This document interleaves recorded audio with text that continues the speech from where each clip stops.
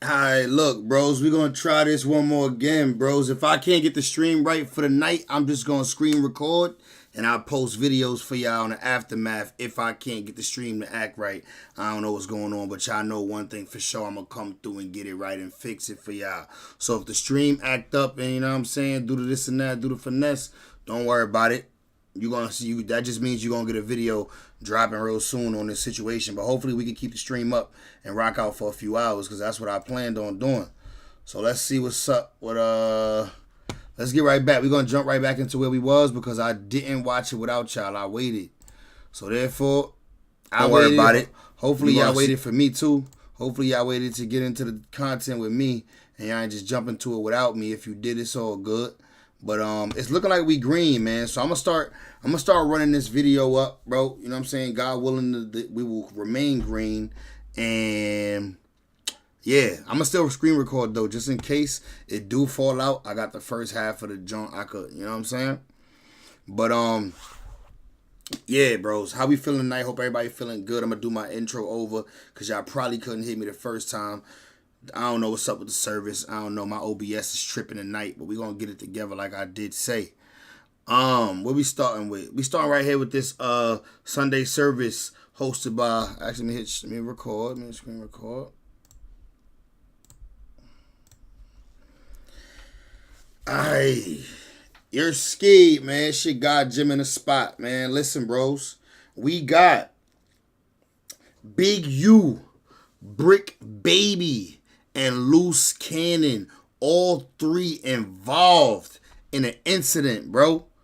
So it looked like Bricc Baby, Luce Cannon, and Big U, even though, you know what I mean, Big U and Luce Cannon didn't get along or don't get along, and Bricc Baby and Luce Cannon, Bricc Baby and Big U, we don't really know their situation, their scenario like that. One thing we do know now, we just got news that when they behind that wall, everybody gonna fall. Yeah, like listen, the Rolling 60s is riding together, man. They riding together, they knocking ish down. That's how it's going. That's what we hearing, bro. So without further ado, man, let's get right to it. Let's tap into this video. Let's see what's going on. We got Sharice Mills tapping in with Flacco and Remo. And she telling them all about how Luce Cannon and Bricc Baby is in the hole right now. They don't have access to speak because they got into a little situation behind the wall involving Big U. Now, I'm thirsty to know what's happening here because it's kind of crazy, bro. Like, I thought y'all ain't like Big U. I know Luce Cannon don't like Big U.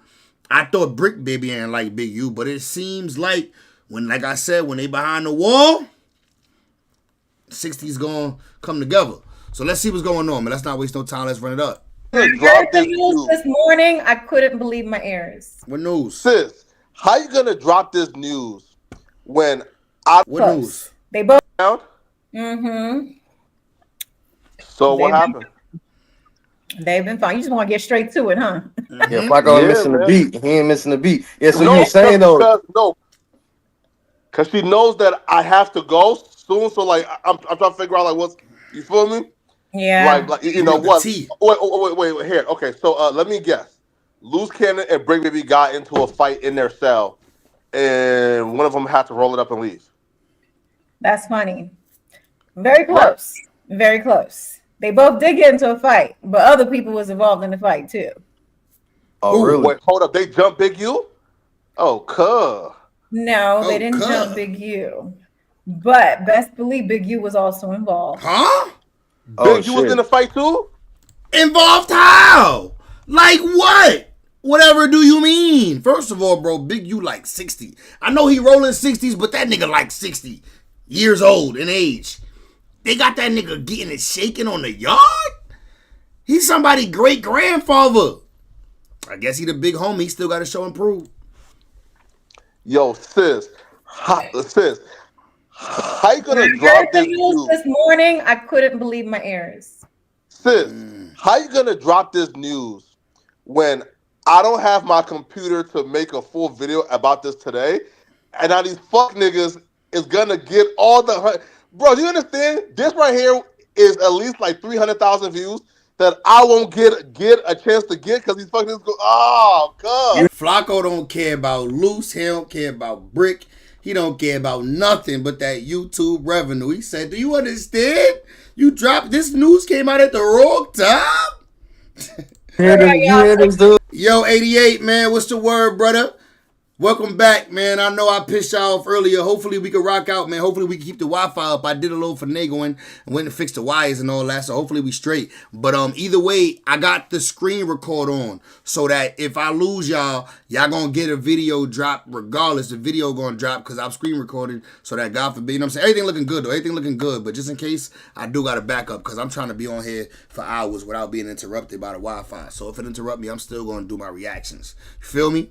But we looking good though. Nick said, well, more views, bigger voices heard, I guess. True. 1,000 views right here. Oh man. Damn. So yeah. So they got an altercation and damn. Well, Big U. I didn't expect you to say all that. I was hearing. I'm expecting some other shit. So that was the last thing I expected. I expected Big U ordered a hit on one of them. Like Big U sent the rest of the 60s at Luce and Bricc for, you know what I mean? That's what I was expecting. I wasn't expecting them to be getting it in together. But that's what's up though. I ain't mad at that. I ain't mad at that at all. Hola Nicole, ¿cómo estás, girly? That's crazy right there. Either. I'm gonna let y'all hear that initial audio on my morning drop tomorrow. But what I will let you guys hear today is I had Luce Cannon and Bricc Baby on the phone because apparently they went into lockdown again today, all from the incident that happened with that. Yeah. So they keeping them on lockdown because they don't want them to go to the yard. Apparently it's hot. You know, it wasn't a Bricc Baby, Big U, Luce Cannon situation. It was more of a other side against them situation. See, so Rolling 60s versus whoever situation. It was an oppie situation. Big U, Luce, and Bricc was rolling together. Oh man, it was crazy. And see me, I don't understand street code and all that because I would have been like, letting the niggas fight for themselves type of. That's what I told my husband. I was like, what the fuck you doing? Go sit in the corner, like mind your business type of thing, you know? Yeah, it don't work like that, man. You see how many times your man Luce Cannon be on them podcast on 6-0, on Rolling 60 Crib, on when you get behind that wall, you better be willing to get into the fisticuffs. You better be willing to swing your knife, swing your lock in your sock, put that soap in that sock and go to work. Yeah, I don't know how they do in the feds, but You can't be letting nobody dish your side, especially as much as you push it on your hood. And he was like, listen, if somebody say nap, this, that, you know, I'm learning all those slangs, right? Somebody say that to you, you gotta pop it off. Y'all neighborhood Rolling 60. Hold it down. There's this disrespect, and if you don't, then you lunch me. You know what I'm saying? Mm-hmm. So there's a thing you beefing if somebody from the other side is doing something to your whatever, they gotta get down with them. You know what I'm saying? So sound like Big U also neighborhood. So wait, hold up. So they put their differences aside. They put their differences aside together. Aside right now to do what they got to do. Yes. Damn, that's deep right there. I think the feds set that shit up because they want them to all be friends or kumbaya. I don't know. I told them, I said, you better shut. I don't care if nigga fought with you or not. I don't care. Really? It sounds too much craziness is going on right now that is just coinky dinky. Like, what the hell is how? How link up in the yard? How? Well, we knew it wasn't gonna be kumbaya when Luce hit LA. We knew it wasn't gonna be kumbaya when Luce hit LA. Y'all know, even in the feds, bro, LA is the home of the I need my fade. You know what I mean? LA is home of the I need my fade, bro. So y'all knew Bricc Baby and Luce Cannon wasn't gonna be sitting back just making content, chilling, enjoying life for a long time. I mean, they probably good chilling, but they gonna have to get it shaken. Especially them being some big figures. You know what I mean? They damn near mascots for their hood. At least Bricc Baby like the Rolling 60 mascot. Like right after you come out the hole, they just want to start some shit with, you know, like no. Yeah, no, this is bad. It don't make no sense. I said, listen, tell them put you in solitary until your bail hearing, because I ain't want you with nobody right now. That I ain't how went it work. off on my husband. I really did. I'm not even gonna hold you because I was so Really? upset.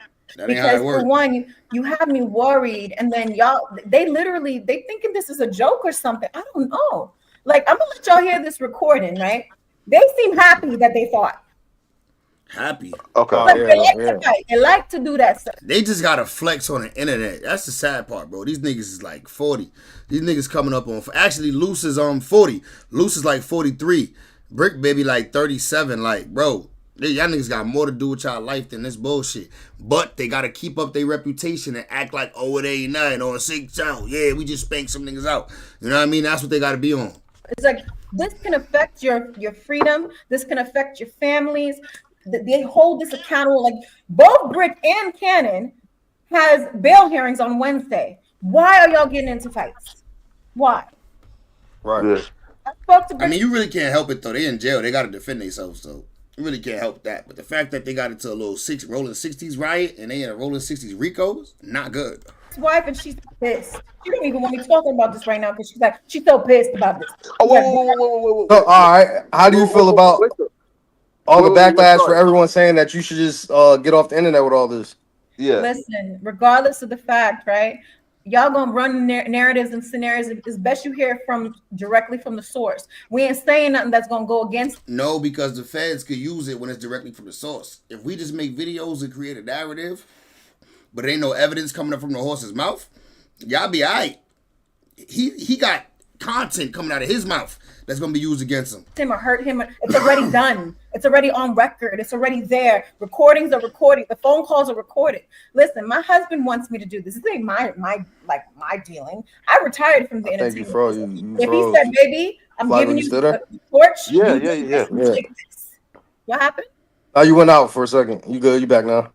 I said, he said, "Honey, I want you to do XYZ 1, 2, 3." I'm gonna listen. That's what a wife does. At the end of the day, he said, "I want you to post these videos. I want the world to hear my voice. I wanted them to hear my side because y'all all running all these fake narratives and all this stuff. The proffer this, he's not locked up. He's the so it's best that he just says what he has to say. It's already recorded Yeah. anyway. He's not saying nothing that ain't on record already. You shouldn't be worried though.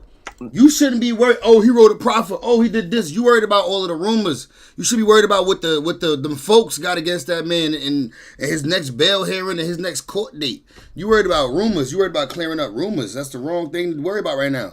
Here. Listen, facts, and also too. Copy Listen, 88. I would suggest, right? Could you drop the audio at the end of this video because I have a flight at like 7, so I'm gonna be back in LA around like 9-ish. So drop it at the end. Listen, drop it at the end of this live stream. Okay. Don't give niggas a chance to clip for me. Listen, I'm dropping this audio from today, from this afternoon that they just did for this specifically for this live. But the audio from when I initially found out what happened and what got down is going to drop in the morning. So you good? Really? I bet. Yo, right? Because I did a reaction to you and Bricc Baby's wife talking, and that did like it's at like 130 right now in like 14 hours. So yeah, Bricc. I took it down off my page because she kind of was like, "Man, I don't want people knowing." I was like, "Oh, yeah." What? All right, but how do y'all? Bricc baby girl ain't like that. She posted their conversation because everybody saying like, "Yo, Bricc baby girl sound like she ready to give up." Everybody keeps saying Bricc baby girl sound like she ready to give up. She not gonna hold him down. So look, she made Sharice take it down. You said she got meaty hands. Let's see. I ain't see her hands. They are. Damn, look, they are fat. They are. She do got some big ass hands. They're not big. They fat. Down. It's gonna drop in the morning. So you good? Really? Yo, could we still use the excuse of the baby weight though? We might still be able to give her the excuse of the baby weight. You know what I'm saying? She had a baby 3 months ago. Maybe her hands are still swollen. You know how they say the ankles get swollen? I bet. Yo, right? Because I did a reaction to you and Bricc Baby's wife talking, and that did like it's at like 130 right now in like 14 hours. So yeah, Bricc. I took it down off my page because she kind of was like, "Man, I don't want people knowing." I was like, "Oh, what?" All right, but how do y'all? You see how Flacco's talking? Like right now, it's a serious situation. It just seems like everyone is thinking and calling people out because it's about the numbers. Do you feel like not that serious, bro? Is it about the numbers right now, Sharice, or how do you feel about that? It's about keeping his name alive and Brick's name alive and people knowing what's going on, because if something do pop off or something do go on, we need to have it on record, because these people do play dirty and they do try some things. So at the end of the day, in real time, you're going to know what's going on. That's the power of social media right now. Yeah, man. Here, also, too, you listen. So if you look at what Luce is being charged with, Luce is not on any wiretaps. Luce could have again, bro. Luce could very easily say, "Hey, yo, I heard about this situation, and I was talking about it in on a podcast because it's entertaining. I was just talking about it." So Luce isn't charged with anything serious. So, bro, Bricc and Luce is gonna be home within. What do you mean Luce isn't charged with anything serious, bro? Luce is literally facing like 20 years. What this nigga talking about, bro? Flacco tweaking. Said give her the benefit of the doubt about the baby hands. Not literally give it to her. She just wanted to clear that up. Like 2 or 3 years. So like, and like that's like the worst case scenario. Mm-hmm. They're gonna be home in like 3 years or so. So to say like, yo, you heard this nigga? In like worst case scenario, they're gonna be home in like 3 years or so. You would hope. We would hope. Home within like 2 or 3 years. So like, and like that's like where is he getting this from? Even she laughed. Even she had a smirk. Yeah, that's like like nigga. What are you talking about? Who told you 2 3 years? Look at her. Look at her face. Gonna be home within like 2 or 3 years. So like, and like that's like the worst case scenario. This nigga is crazy. Flacco is funny. He said that's like the worst case scenario. Nigga, worst case scenario, it'll be 30. They're gonna be home in like 3 years or so. So let's to say not. Like, y'all not taking it seriously, bro. Listen, yo, Luce Cannon and Bricc Baby is gonna come home with like superstardom and a bag. So like now listen. Bro, the reality is, you just said he's doing 10 plus. They talk a lot of people saying they looking at like 20. But let's just say they do 10 plus. Nigga, Luce Cannon gonna come home at 53. And Bricc Baby gonna come home at what? Like 47, 48? Allegedly, who knows? Hopefully, I think Bricc Baby might get less. We're gonna see though, because them AK-47 cases, I don't really know. We're gonna see though. If she was married to Big U and doing this, I would look a little crazy because Big U is facing a murder, got a 50-year RICO, got a life coming. But Luce Cannon is gonna be home soon. Bricc gonna be home soon, bro. Like they're not being charged with anything that's gonna keep them in jail for life. You feel me? Mm-hmm. Yeah. I mean, I hear you, but I mean, Sharice, you've been seeing the comments and stuff, and people been hitting you about, you know what I'm saying, that y'all are or people don't know the severity of the situation. That it looks like it might be light, but it could be more than just 3 years. You know, you never know how this shit can go. So just why keep providing more shit for the internet? Okay, Rima, real talk. What more shit have you been providing that's not already known? Please tell me. No, because I'm just asking the questions that the people, you know what I'm saying. I just see. But I want you to answer that for me. What more have we given that is not already known? He's in jail. A lot. You're giving a lot. I could go over the list of things, but it's not even worth it. A lot. Nigga, Luce Cannon just said, "Oh well, why would he want to send a cease and desist and get it removed if it's not true?" So he's defending the crimes that he admitted to. He got to eat. How his dorm situation is. What are we giving that's not already given? No, like I really want to know. Yeah, so y'all feel like everything that y'all saying is shit that's already out there, so it's really not a big deal. Every time Luce jump on that phone, he is giving them more evidence that everything he said he believed and is true. It's not. And at the end of the day, this is still our lives, and we have the right to spin the narrative the way we want to spin it, since everybody else want to act like they have a lawyer degree and all this stuff. Yeah, you know what I'm saying? Everybody feel like they know and understand what's going on. And she also putting out the fact that Big U and them is all on the same team right now. The feds should not know. Like, it's not going to sound good to the feds. Like, oh, so they all teamed up together and we locked them up as a gang and then they all they all rocking with each other as a gang in jail, fighting niggas? Okay, cool. Thank you. Don't happen. No, you don't. Bail coming up. Why would we let this nigga go? Exactly what he locked him up for. He's defending behind the wall. Yeah, facts. And All Luce right, is so running his mouth anyway. So what difference does it make if he running now? nah, I feel it. I feel it. So I want to hear the audio though. So what happened in this audio of them inside the cell? Ooh, look at her. She look good right here, don't she? She look a little juicy right here. Look at what she So did. I want to hear the Look at this audio juice. though.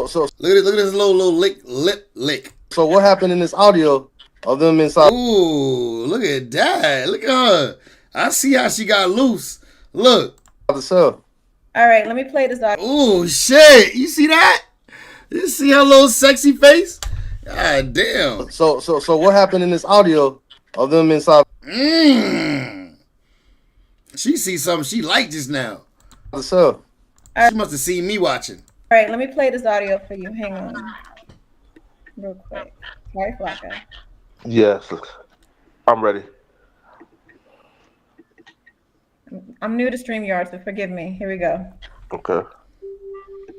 Get it to work. We're gonna figure it out. How I did before. They gonna lock us down there. Hear it. I don't give a Yeah, shit. yeah, I get it. I get All it. right, let's go. To accept this call, press 5. To block this, you may begin speaking now. Hello? Hello, Hey, honey. baby. Time to do the right now. Huh? He said we don't do the content right now. Look, he want to talk to us about some real shit. He like, baby, look, don't do the content right now. Hey, honey. Baby, time to do the right now. Huh? And then we have to do the content right now. Oh, he said we have to do the content right now. Okay. Uh-oh. What happened? They gonna lock us down there at 5. Oh, they We're are? gonna lock down at 5. Yup, because of that incident. Okay, so do you guys just want to pre-record something and I play it? Yeah. That's what we're gonna do. Okay. We're gonna play it. Okay, all right, it's recording. Yeah. So, shout out to Flacco and Remo jumping on the show. Wifey gonna go crazy. She gonna still going crazy. She holding us down. She holding niggas for that. My name stay alive. Bricc stay alive. We out here. We in here cooling it. We just had a couple of incidents. But at the end of the day, is we maintaining and head up and we program it. But at the end of the day, is I can't wait to come home to my wife, fans, son, everybody that supported me, my IBM crew, and I So, have to just get to it. so tell me, what happened on the yard today? Or not today, excuse me, yesterday or the day before? So basically at court, right? So at court, what happened at court is like, they was asking me a couple of names and stuff like that. So I'm right up on it, dude. Boom, bam, boom, bam. Oh, what he said at court. So you know when you go into court, you're gonna see people that you wouldn't typically see because they're gonna put you in the bullpens. That's how you in order to get to court, you gotta wait in the bullpens and go to court. And you know what I'm saying? It's a process when you gotta go to court. I don't know the feds directly, but I do know regardless, you're gonna be in the bullpens with niggas that you might not have been around just now because you're going to court today. So you might see them going to court. And I guess he ran into somebody that called him some names. Take that with you, drop them or whatever like that. It's like, they was asking me a couple of names and stuff like that. So I'm right up on it, dude. Boom, bam, boom, bam, boom. Boom, bam, boom, bam, boom, bam. Take that with you, drop them or whatever like that. Call them a sweetheart and everything. Police and stuff like that. Did a report on it, took me to the hole, and then they they brought two of the dudes back to the same unit. Mm-hmm. And it was just a problem after that. After the problem came, you got to take care of business. But the captain is overruling like the lieutenant, and he was like, man, y'all got to stay locked in. So it's not like we listening, but I am, baby. Start something, I'm gonna finish it. That's how it goes. That's how it go. So you're telling me when you went back from being in the hole the first time, as soon as you arrived, they started it off, popped off again at you guys? Not too keen and taking losses. Uh-huh. Okay. And who was involved in the fight? Yeah, cuz. Yeah. All of them. But I can't say it over the phone. Smart. Finally, he want to be secretive about something. Finally, he said all of us, but I can't say it over the phone. But he must have told us on the secret joint that it was Big U. Nigga 88 going crazy in the chat. He said Luce admit to robbery of a pot store. Then pot store owner collaborates it, and it's an armed robbery. Probably getting a dime. Think you know? Let's be honest. Jimmy Flacco discussed me. Right. Say some stuff to the fans. Hey, you can hear me? Man, the trick reporting live south, man. Nigga, Bricc Baby jumping on the phone again. Nigga, Bricc Baby taking over all Luce Cannon calls any. Hey, you can hear me? Man, the trick reporting live south, man. Yeah, man, they try to put a J in the line, man. I mean, we ain't in too deep with no J Reed, man. We right here turned up, beat up, man. It ain't no, man. You know what I mean? Hey, they say if you fuck around and start stressing, you gonna miss your blessing, man. So we in here cooling, man. This is the Bricc, man. Shout out Sid, shout out Luce, you know what I mean? It is what it is, man. We got gang with us right here. You already know we got Blue State. You already know staying on the line. You already know we scored up, man. We scored up. Free the scorers. Nigga be talking crazy on that federal phone, boy. Well, Conrad there too? Y'all sound like y'all having a good old time in there. Oh yeah, we got gang. Wow. Okay. Honey, I need you to think about the families you have out here and forget about the homies that's in there. Okay? Right. She like, hold up. You having a little too much fun in there. What, you found a butt buddy in there? Okay, I love you. Think about me. Okay. Honey, I need you to think about the families you have out here and forget about the homies that's in there. Okay? I love you and all that, but I need you to stay focused. Okay? It's not about all that street politics and all that stuff. I need you, baby. You're not listening. You're still talking. Yeah, What listen. I'm saying is, I need you to stop with the hothead stuff. I understand if people start something, you gotta deal with it, but try to avoid it. Okay? You got your bail hearing coming up on Wednesday. We don't need none of this to be hanging over our head that can affect you coming out. Okay? Y'all think he getting a bail on Wednesday? Bricc Baby and Luce Cannon both got a bail hearing on Wednesday. Do y'all think Bricc Baby and Luce Cannon getting a bail? Talk to me. I need you to stay. Facts. He ain't yelling sweetie no more. Stay focused here. Okay? I love you and I want the best for you. So I need you to stop getting into trouble. I know if trouble comes your way, you're going to have to handle it, but try to avoid it. Okay? Yeah, definitely. Okay. I love you. Please. You have me so worried. And now they locking y'all down at 5 because of the same nonsense. You know what I'm saying? So y'all getting treated. It's like it's not just one time from a federal prison. It's not just this one incident. You got now you have to deal with it where y'all getting locked down again today. I know it's crazy. That's why I was trying to say. I was like, fuck it, we're gonna have to call in to do the content because we still want to get our voices out to everybody, to the masses. And right now, you got the key. You got the torch. I hear you, baby. I hear you and all that. I would rather just stay home and take care of this baby. But listen, You hear her? Even she like, She like, yeah, I don't want the torch to the Crip house. I hear you, baby. I hear you and all that. You got the torch. So she got the torch to the Crips? I hear you, baby. I hear you and all that. She wore blue for her man. Look at her rocking that blue. I would rather just stay home and take care of this baby. But listen, y'all don't be over there starting no nonsense, okay? You and Bricc sound like y'all having a good old time up in there, okay? I need you home. So. Hell no, baby. We just have to make what's best of the life right now. You know what I'm saying? Not having a good time. Of course, we want to be home, so. Word. It's like, it's just different because you understand sanity. And and they be always saying that I be tripping. You know what I'm saying? But they don't understand. I'm missing you. Mm-hmm. Missing everybody outside. You know what I'm saying? So I got a very, very short, short, short sentence. I hear you, but Short I need you sentence. to keep that sensor close and don't break that sensor, because you got to understand that your actions have a reaction, and we don't want it to affect anything that we're working hard for to get you out. Okay? 88 in the chat said, I bet Luce is going broke fast. Well, if that's the case, this bitch better stop buying these goddamn Versace hats and Versace shirts and shit. Rock some goddamn free Luce Cannon merch that you're trying to sell. At least wear the merch you're trying to sell. He said Bricc is one of them greasy ones. No bell. All right.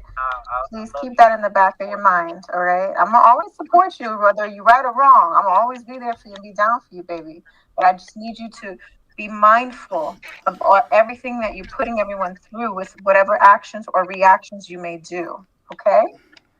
Because you had me sick yesterday. I was sick not hearing from you. I was so worried. I'm like, listen. Dude, I was going crazy.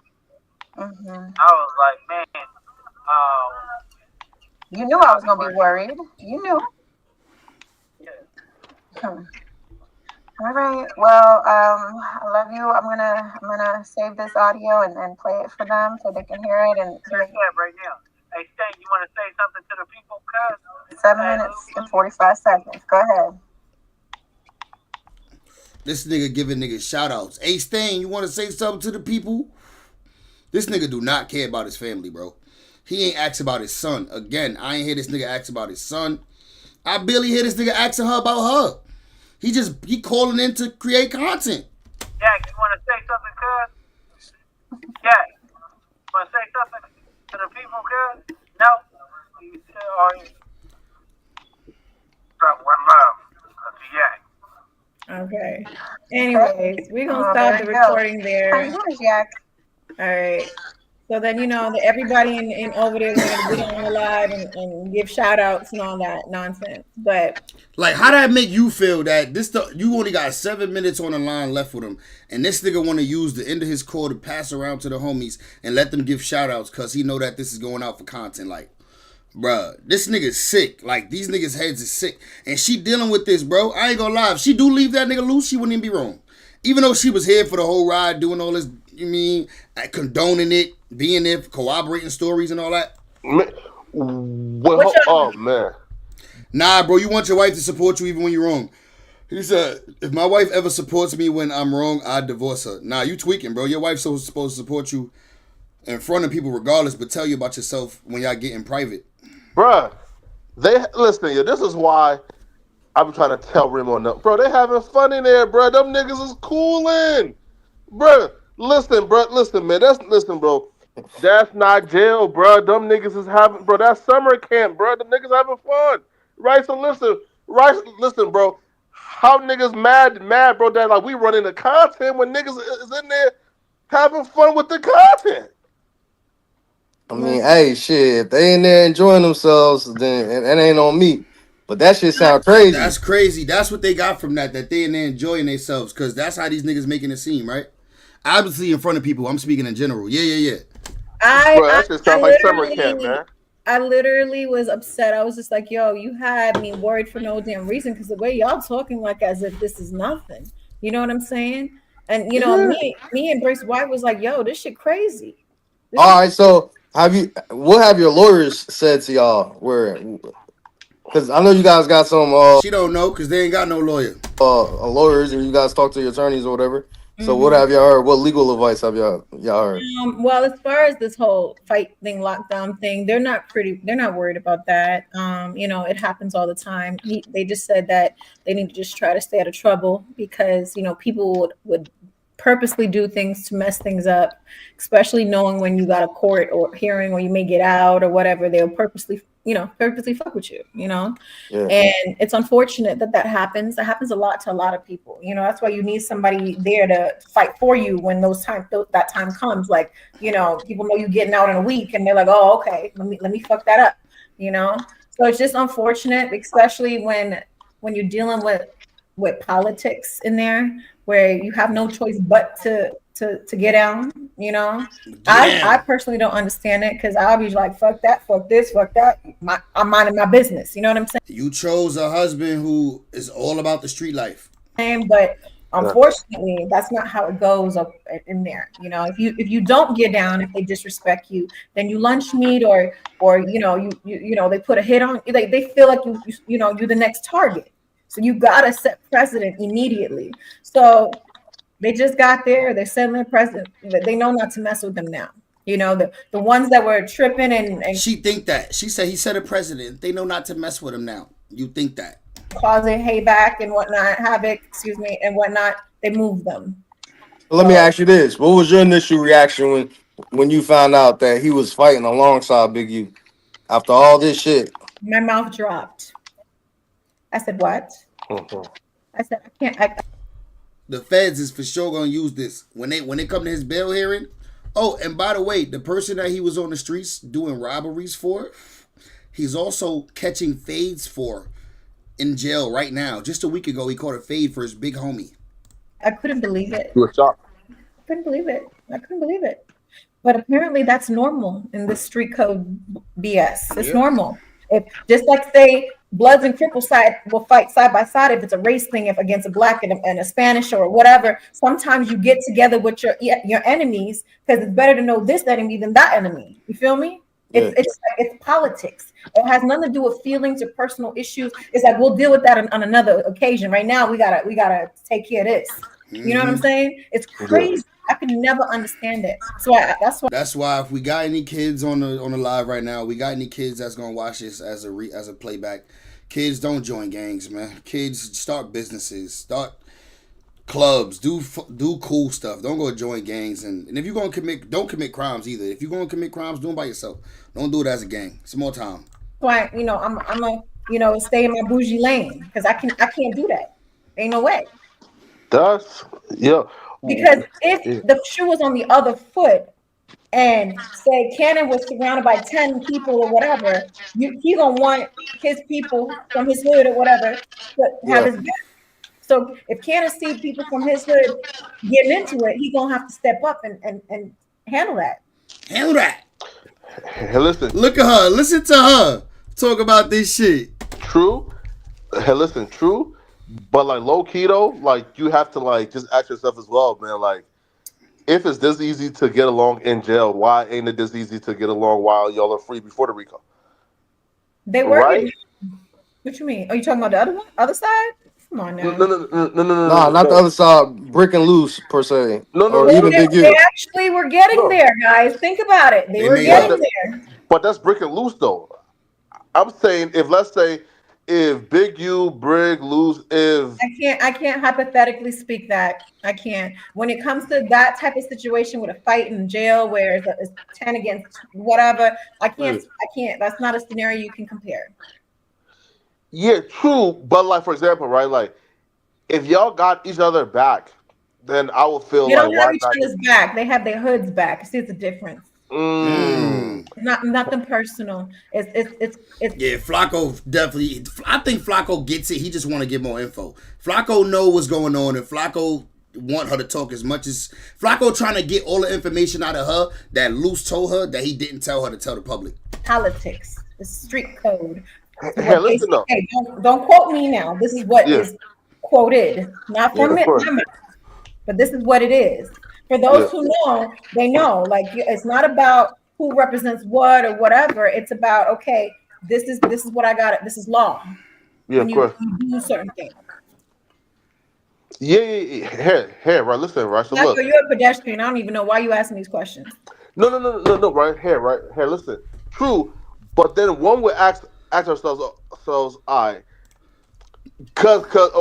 some was having conversations on podcast. Yo, 88. I saw this earlier and I thought of you, bro.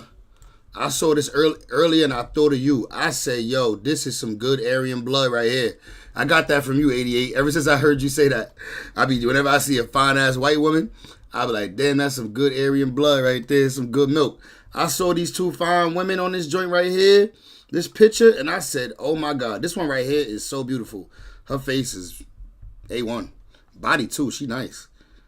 He nice. I mean, white girl fine. That's white girl fine right there. I ain't mad at that. Back to the video. Saying you not from the hood. No, you not from the hood. You never got put on. No, you never got put on. Clearly now everybody from the hood, huh? And that's my point, right? Mm-hmm. If niggas is quick to acknowledge the real of, yeah, bro, you really from the hood, bro, you really got put on, then why not acknowledge that way before you go to jail, right? Like, why, right? Here, listen, right, for example, right, yo, if I don't like somebody in real life, I'm not helping them fight in jail, bro. Meaning, bro, like, I don't care, bro, if we from the same community, homie, right? Like, you getting jumped, bro. I'm listen, bro, like, I damn near might, you feel me? Like, help the ops, you feel me? Right? Flacco just But, be talking. hey, man, shout out to Bricc, Luce, and Big U, man. Listen, wait, though. Here, so is Big U in their pod, or? It was in the yard. So I guess when you're in the yard, it's like they all get together. So they all seeing each other in the same yard. Bricc. I wonder if they seen Dirt. Yes. What? She say yes? Bro. Lil Durk, Bricc Baby, Luce Cannon, and Big U all out there in the same yard? Yo, it's a lot of celebrities out there in that LA yard, bro. That LA Fed yard. Really? That's crazy. Together. So they all seeing each other in the same yard. Bricc. I wonder if they seen Dirt. Yes. Really? Wait, yo, bro, like, Did you not hear Bricc say we all in here? Blue, woo, what? I heard him say he talked to Dirt through the vent though, but I don't know if they seen each other. Yes. So they physically been seeing each other. Yes. Dirk is crazy. Yo, wait, and he said Conrad is there too? Huh? Go check on her baby. They go to free. I didn't hear him say that part. So Conrad locked up? I didn't know Conrad was locked up. Nah. I don't know. I seen him on his IG story a couple of days ago.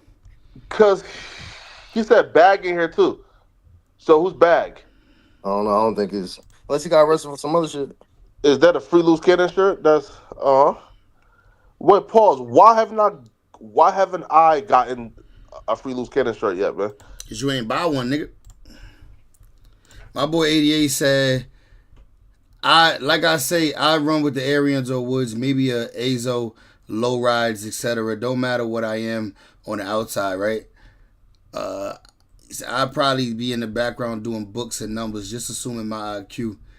Bro, I mean, I heard they make white boys automatically turn. Like they'll like the white boys will put the pressure on you to automatically turn. You're gonna be a Wood. You're gonna be one of them Woods, one of them type of joints. I don't know. Go support. Go buy one on the website. Same thing with black niggas too, though. Most black niggas that's not gangbanging, they join. You get a lot of turned up niggas who not gangbanging, but a lot of niggas rock with whatever hood they from or whatever gang they hood is when they go to jail. Yo, sis. Get a t-shirt, right? Yo, where can everybody buy the shirts at? Yeah, man, because I don't have one yet. I'm trying to buy one.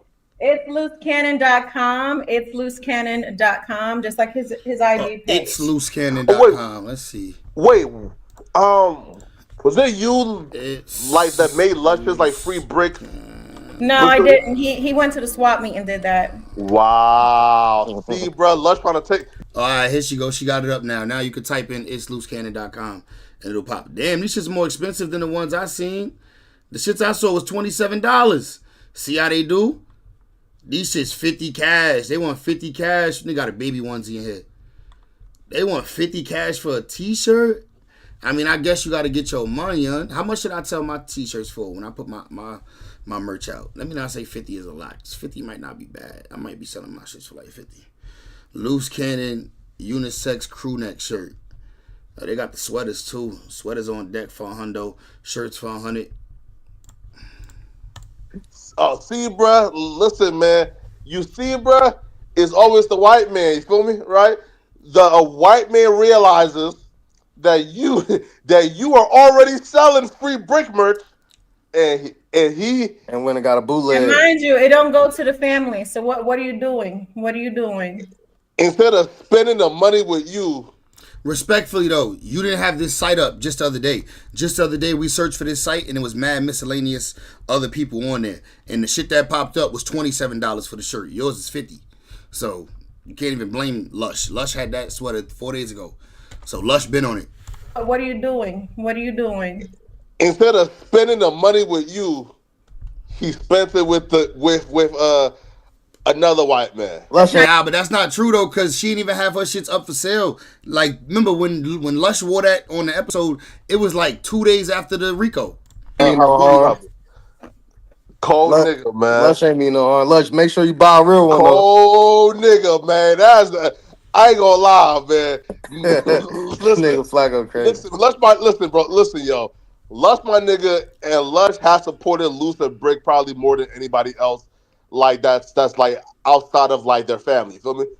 But come on, Remo. That's some cold shit right there, bro. On her on her demeanor towards Bricc at the time.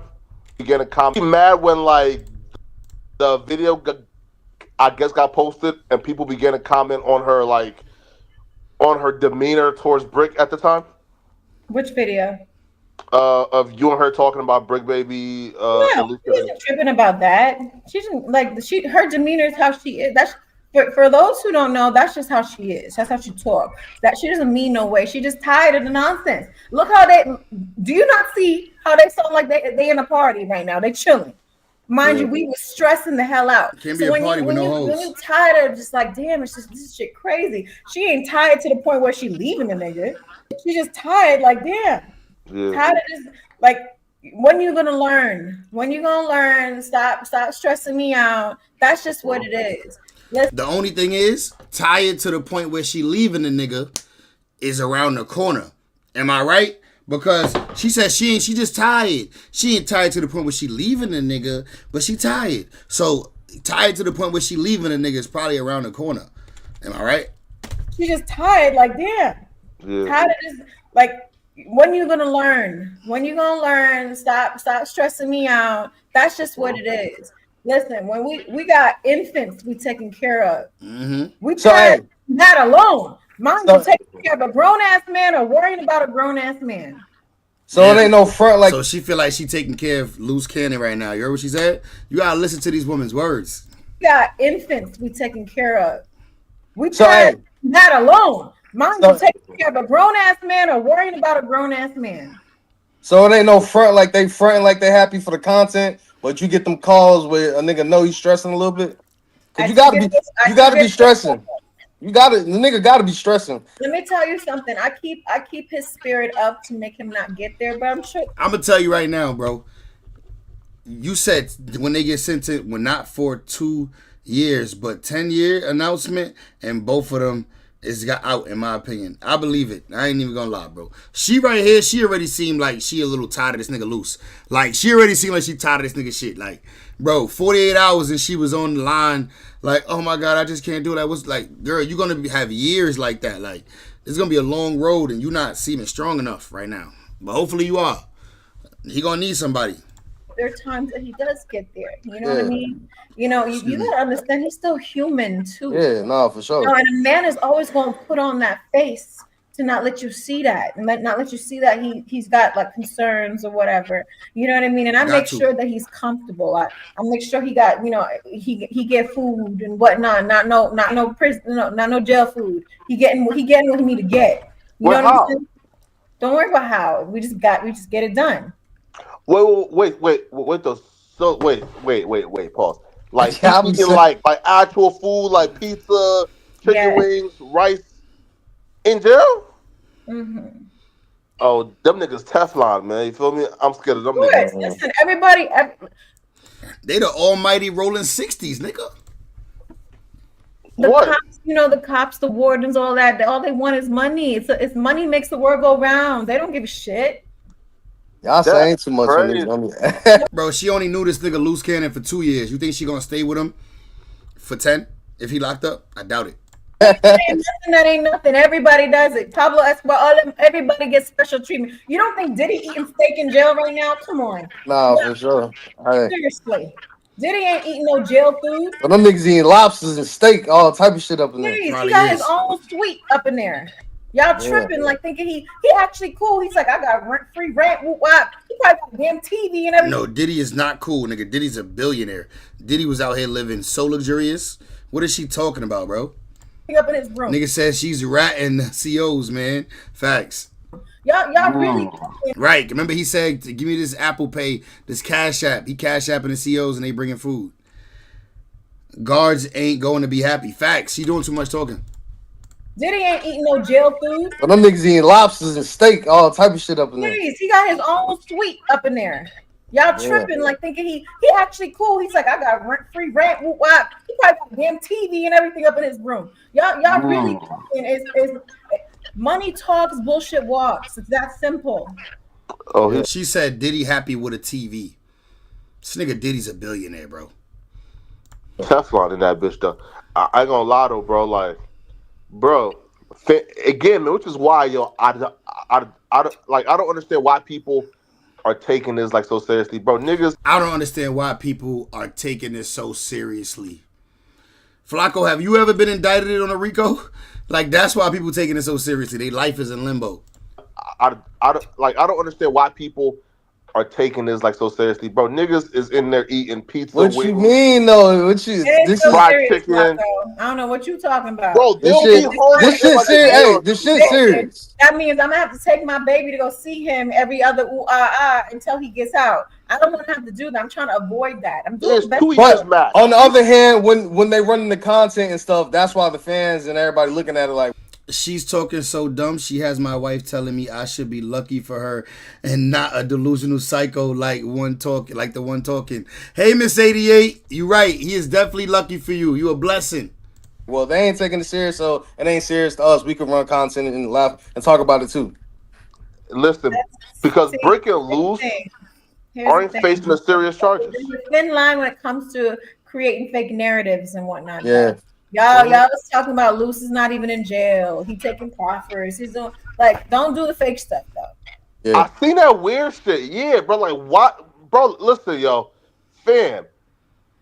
I know the internet is a crazy place when I see niggas go to Microsoft Word and create a proffer agreement. I said, bro, you niggas is gold, bro. You niggas is ridiculous. Bro, niggas really created a fake proffer. And then here's the thing, right? They don't realize he was still in Nevada at the time. His lawyer will not be on record until he gets to LA.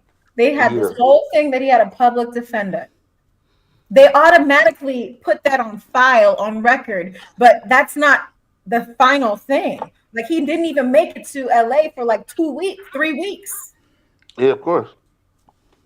His lawyer is in Los Angeles.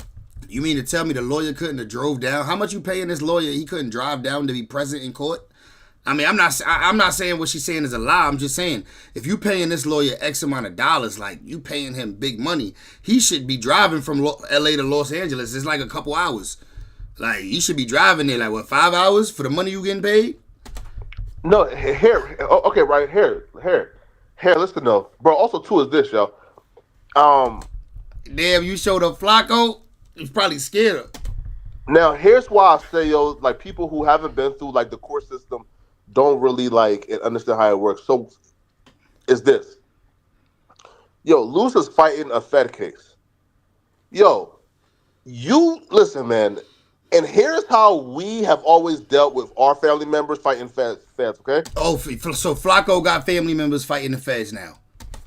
When it comes to the feds, unless you know for sure you're going to trial, we not getting no type of high power attorney yet, nigga. No. Mm-hmm. When it comes to the feds already got what they got, homie. If we know we taking a plea deal and doing 85, nigga, hey, bro, the 3 years to 4 years at 85, but we don't need no high power attorney for no plea deal, nigga. No, let the public defender do it. But niggas who haven't been through the system don't really understand. You don't get the high power attorney until you know for a fact you going to trial. And if you want to go to trial, nigga, you would want to have a high powered attorney that hopefully your high powered attorney could try to whatever evidence and shit that he could come up with could make them not want to go to trial. Also, too, if you got representation in court and he's standing there saying, I'm willing to fight this, we willing to fight this to the teeth and nail, they gonna look like, damn, he actually got a good defense. We might, you know what I'm saying? Bro, you look shitty if you go in there with a public defender. What is this man talking about? to you. But if you taking a Fake folks always take pleas in the feds. Facts. plea deal, nigga, bro, why you paying a high power attorney for it? Okay, this is where I'm going to stop you, To Flo. get your the best plea though, possible. No, bro, the This is feds where have I'm going to minimums, stop bro. you. They can't. Yeah. Flacco, have you ever been arrested? No, Exactly. not So yet. shut up. So let's stop Not right yet. there. Okay. Second of all, this is not no regular smuggler degler situation here. This is a RICO. Exactly. When it comes to RICOs, you're dealing with football years to life. Exactly. You're not dealing with. So now she acting like she know. Why now she acting like she know when she be acting like he getting out next week? But now she's saying when you dealing with RICOs, it's football numbers. So you understand then.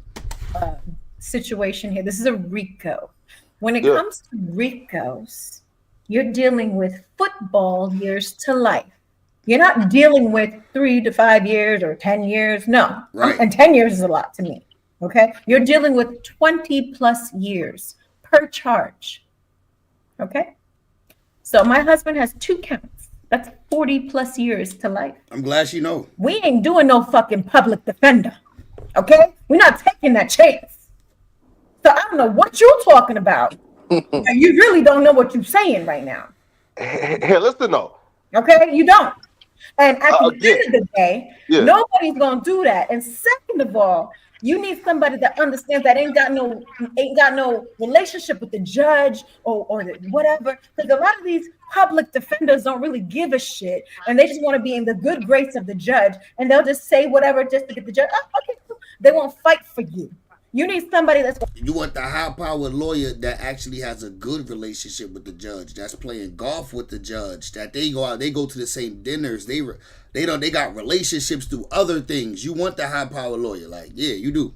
If you could afford it, you would want it for you, and that's only somebody that's getting paid to do that, not no public defender. What are you talking about right now? No, here. Okay, listen, right. So look. Again. If the goal is to take it to trial, for sure. The goal is not to take it to trial. Okay, look. Wait. You would want it to be. You would want them to say we don't even have enough evidence to take it to trial. Hopefully, your lawyer is on some Brian Still shit and he trying everything right. Brian Still or why bother, right? No. Here. And that's my thing, though. Feds have mandatory minimums, meaning this, okay? No, they don't. Again, you're wrong. Yes, they do. They do have mandatory minimums, but before you even get to that process, if you got a great lawyer and you actually are not as guilty as they are, they super guilty. So I don't see them being able to not go to trial. Like it's probably gonna go to trial for sure. No, they don't. No, they don't. Let me tell you how the feds work, right? If they have any reasonable doubt, they will do a deal before trial. If they have anything that shows, oh shit, we're not gonna win this. Okay, you know what? What y'all want? What kind of deal you want? And that is what the feds do that you don't know. That's off record. They only go to trial when they feel like they got something. Okay. No, here, listen, right here. True. But for the charges, though, there's still a sentencing guideline, meaning this, okay? It's conspiracy. Do you Oh. not understand what RICO charges are? Did you not see how many people were involved with RICO that got off scotch-free? What are you talking about? You really need to understand what you're talking before you start talking. Okay? No, here, right? Charges are conspiracies that's put into one. So if they got one big case, they're like, oh, you know what? Let's put a bunch of little cases and see what else we can catch. It's like catching fish. You know what I'm saying? They're gonna see the bait. Here, listen. Facts though, and that's my point, right? Is again, there's still a sentencing guideline. Meaning this, okay? If you are charged with racketeering and conspiracy, there's still a minimum for that charge and a maximum for that charge. Okay, so even if you get a high-powered attorney, he's not gonna he's not doing much to get you beneath that mandatory minimum, right? That is not true. That is not true, Flacco. Flacco, what are you talking about? Yeah. No, it's not. No, So it's not. Sharice, let me ask you this: What would be best case scenario for you when it comes to the trial and all that? What do you think is going to happen? What you mean? Best case scenario is the charges are going to get dropped from my husband. He's going to get Mm. out of here, and then we're going to sue the city. So listen, Oh man. I'm carrying their asses, and I'm going to go all the way. You getting that money? Best believe that. For wrongful You trying to conviction. sue already? Best believe I got it like that. So I'll take it all the way. Okay. Yeah. At the end of the day, right? Once we separate this whole thing from this RICO, then you know we talking okay a year, whatever. That's the worst case scenario. Best case scenario, it all gets dropped. Right. Right. And there's a lot of loopholes, sweetie. The victim is someone that was involved in the robbery. How can you be involved in the robbery and be a victim? I'm confused right now. Who's she talking about? We're not gonna get there. Y'all really need to understand what you're reading. Ain't nobody can be involved in something and be a victim at the same time. Wait. Who's she talking about? Wait, Paul. You said who was the victim? You're gonna Dale? have to read. You're just gonna have to read. Yeah, we Well- know who the victim was. He did an interview. Dale is a drug dealer that was cooperating from 2020. Really? Okay. He's a felon himself. All right, y'all need to understand. That don't mean nothing. this. Ain't nobody gonna You could take be a- his word you for could be a nothing. They don't got nothing You could be a felon and still be a witness. on my husband. They just got somebody that's vexed, that's just trying to find things that's gonna help him get 6 months, a year, whatever, off from whatever time he was supposed to have from his previous conviction. Really? Wait. You really need to understand what you're reading. You don't. Wait. Though. So Dale was a drug dealer. Damn. That's cold. I didn't know that. He owned a weed dispensary. I think that dispensary wasn't licensed. They ain't got no police Right. We know that though. report. They ain't got a robbery. It ain't no police report. Y'all making up all these stories and don't know nothing of nothing. Well, she must have a lawyer because the lawyer did start doing some research. So she does know that there was no police report done the day of the robbery for the dude. So you feel like Listen, what Luce said is evidence, and it's a dime piece. they took advantage of You said Luce getting a dime piece like a fine hoe? a business I that have they an knew? interview that they read and saw, and then they got a corroborator or a fake corroborator that's just trying to save his ass, that's gonna say something based on what he heard from a fucking podcast. Okay, listen, true though. She delusional, bro, because she needs to believe this so she can feel better. But you feel She like could they sleep took better. advantage of a small business that they knew probably weren't all the way licensed, so they could like rob them and again not loose, but Mhm. sorry, No. not loose, Dale but been, like, Dale Yeah, been, what kind of Dale crazy? been doing dumb shit for years. Ain't no whoever way. was there. Dale set that shit up. Dale wasn't the owner of the Bro, she shouldn't even be talking about the witness like this, bro. She shouldn't even be talking about the case like this. This shit is ongoing, mind you. She talking about the main witness nigga. Even though the nigga did a fucking interview on Clubhouse himself. But she talking a lot to be Bricc baby moms and all. Like, come on, bro. He was a worker. He I was mean, Luce Cannon wifey shouldn't be talking like this on recorded joint, putting it out as content. Basically talking shit about the witness. Like, you know what I mean? The victim. a worker that wanted to Well, make hold up. money. Dale set up the robbery? Yes, my nigga, read through the lines. See, she giving it up. She's saying way too much on the internet if this is true. Oh man. It's that whatever she's sipping, got her slipping. Clock that to you. Wait, but that Dale too. said that like he was like being forced to give $25,000 a month. That's what he said, sweetie. Sweetie. Oh man. What he gonna say to make himself look good? Yo, here, right? Look, here, right? Question, right? So, would you hate me if I interviewed Dale? Luce was not even there. Let me tell you something, my nigga. He's taking a story he heard off a podcast and putting Luce in it just because he could think he got a little bone to catch from that. That nigga is Bro, your man's first, middle, and last name is in that indictment saying that he went up into that store on camera. He went in the store and did this. It's all on camera. Y'all need to stop taking these entertainment podcasts seriously, okay? If y'all believe Ice Cube and all these Snoop Dogg and all these people, Bro, even the instance that she talking about though, I see what you're saying. Like she talking about one instance and saying how it could be untrue. But bro, even that one instance that she talking about is cap, nigga. It's in the paperwork that they on camera. And nigga, they kept extorting them. those real gangsters, they really not. It's a character. So Flacco, you been in contact with Dill? You don't think Al Pacino is a mobster? No, it's I'll plead the fifth. You feel me? I'll plead the fifth, man. Feel me, man? But please, this shout out a to Dale. so-called robbery is not. It's a legend. It's fictional. Who knows it's even real? Yeah. She literally keep on forgetting the fact that they kept on extorting them. The feds was giving them money to give him. He was using his own money, probably getting a stipend for it. Like she leaving out so much shit. Then you could talk about the ass whooping and the pistol getting pulled to the back of the nigga head at no jumper. You could talk about that too. Yo, Hassan Campbell did a good video. I might have to tap into Hassan Campbell. We might got to watch Hassan Campbell video he did on No Jumper, bro. He made a good point. Something that I didn't think about. But he made a good point. Hey, listen, right? You know, everything else they have in this indictment had wiretaps, had video surveillance, had this, that. This is the only thing in it that has no evidence besides a fucking criminal's word. Yeah. Now, here, what I will say, though. Think about it. Yeah, true, but like, here. So here's why I say, right, because apparently Dill's been working for about 2020.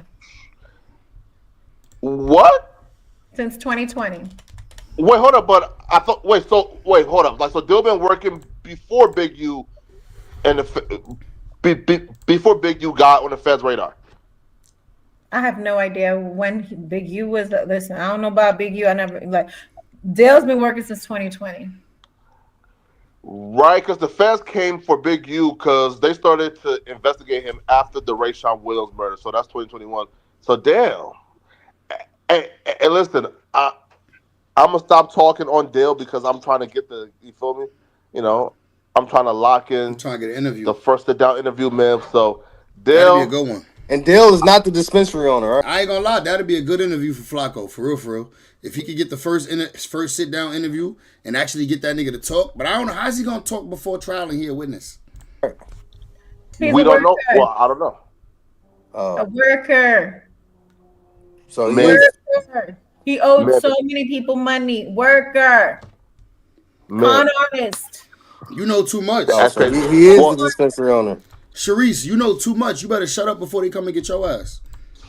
Well, hey, man, sis. Hey. He took money from Peter to pay Paul. Y'all need to understand what you're dealing with here. Until you stop. Either way, the Paul that he was paying, he was getting extorted, and he snitched to the feds about that, regardless about his history. Running stories about things you don't understand. Listen, I was never around all of this, right? Shout out to my husband in 2022. This was well after all of this stuff went down. But best believe I'm smart enough to do my research. If you're gonna go speaking on these platforms, do some homework and research and study what you're talking about.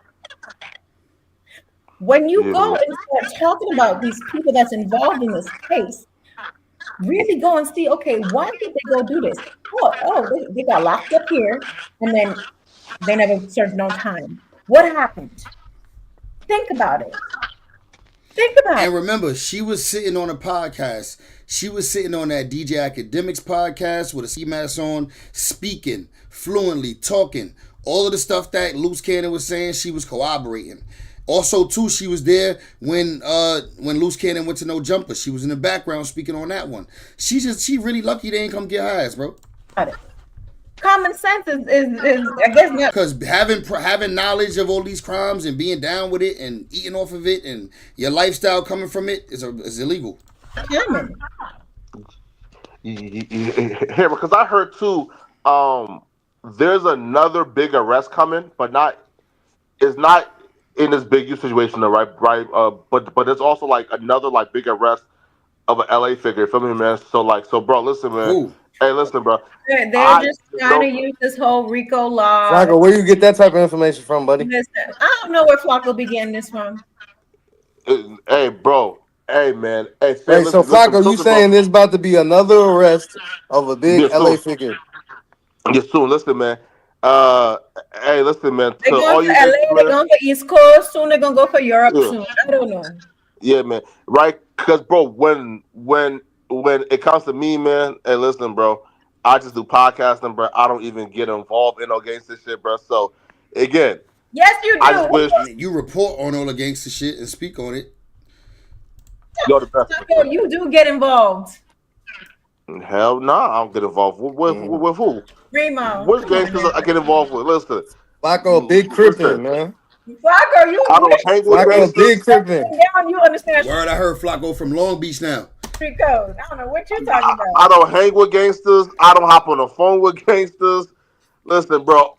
Listen, all my friends are marks and bitches, bro. Like we don't listen, Yeah. bro. I don't even talk to niggas who I think is really about that, man. But hey, listen, I have to go, so I'm gonna allow you and Remo to break down like the rest of this, man.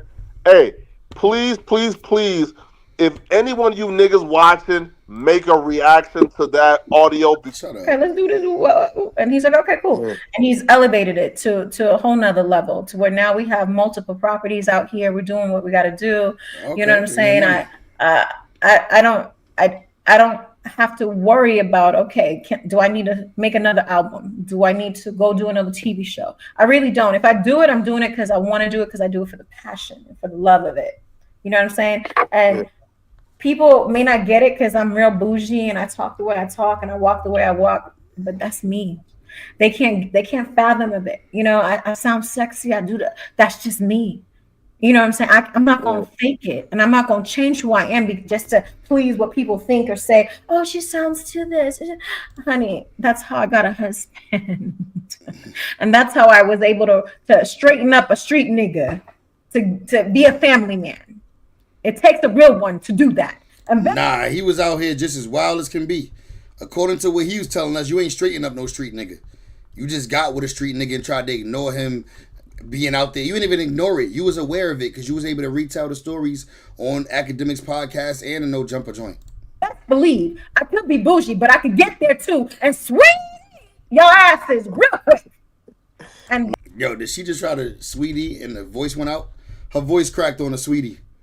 man, it takes a real one to do that. And best believe I could be bougie, but I could get there too and swing your asses real quick. And that's Nah, I how we feel it. got together because the old Sharice, you know, I got a couple. Yo, them cracks under her eyes. We starting to see them wrinkles under her eyes a lot more, ain't we? I We feel it. got together because the old Sharice, Look at them cracks. Oh my God.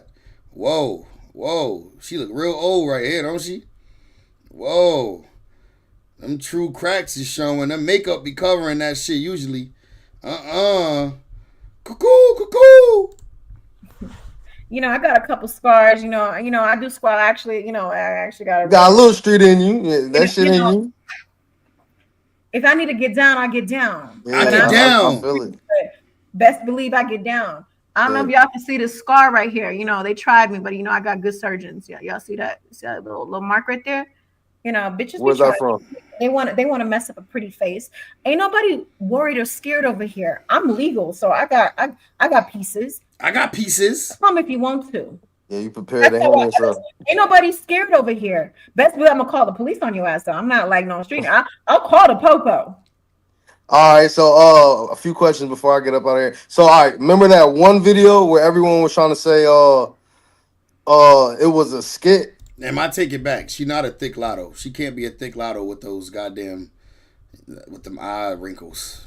Not the first initial video where the police came and people were trying to say it was a skit. So, what was that first scenario when it was a few weeks back before they got arrested? What was on the block? Yeah. Oh no, that was real. Oh, so yeah, all right. So that cleared That up. was real. All right, 100%. Because 100% real. I'm gonna tell you, even a week prior to that, someone called the ambulance to our house. People are just trying it daily. And then before that, they call CPS on us. I'm gonna keep it a buck. Like, people really trying it, but all that, y'all can't do none of that. It's not gonna work. It's not gonna work. It's ridiculous. So you call the ambulance, CPS, that's what next? So it's just like janged up and doing all kind of dumb, like exercising your rights as an American. Mind you, I'm a Caribbean, but shit, I'm gonna exercise all my American rights, shit, because I got my passport and my green card and all that. Listen, y'all need to understand, if you are going through something, you better exercise your rights as a citizen, because look at these other motherfuckers that's doing it and getting away with. Oh, with his ex, she been doing interviews and all type of shit. I mean, order on her ass because you don't care about that.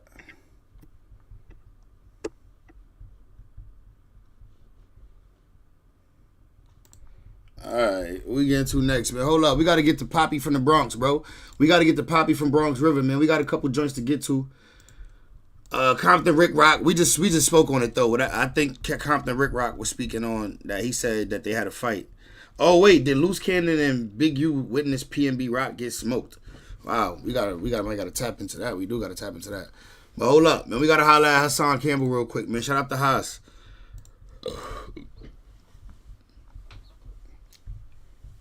Y'all already know the rules.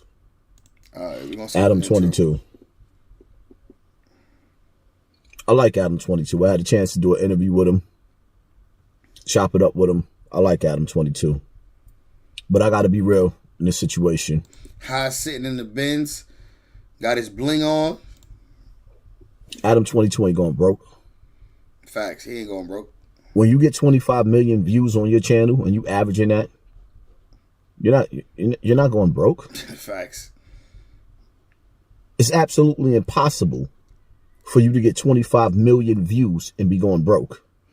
Now, with that being said, see, here's the thing, right?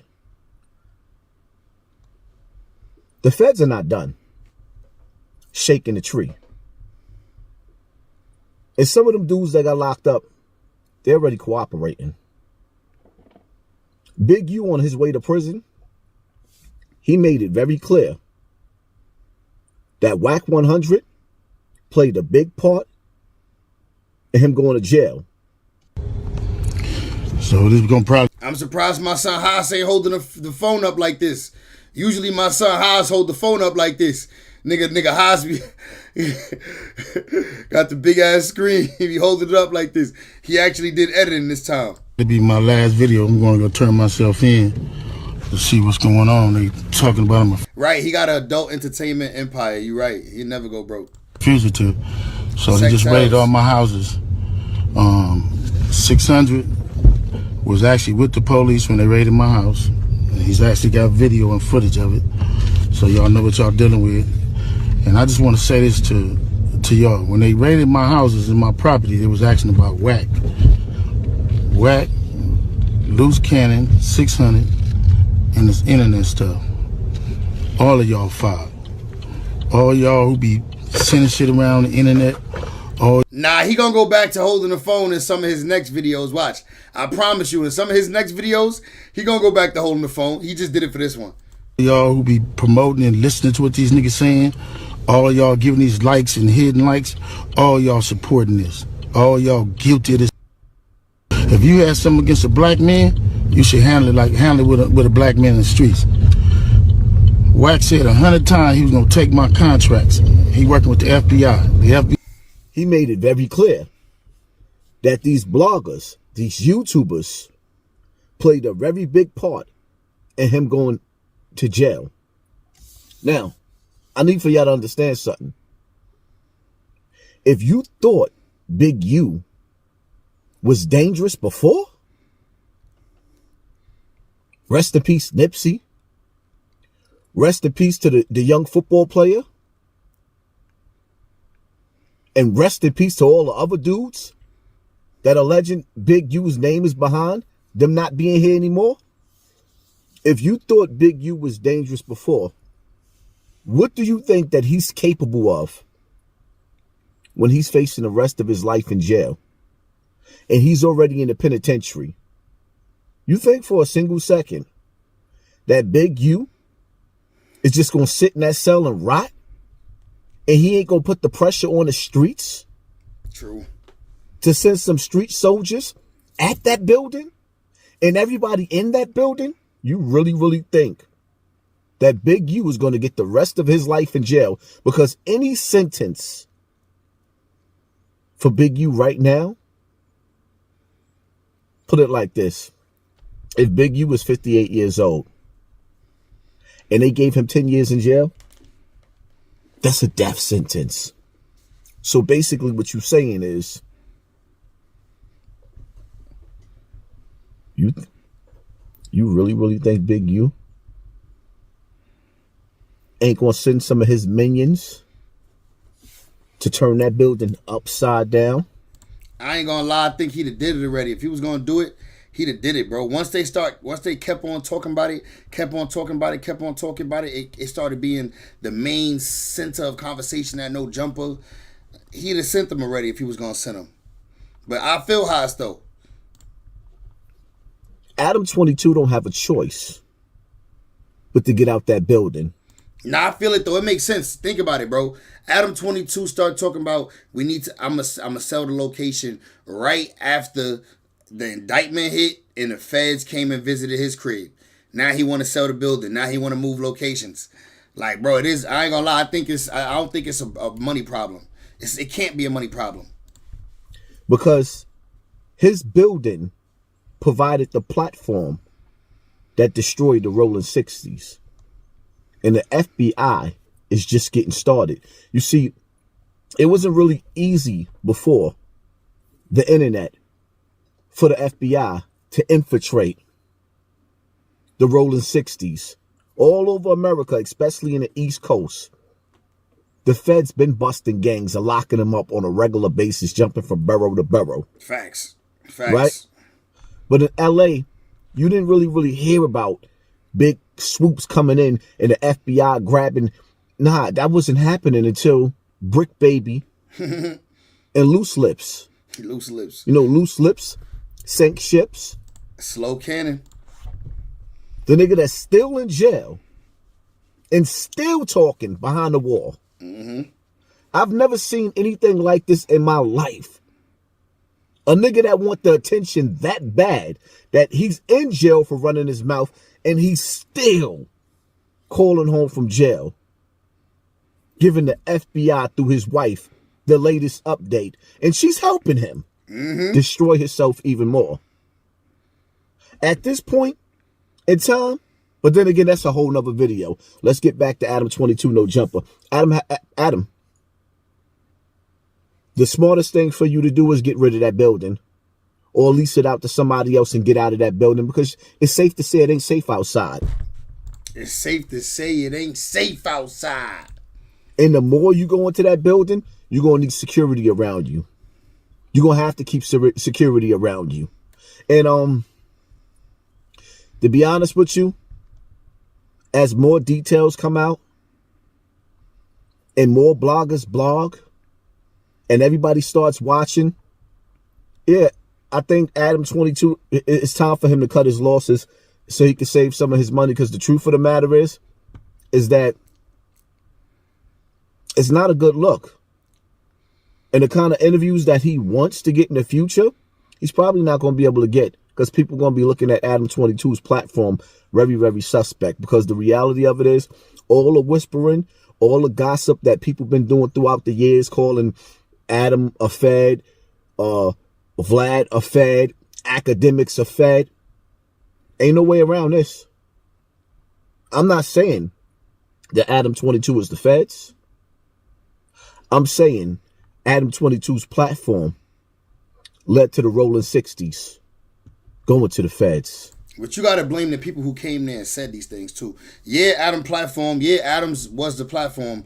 But them niggas came to the platform and bought that shit there. Like, you know what I mean? They bought it to his platform. Mary! He said, Adam is not putting any more plug talk money into No Jumper. Rich white guys ain't holding L's to help other niggas eat. That's true. Oh, that's King Cash. My bad. King Cash. You right, King Cash. Said Adam not putting no more money in the plug talk. I feel you. What's the difference? Are you not entertained? Are you not entertained? It is what it is, man. Nah, I feel him. I ain't even gonna lie. I don't think he wrong. I actually agree with Haas on that one. I saw No Jumper got their Instagram back, so it would be interesting to see how he moves with that. Word? No Jumper got the Instagram back. Let's see. Let's search it up. Not the No Jumper LA, but the regular No Jumper joint.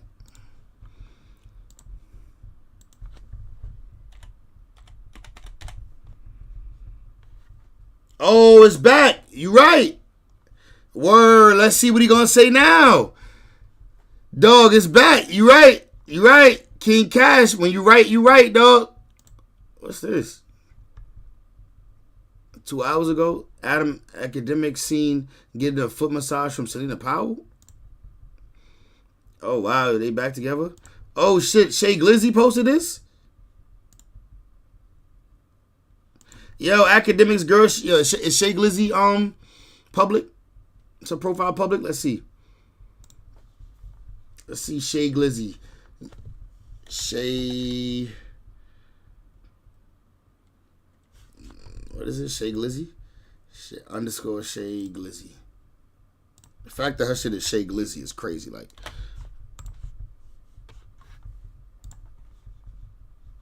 oh, she private. She private. I ain't about to follow her, so nope.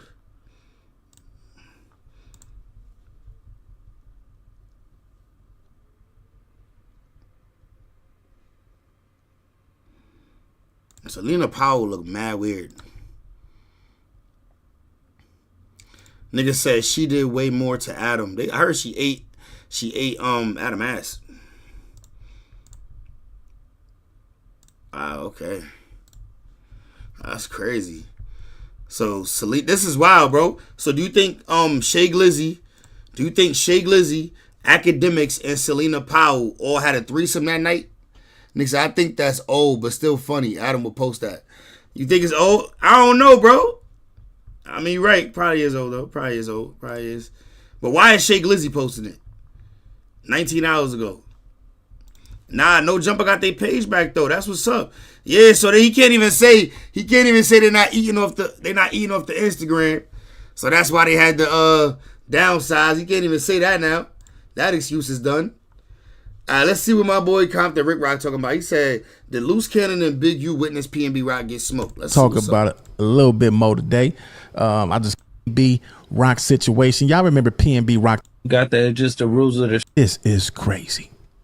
mistake that everybody make when it comes down to checking in is either you checking in to get set up and get robbed, or you checking in to get if you got that just the rules of the streets in LA. It's like people think Beverly Hills is so far away, but the hood is only like 10-15 minutes away. Seen it happen to Pop Smoke. Then I seen PNB Rocky. The crazy part about it is I was at Roscoe's when it happened.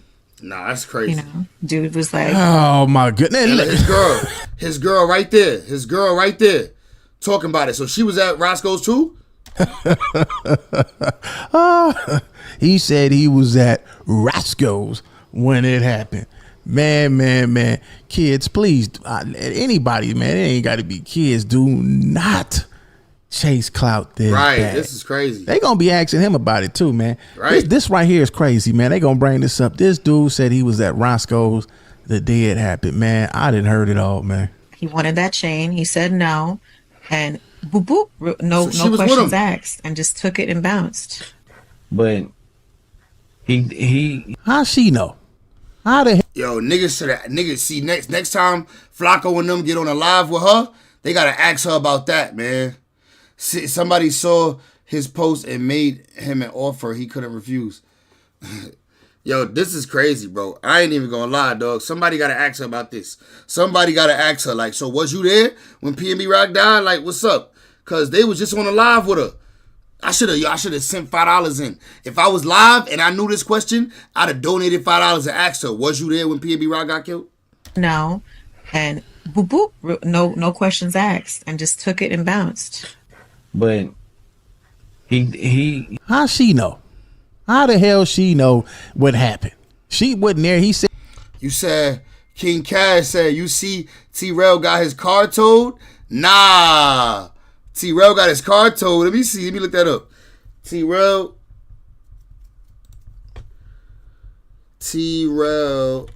got his car repoed.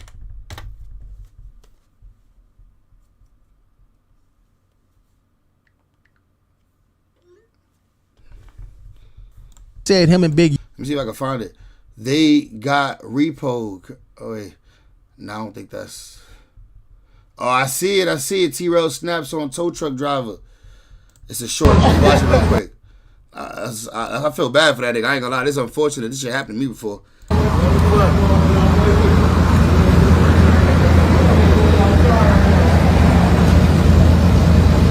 started from the beginning. Oh, that's that all black thing too. And he already got it lifted.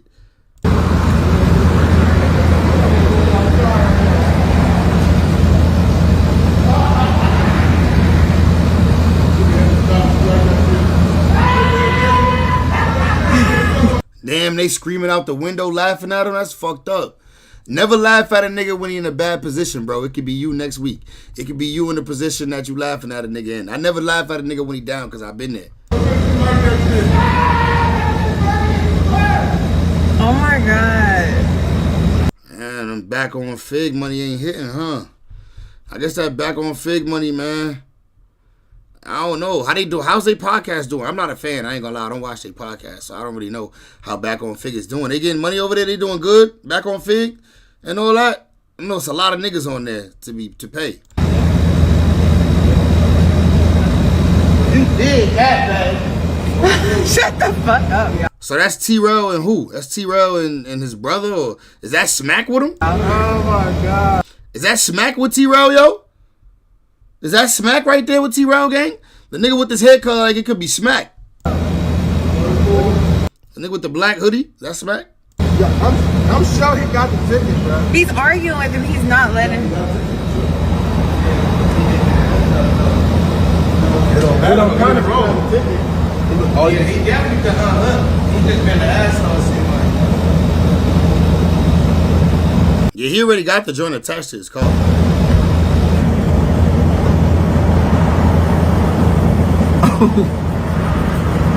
Yeah, this is why Big really don't come out. Hold on. They let him go? Which y'all think it was? Y'all think it was a repo? Or y'all think it was a repo? Or y'all think he just parked there too long type shit? Cause it says public parking. But you know when you late on your payment, they come looking for your shit. They'll send niggas looking for your shit. And some niggas be having trackers on their car. Like, so whoever you leased your car from, you paying your car off from, they know where it's at all times because they got a tracker anyway. Let you be late on the payment and you at Walmart. They come get your shit from Walmart, nigga. You come out with your groceries, nigga. You just looking for your car. Like, what? They done came and took your shit. Didn't even call you to tell you. You was there. He ain't said nothing about you being there. Unless you was giving some head in the bathroom and you seen them pull up at the Roscoe's Chicken and Waffles and you... Nah, niggas gotta ask Sharice Mills about this, bro. Niggas gotta ask Sharice Mills what she know about this, bro, because she's speaking on it. Why you speaking on it if you don't know nothing? Seen it happen to Pop Smoke. Then I seen PNB Rocky. The crazy part about it is I was at Roscoe's when it happened. Like, why? Dude was like, Oh my... Dude was like, why would you even do that? Nah, man, what's wrong with... Yeah. His big homies. That shit is crazy, dog. Why would you offer that information? I don't get it. Contact someone else, a father and son team. No. I don't even, so niggas gotta ask her about that, bro. Niggas gotta ask her about that. Like, why? Like, was you there? For real. Because what's going on, gang? What's going on, gang? Oh, shit. When Shaquille O'Neal joined the Crips. We gotta watch this video, bro. When Shaquille O'Neal joined the Crips, bro. Why did Shaquille O'Neal join the Cuz? Did he join the Rolling 60s, man? I heard he was paying Big U some bread, man. I don't know if it's true, but that's just what I heard. Let me know if it's what you heard as well. Let's tap in, man. Shout out to Kip Kame 11. We about to jump into this when Shaquille O'Neal joined the Crips. Let's go. On the night of February 10th, 2008, a man by the name of Robert Ross went into a convenience store in West Hollywood. He was then kidnapped at gunpoint and was forced to drive to a home in South Central Los Angeles, in the territory of the Main Street Mafia Crips. There, he was beaten, robbed, and demanded to return Shaquille O'Neal's sex tape. Stay tuned. Let's turn back the clock. The year is 1992, and Shaquille O'Neal roared his way from LSU all the way to the NBA, where he became synonymous with both power and finesse. Quickly, he became one of the league's most dominant players, and one of the US's most popular celebrities. As a literal larger-than-life figure, Shaq also dominated off the court, starring in movies, Pepsi commercials. Nah, word, Shaq is that nigga. You know what's so crazy? I had a teacher named Miss Anderson, right? And PS 18, public school 18 in the South Bronx. Shaquille O'Neal, her nephew. She brought Shaquille O'Neal to the school and all that. Gracing video game and magazine covers, making wrestling appearances, and topping the charts with one of his most dear passions, rapping, spitting on the mic. Along names such as the notorious B.I.G., Nas, and Jay-Z, the big Aristotle showed us chops on the mic, even featuring on a Michael Jackson single. Yeah, seriously.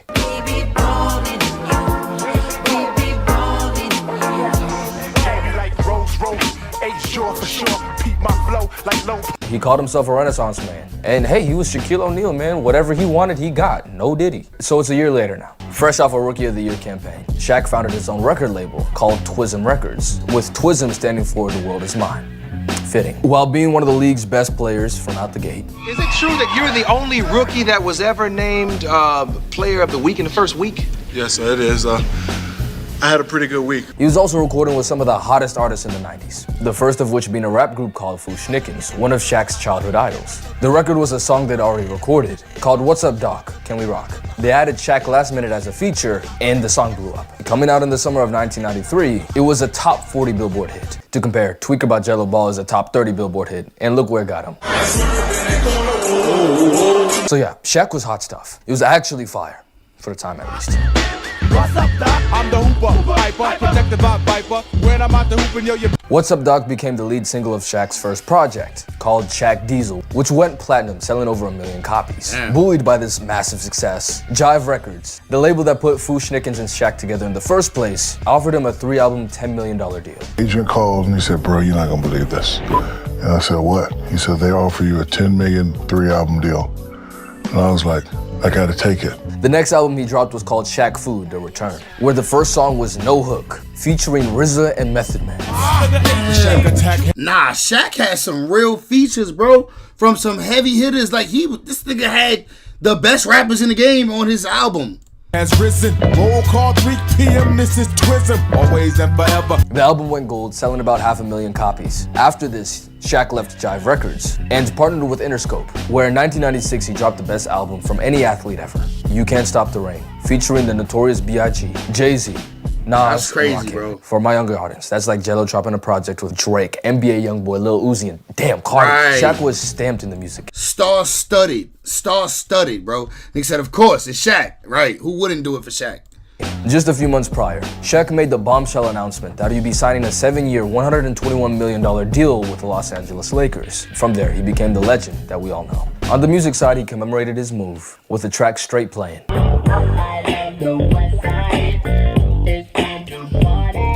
Symbolizing the arrival of Shaq Diesel on the West Coast. Now, comparatively speaking, You Can't Stop the Rain didn't do that well, selling 200,000 copies. Shaq did one more album partnering with A&M Records in 1998, which featured Kobe Bryant in a song called 3 Times Dope. However, Kobe wasn't credited because of label issues or something like that. But it's out there. I'll play a snippet right now. I reach destinations with split-second acceleration in a capsule of time to witness. During the 3 Peak run in LA, he didn't release anything, recording one album called Shaquille O'Neal Presents Super Friends Volume 1, which never released. R.I.P. to GOAT Kobe, man. Mamba, Black Mamba. He dropped one last track called Drop Another Day number 34, which started a beef with a rapper called Mad Skills. And after that, he never dropped a full rap project again. The year is now 2004, and the Los Angeles Lakers are losing their groove. They lost their first NBA Finals in the Kobe and Shaq era, and while their status was nothing but solidified, Shaq's time in LA was almost up. Around this time, Shaq created a new label with his cousin Money Mark Stevens, a shrewd businessman who he regularly consulted with while he had Twism. Remember, we know who this is from the Whack 100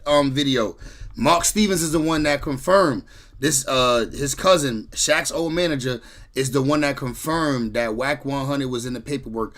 Wack 100 had him on wiretap. He didn't start getting on wiretap till he spoke to Wack. Wack was ratting back then. He confirmed it. This dude right here.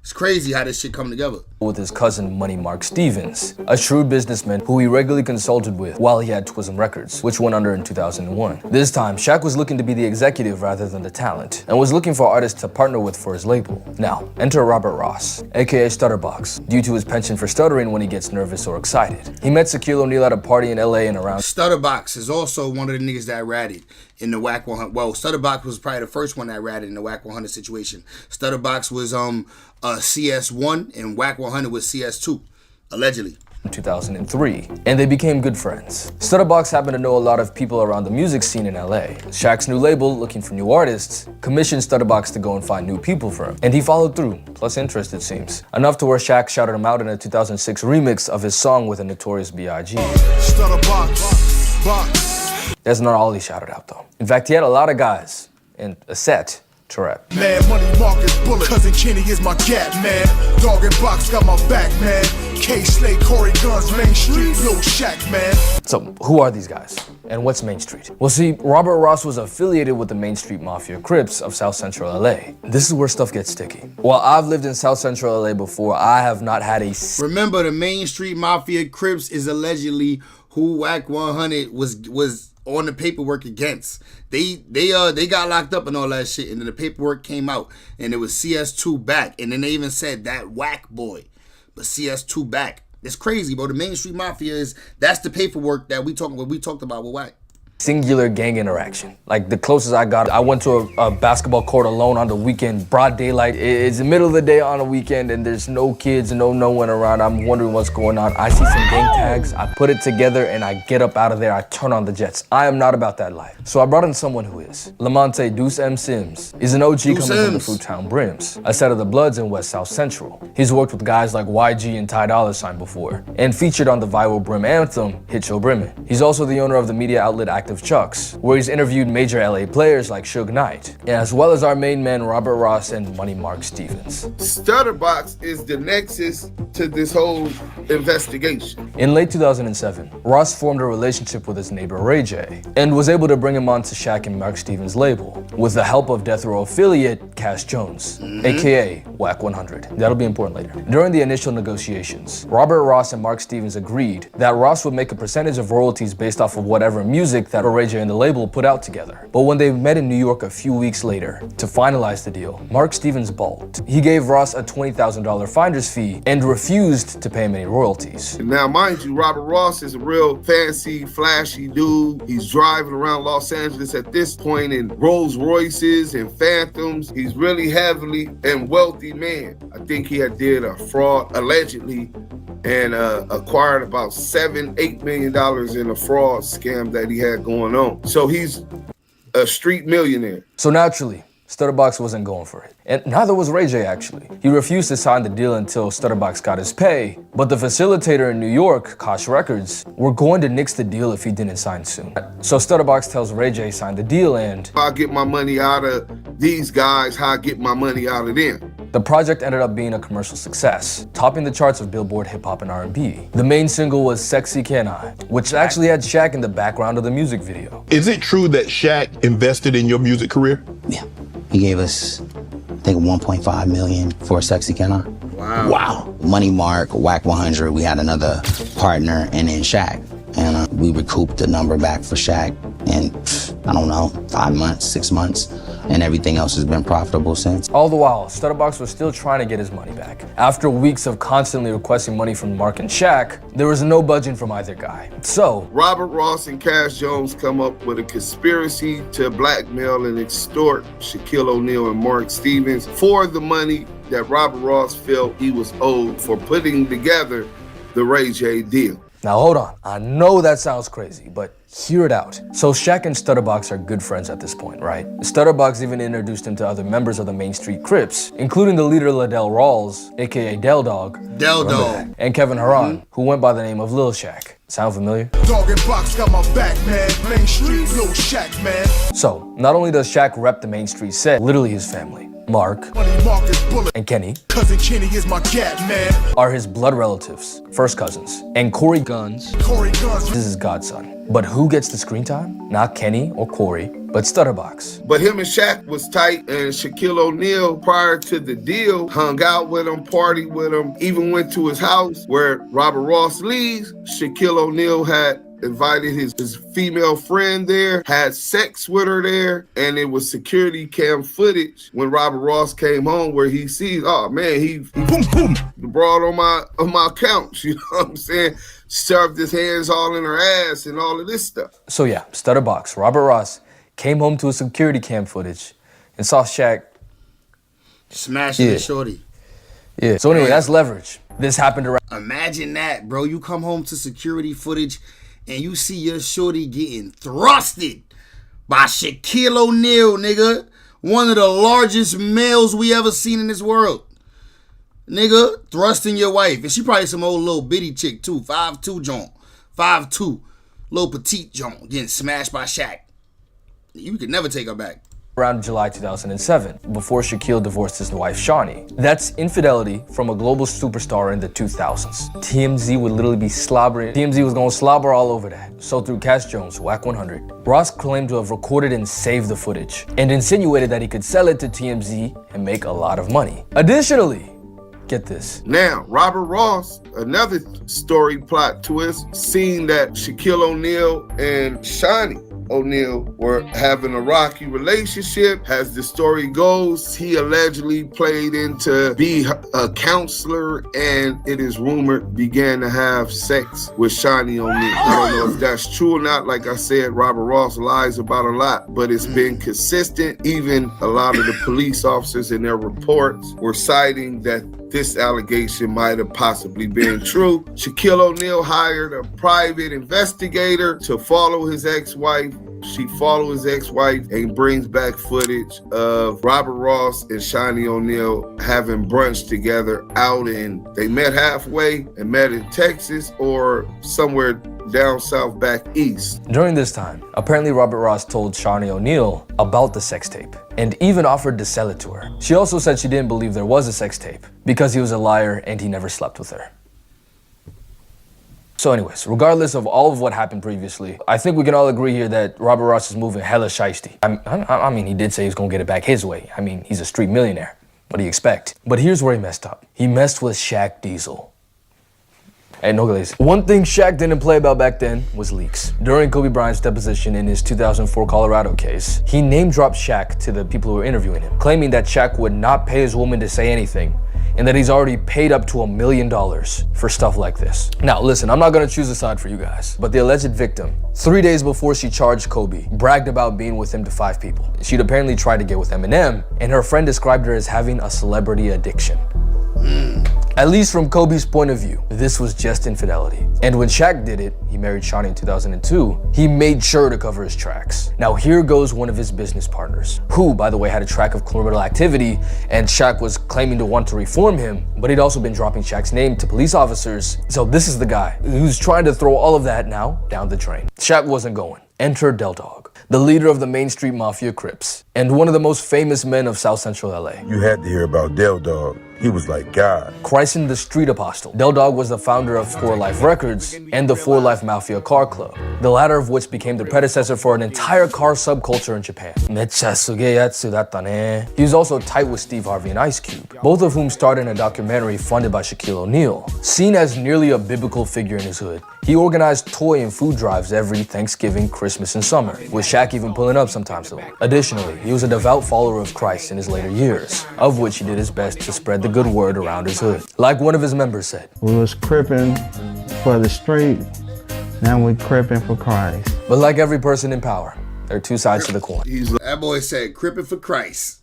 Okay, crippin' for Christ. Word around his hood. Like one of his members said, "We was crippin' for the street, now we crippin' for Christ." But like every person in power, there are 2 sides to the coin. He's like a legend in Los Angeles. Some people even call him the king of Los Angeles. If you listen to most people, he was like a ghetto Robin Hood, right? Necessary evils. Necessary evils. Lord, I cannot kill all these niggas hating on me, man. That's what I said to God.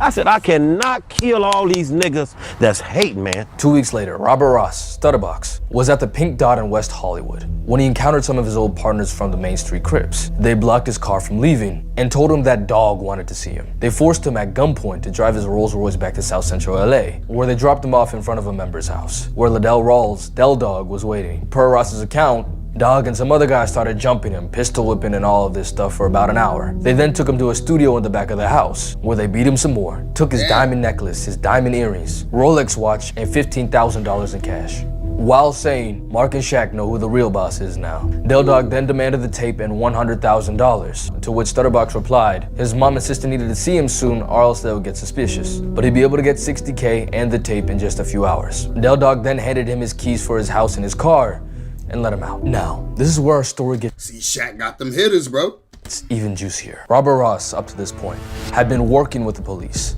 He was working with Detective Darren Dupree and Greg Caden, which was a joint task force. They were both LAPD officers, primarily focused on the Tupac and Biggie murder investigation. Whoa, hold on, huh? Wait, why? Why? Well, Robert Ross Stutterbox was also a suspect in the unaliving of Biggie Smalls, the notorious B.I.G., Christopher Wallace. Well, they had informants saying that the police did it and the hitman name was Amir Muhammad. Well, Stutterbox went by the alias. Robert Ross went by the alias. And to top it all off, the Main Street Crips are already under federal investigation. I'm talking about home invasions, drug dealings. The FBI, ATF, DEA already has federal wiretaps going on. Which is why this crime was able to be so fleshed out in the first place. They'd already had wiretaps placed on the Main Street Crips. Man. Listen, we talking about Biggie and Tupac on an NBA channel. Bro, like and subscribe, man. Who's really doing this? Back to box. He leaves, jumps in his Rolls Royce. He calls his handler, Darren Dupree, and Darren Dupree tells him to walk and report the kidnapping and robbery at the local police station, which he did. Now, Robert Ross's informant situation and motives are still murky, but what is known is that instead of going home and receiving the tape and the $60,000, he went to the LAPD 77th Division station, beaten and bloodied, and told the officers about what had just happened, and implicated Liddell Rawls, Shaquille O'Neal, and Mark Stevens. Now, was there any evidence other than hearsay to prove that Shaq and Mark Stevens put a hit out on Robert Ross? No, not really. But remember the wiretaps. The LAPD found that around the time that Robert Ross was kidnapped, a flurry of calls was exchanged between Mark Stevens and Liddell Rawls. Now, I just finished up The Wire season 1, and bro, when I read that, I said, bro, literally bar for bar, man, I was shocked. So, there's strong evidence that Money Mark called Del Dog to handle Stutterbox, something Greg Kading, the officer that worked with Stutterbox and the handler of the Tupac and Biggie cases, also corroborated. Shaq's like, man, this clown's trying to extort money from me, blah, blah, blah. He tells Mark. Well, Mark reaches out to Del Dog and says, man, you gotta swear your guy away. Can you deal with Stutterbox? Tell him to knock this shit off. So Del Dog in the Main Street. He said Kobe was in the interrogation room talking about this is bigger than Nino Brown. Nigga stupid. Street Crips go and they discipline and threaten Stutterbox. But Ross didn't press charges right away. Sometime after the kidnapping, he was incarcerated again, which led to a delay for almost 3 years. Then, in the summer of 2011, he officially filed a civil complaint accusing Shaq, Mark Stevens, Del Dog, and 7 other Main Street Crip members of kidnapping, assault and battery, and robbery. From there, the case was picked up from all the major news outlets, with bombastic headlines like Shaq Attack and the like. But then, after the preliminary hearing, the case was inexplicably dropped. Why? Well, apparently, Robert Ross perjured himself in court. He lied on the stand. Wack 100, his former partner, and in on that first Ray J deal, claims to know why. To help a certain individual out, I called my attorney, had the attorney put Greg Canes and Mark Stevens together. They put that together to ask Box on stand, if you go pull the paperwork, have you ever been a confidential informant to work for the LAPD, FBI as a known snitch? He lied on the oath and said no. Greg Caden takes a stance, provides a document that this dude is in fact one of our informants, this, that. At that point, the judge looks at it, he perjured himself, therefore any allegations or any claims he's bringing on anybody is non and void. They dropped the charges on these 7 Crips and let them go. So in a sense, this power roof freed the Crips.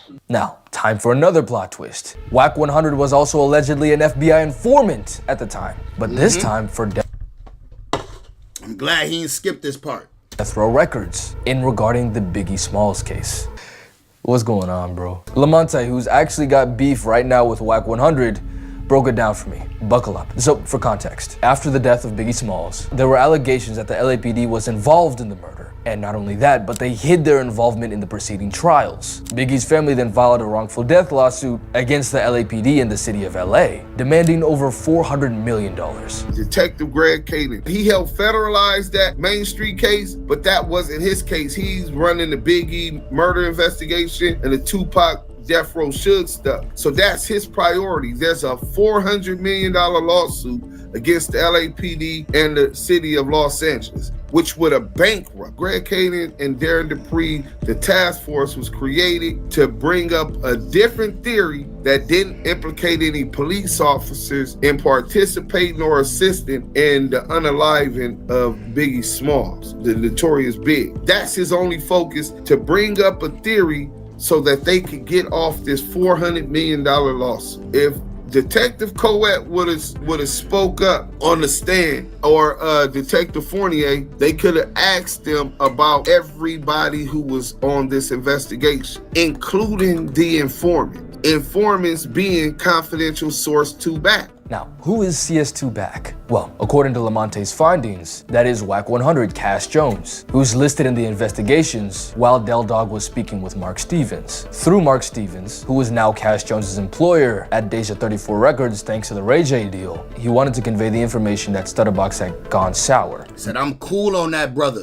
Del Dog declines. The police investigation referred to him as CS2, confidential source 2, and Mark Stevens confirmed his identity later on. The priority being the case of the notorious B.I.G. and Jones's ability to be able to point out the culprit as being Wardell Fowles, aka Poochie, as a plausible story. If the police officers working on the Stutterbox case were to testify, they were liable to exposing Cash Jones's relationship with the police due to him being involved tangentially, and thus rupturing the relationship needed to have a working theory to save the city of LA and the LAPD $400 million. Right. So they left their lower ranking informant out to dry, and the case was dropped. But hey, that's just a theory. A gang theory. That was poor. That was poor. Thanks for watching. My bad.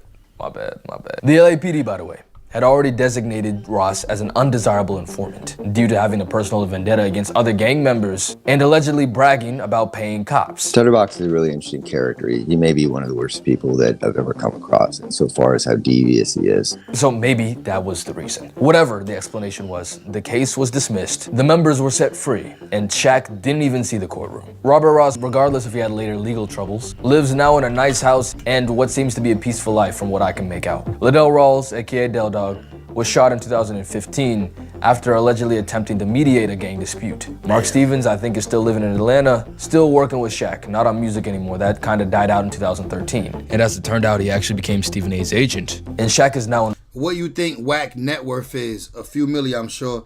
I don't know, but you know, celebrity net worth never get it right, but we can look it up though. An overpaid hater on national television, far from the gangster life that he may have once dabbled in. Maybe he did, maybe he didn't. I don't know that Shaquille O'Neal was even aware that a kidnap and robbery was going down. Damn, nah, they got him up there, bro.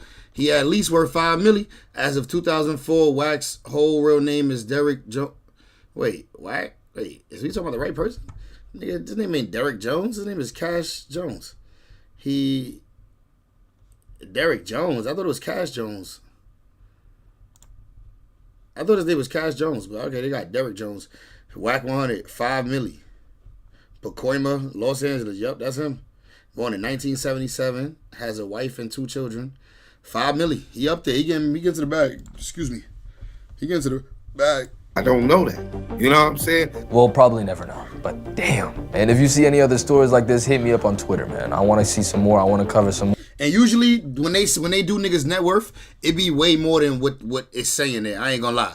Like typically, that's just the way it is. Like if they say a nigga net worth is $2 million, he really worth like 5 or 7. You know what I mean? A lot of times that's just how it be. Alright, let's see what else we got on the timeline before we get to some of my pre-poll topics. I got a couple pre-poll topics. This is bad. He met a YN who don't care about life and they almost killed each other. I saw that little fake. I ain't react to that Aaron the Plumber joint. Maybe we should react to that Aaron the Plumber 20v1 when he almost got it shaking with a nigga. I don't know if they're gonna show the fight on YouTube though. Bricc Baby and Luce Cannon, Seti Nash already reporting on that. Cops arrested fellow officer after disturbing 911 call. I want to hear with that. How they got him and Adam with the same net worth. You know Adam got at least 10 in the bank. Facts. Bro, Adam probably up like 30, 40 mil. For real, bro. Adam probably up like 30, 40 mil. Remember, he got the Yorno stuff going for him, too. Let's see what's up with this call, though. I'm interested. This video only 12 minutes. Cops arrest a fellow officer after disturbing 911 call. Let's see what's up. As a cop, you're a woman beater and a child beater. He manhandled me, choked me, threw me against the back of the thing. He was arrested in Pennsylvania for this. I don't know how he became a cop. When you shoved her? I never shoved her. Oh, you were just closing the door? When a Florida woman claims that her boyfriend hurt her during an argument, the allegations only grow more disturbing when it's revealed that he's a police officer. As she turns to his work colleagues for help, a critical question arises. Will his badge shield him from the consequences? You know, once you dial 911, you just about ruin the guy's career. So. Right. The following report is based on official police records, and the footage has never been seen before until now. Please note that all persons charged with a crime are presumed innocent unless and until proven guilty in a court of law. When police in Daytona Beach, Florida, respond to a domestic disturbance call on December 15, 2023, they quickly realize that the alleged victim is in a particularly vulnerable state. Lou, you mind stepping out? Does he know you called us? Yeah. Where's he at? In the room. He locked himself in the room. Okay, what's going on? Come step over here. We just got into an argument because I asked him to help him out with my son, and I'm pregnant. Exactly. He had me dying talking about you don't qualify and told the chick she had hair on her arm. Oh, yeah, that was the first video. We might have to react to that Aaron the Plumber joint. We're going to get to that Aaron the Plumber joint tonight, too. Yeah, I'm about 4 months pregnant. With his baby? Or? With his child. Okay. And I asked him, I said, can you please get off the phone with your friends? It's just it's petty little arguments, but he kept trying to shove me out of the room, close the door on me. And I asked him, please don't do that. My son was right there. I had my parents come and pick up my son. My mom's not How long here. ago did it happen? Just probably about 30 minutes ago. You have marks on you? Yeah, back here. Are you able to lift it? Or? She got marks on her? Not good. I don't From want the side? Or? I don't know. I don't want to do it out here with the neighbors around. What's his first name? Ray. Ray? Can I go inside? Of course. Can you just step over here? You can just step over here with one of these officers. Where are your marks at? You mind if I see? I got you. And you said this is from him shoving you? Yeah, my son saw it. I'm sorry, I don't mean to be intrusive. No, it's okay. 10-15. Felony battery, pregnant person. Okay. Got marks? Oh, yeah. While few police cases are completely straightforward, this one includes a unique complication. Is it Rayshawn? Yeah. The woman's boyfriend is Rayshawn McGrew, an officer with the very department handling the scene. Daytona Beach Damn, he worked for them. He literally be at the same precinct with these niggas. Police. So I'm chilling, man, doing my thing in the room. She come home from one of errands. My son, he needy, bro. He wanna play, he gonna ask you a million questions, he gonna beg for all day, all night. She come home frustrated. I'm on the phone with my homies, we finna get on Call of Duty. She like, can you sit in here with him while I wrap Christmas presents? I'm like, yeah. She like, you know what, I'ma just leave so I can, cause he keep me irritating. She like, I'ma just leave cause I can't focus. He's irritating her? Yeah, she was irritated from him from earlier. So I get him in the room, I bring her like one of his little games. I'm like, let's play a game in here. And she like, she comes to the door like screaming and yelling and stuff. So now he getting riled up, antsy or whatever. I'm like, you say you want to go so you can, you know what I'm saying, do what you gotta do and get your alone time. So just go ahead and leave. Right. Now she's screaming, going off and all this. So I get up, I'm like, I'm not finna, I swear, I get up, like I'm not finna argue with you. I close the door. She try to open the door. Now I'm locking the door, like, yo, you doing too much. She trying to stick her body inside. I'm like, bro, what are you doing, bro? Rayshawn reveals he recorded a video as his girlfriend was calling her parents, and the audio demonstrates how heated things became before police arrived. Mommy, you're going to peace. Yeah. Daddy's going to jail. Baby, Mama, baby. I reacted to the Luce Cannon phone call, if that's what you're talking about. Can you send Dad to come pick? just threw me around, and I have marks all over me, and he just choked me while I was pregnant. And because he doesn't want to hear that he's on the phone with his friends, and then I need help, and I told him that he doesn't need to be on the phone 24/7 while I'm doing everything, but he can't ever help with nothing but besides be on the phone, which he's on the phone with his friends right now, talking about me and playing the game, because he can't help me the simple things, right? Because he can't ever help with nothing but his own. Then he manhandled me, choked me, threw me against the back of the thing. The back of my head is bleeding, and the whole back of my back is bleeding. You're gonna hit What? The back of her head is bleeding and her back is bleeding? Nah. And this nigga's a cop? Oh, he's out of here. my son too? What if I need to? Yeah, okay, I dare you. I dare you. As a cop, you're a woman beater and a child beater. Stay on the phone with your friends. I will. Yeah. And I'm gonna keep recording. Yeah, keep recording it. Friends. That's all you got in your life. Nothing else. Okay, go be with them. You gotta go be with them. You got nothing else. You gotta be in jail. You gotta be in jail. Hit my head. My ankle is up. And he thinks that this is okay. And I'm not gonna keep letting him get away with all this done. She said he's trying to antagonize and do stupid stuff. And her biggest threat every time is, I can get you fired. Like, I'm like, come on, damn, bro. Like, she right. Come on. The first Aaron, I've been reacting to that first Aaron the Plumber video, bro. The Arlette video, I reacted to that when it first dropped months ago. But we gonna react to the latest joint though, the latest Aaron the Plumber vid. So stay around. 22 lectures. I try to get him everything, bro. That one time you can't do it. Huh? That one time you can't do it. Give people everything, bro. All I do is go to work, come home, hop on my game, play with my son. That sucks, man.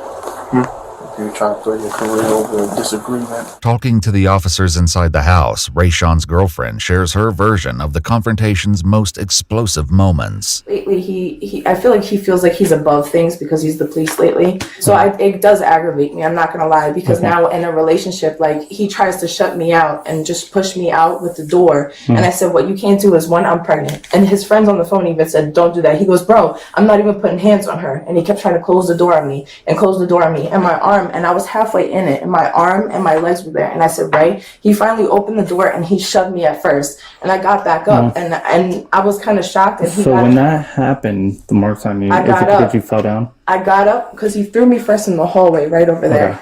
And I kind of went all the way back because he's 6'7". Then I got up right here and he shoved me into this. So this ended up breaking. And that's when I hit my head here, hit my... It's damn, what it's called? I gotta find it, bro. I have to search for it because it was months ago. My arm and the whole thing came down. The police note in their report that they observed a broken bookshelf in the living room. The video of me. But we reacted on live. So if you go through my lives and you scroll down to around the time when it first dropped, you'll find it because I reacted when it first dropped. Me yelling after the fact because now I'm offended that now why did anybody else see this? My son, I have a video of my son saying, Mommy, Daddy did this, black, black, black. Daddy hit you. Daddy did black, black. But he's trying to have a video of me now because now after the fact I'm pissed because, I mean, I feel like there should be more decency than this. 1, you're a cop. 2, you just put hands on me. 3, I'm pregnant. And 4, our son is here and he sees the whole thing.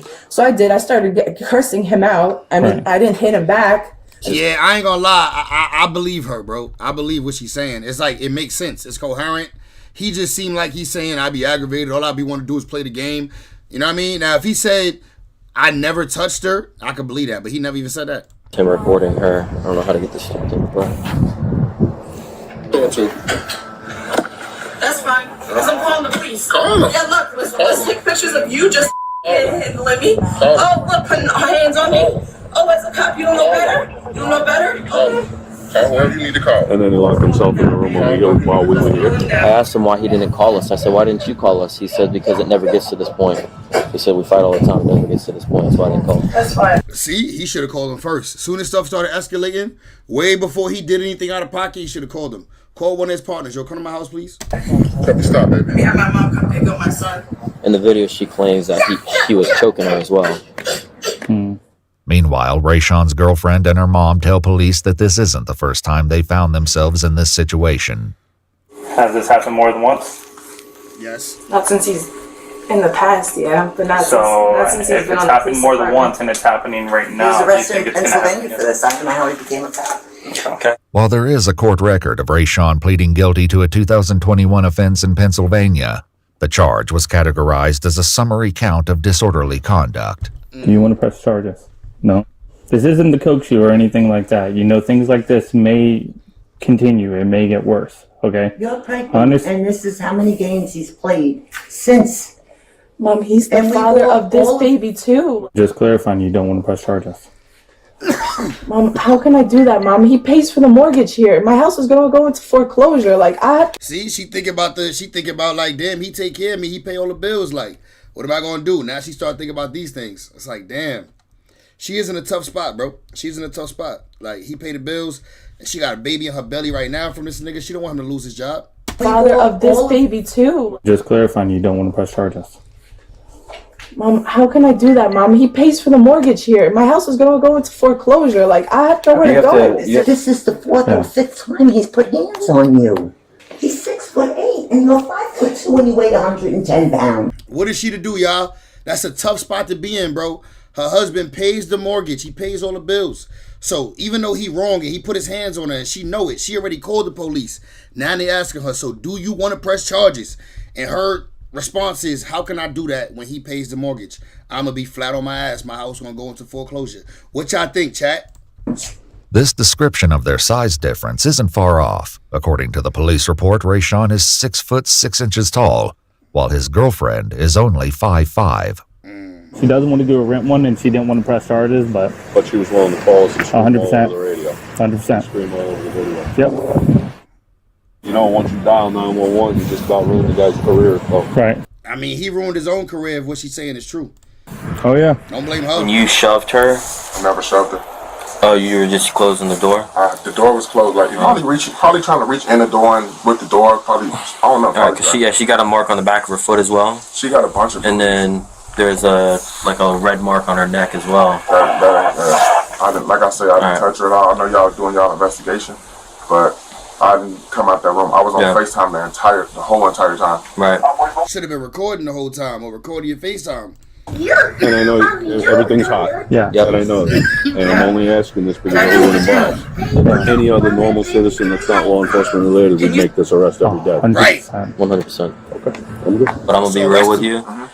You know how these investigations go, and unfortunately, you are going to be placed under arrest right now, okay? So if you can just do me a favor, stand up and just toss the hands behind your back. You need to make your statement and stuff, okay? Yep. Rayshawn is put in handcuffs, but not everything about his arrest will follow the typical process. The car's bigger, so we'll put him in. My Explorer. Right. It's got all the legroom. We're not going to put him in the salad board, and you'll probably just transport him straight out. Oh, it sucks. I never wanted to do like this. It sucks. Not even, forget about one of our own. Just Right. I feel bad for him. I don't know why I do. I do. Because I know I'm f***ing up his job, his whole career. This won't affect his career. Yes. Yeah, from the police department watching him. The important people are. The important people that need to be here when something like this happens, yes. Because he's an officer? Yes. So, hey, this is what's going to happen with this. Yeah, he don't sound convincing at all. He sound like he know he guilty. I'm going to transport him. He's going to stay inside my car. We're not going to put him inside the, wagon or facility or anything like that. He's going to stay inside of our car until this is done, and then we're going to take him out there. Okay. All right. We're going to knock this out of the park narrative-wise. Soon it's time for the officers to transport their coworker to jail, offering a few pieces of advice along the way. LT wanted me to tell you that, hey, because you're LEO, they should know that you're LEO, and if they don't, make sure you let them know. But you can also deny to have your photo taken, all right, when you're out there. Do you remember how to get in? You know what? Up until I'll force it that way. You make a right and take the down to the day. Bro, don't tell me how to get you in there. That's The footage is redacted when the officers pull inside the jail facility, but their body cam audio continues to record. Bro, the biggest thing for you to remember, you know these people nonstop listening to these calls. Just remember if the judge puts on there or in the morning tells you no contact, whatever, just make sure you're not contacting this girl. Facts. At least his police friends is still trying to help him. They know he fucked up, and they arrested him for it, but they still trying to have his back a little bit. Because that's what'll get you hemmed up, Joe. This is ridiculous. They gotta clear the They whole got floor. will have to do this every day though. Like come to this place. Well, they gotta clear the whole floor. So Oh yeah, because once there's a cop that come, they got to clear a whole floor for him. nobody else could be in there but him. Hey, make sure you tell them no photo. While it's not clear what will become of Rayshawn after today, one thing is certain about his next shift. Hey man, I'm not sure if you heard, but McGrew's not going to be coming in. I heard. Rayshawn McGrew was arrested on suspicion of aggravated battery on a pregnant woman, but the assistant state attorney later chose not to file charges. Iwu contacted the Daytona Beach Police Department and confirmed that McGrew resigned from the agency in April 2024. So he withdrew from the state anyway. All right. What was it I was supposed to get to? Which I had just told me to get to. Oh, the Aaron the Plumber video. Let's jump into that joint. Let's see. Aaron the Plumber. His joint going wild right now. Should we just watch this video or should we watch the whole 20v1? Y'all want to just watch this one or watch the whole 20v1? We might as well watch the whole 20v1. Aaron the Plumber 20 versus.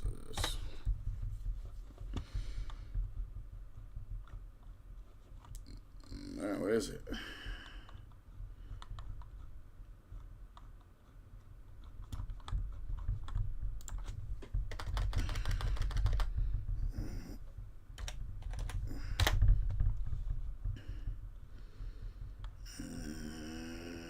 Where is it? It was the one with a girl, right? See, he do too many 20v1s. We can't even find it. Who this? Oh shit! So he's a baddie on this joint. Yeah, he do too many 20v1s. We can't even find it, bro. Somebody send me a link to that joint. Aaron the Plumber, Rolly.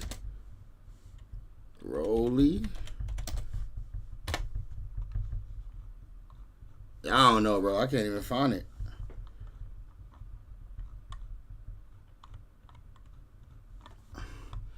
Aaron the Plumber verse 20 women. It's not this one. Is it this one? 3 days ago? Nah, because that fat girl was in it. That big lady, that big girl's in this. Is in the joint that I gotta find it. I don't know, gang. You might have to move on. I can't find it. I ain't gonna search it too much. If it ain't there, it don't exist type shit, right? Maybe it's that one. Maybe it's this one. 6 days ago? Nah, it can't be. It can't be. It can't be.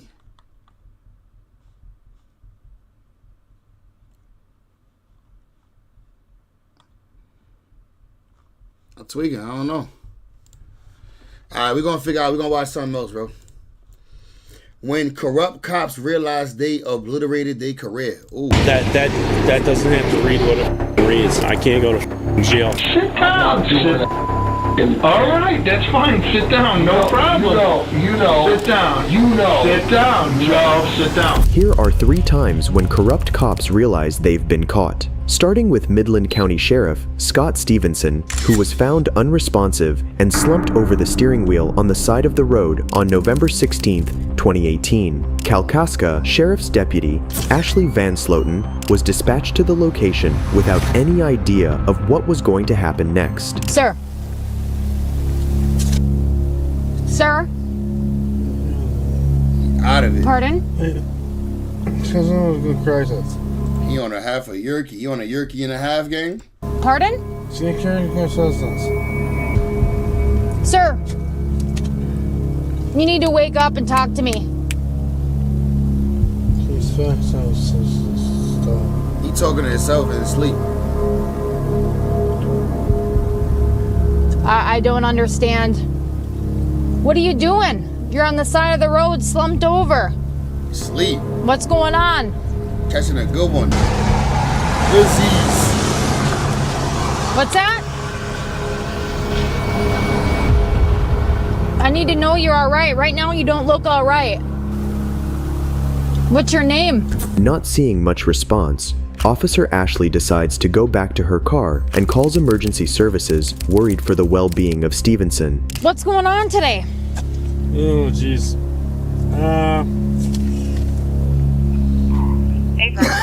Holy shit. Dude. Had too many cold ones. What is What do you got me lighted up for? I have you lighted up because we had a call. Well, first off, it's so no one hits us. Yeah. And second of all, someone called, said you were sitting on the side of the road, slumped over, which you were. Yeah. Yeah. All right. What's going on today? Nothing. Nothing? No.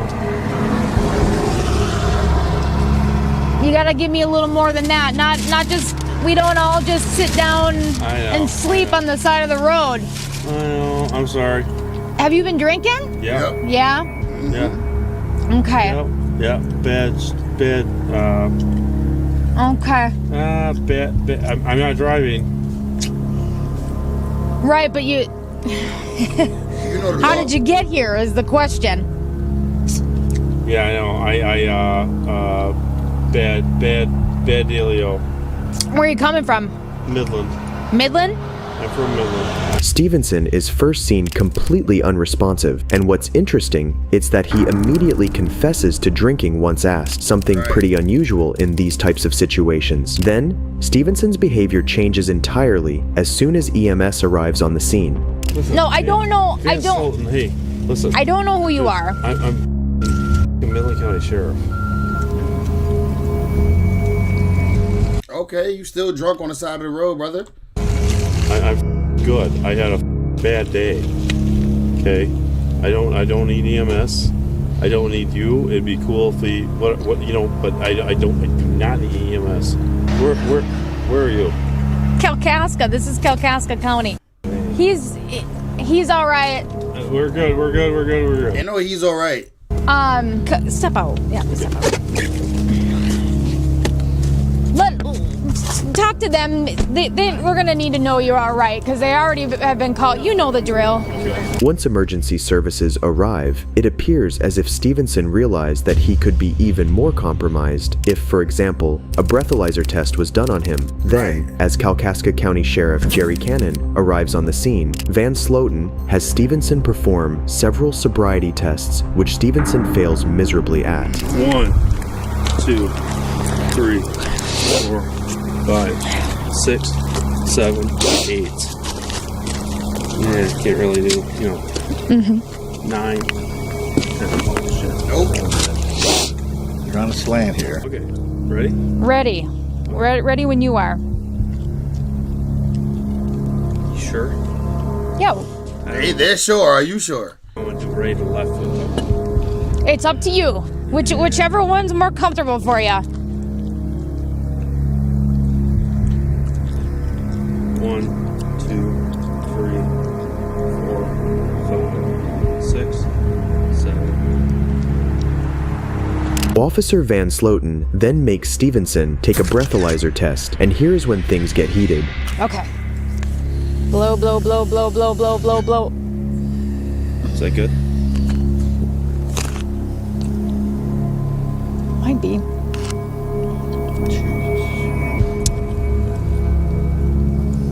Oh, Jerry. Well, you know what? Hey, man. Hey, man. Jesus Christ, I'm Brandon. I know the situation I'm putting you in. Jerry, Jesus Christ, give me try to help me out, man. I can't go to jail for seriously. Seeing the test has given 0.23, Sheriff Stevenson knows he's in big trouble, and he won't go down without a fight. That does. If it can happen to us, it can happen to you. Doesn't have to read what it reads. Jesus Christ, Jerry.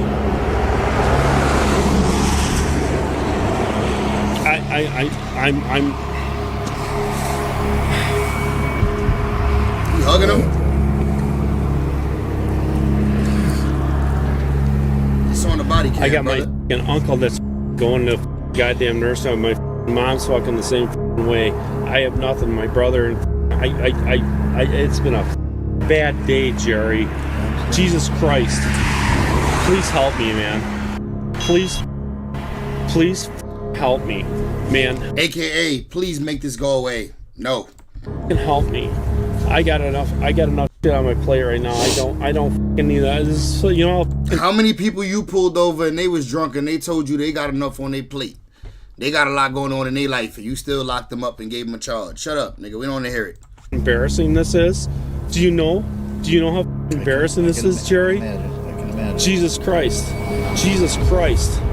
And Van Slow, I mean, fucking A. Give me a.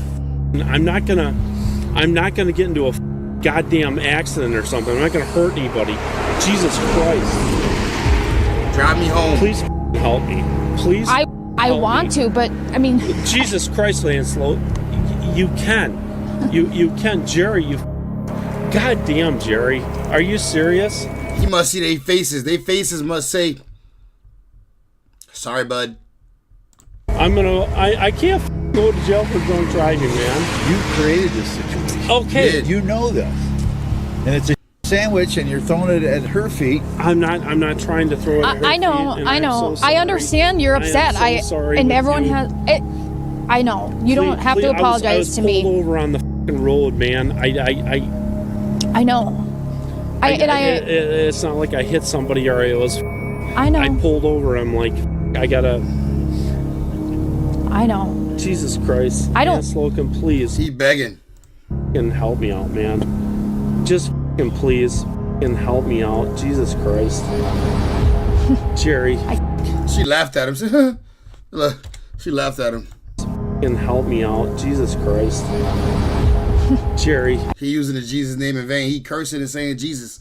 She like, I don't respect you. It's not my call. I mean, It is your call to a certain extent. Well, it is. Where's your sergeant? I mean, Jesus Christ, Jerry, come on, man. I got chilly in the back of my goddamn car to go to your place, man. Jerry, this is not the end of the world, man. I was pulled over.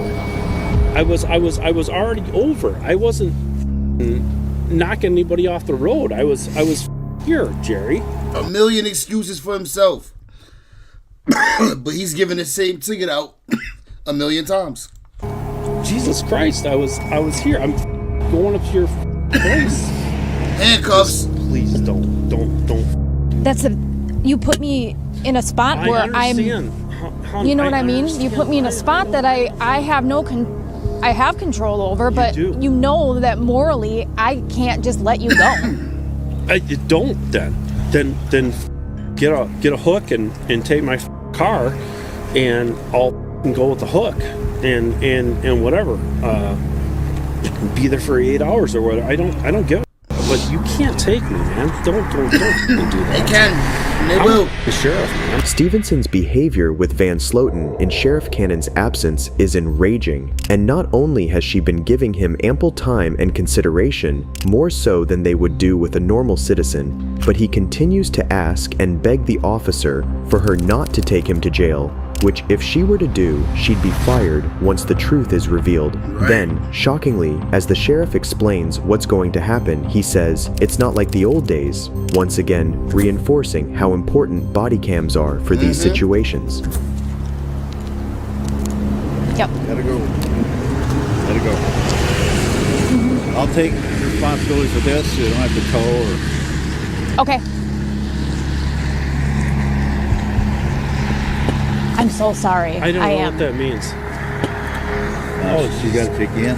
Oh, Jesus Christ, Jerry. Everybody, I mean, it's on the radio, it's... Yeah. They don't, it's just... The cat's out of the bag. And... It's, it's not like the old days. It's not like the old days. Jesus Christ, I can't go to jail for drunk driving. God damn it. Are you me? Can you not just... Can I just not get this car towed and put me... I don't No, Jerry, come on. Are you me? It's as serious as the heart attack, and you know it. Jesus Christ, are you me? You gotta arrest me for drunk driving. We've already been through this. All right, Jerry. I'll drop, give me the keys. It'll be at my house. He taking the car to his house? They would have told anybody else. So, my brother is gonna be... Jesus Christ.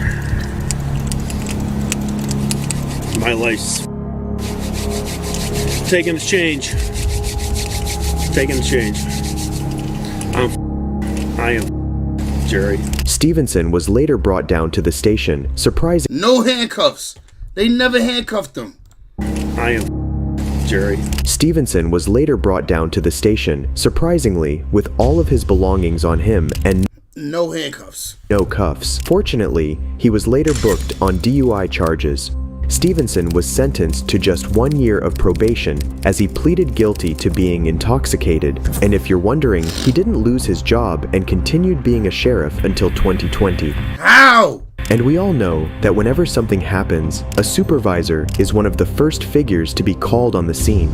But what happens when it's the supervisor, the one who's committed a crime? On January 1st, 2021, Gainesville Corporal Scott Bricc had been driving in Florida when he reached down for his lighter and crashed into a vehicle that had just started to move. Officer Brooke Shutterly responded to the scene immediately and noticed something off about her supervisor.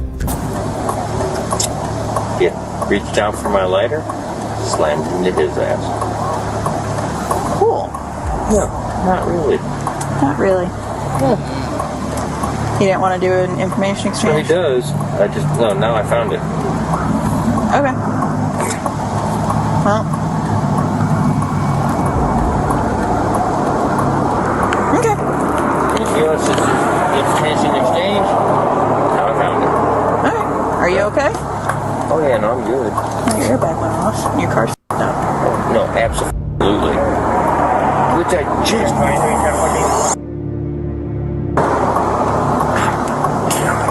That sucks. Police Neil's off. He can come give you a ride.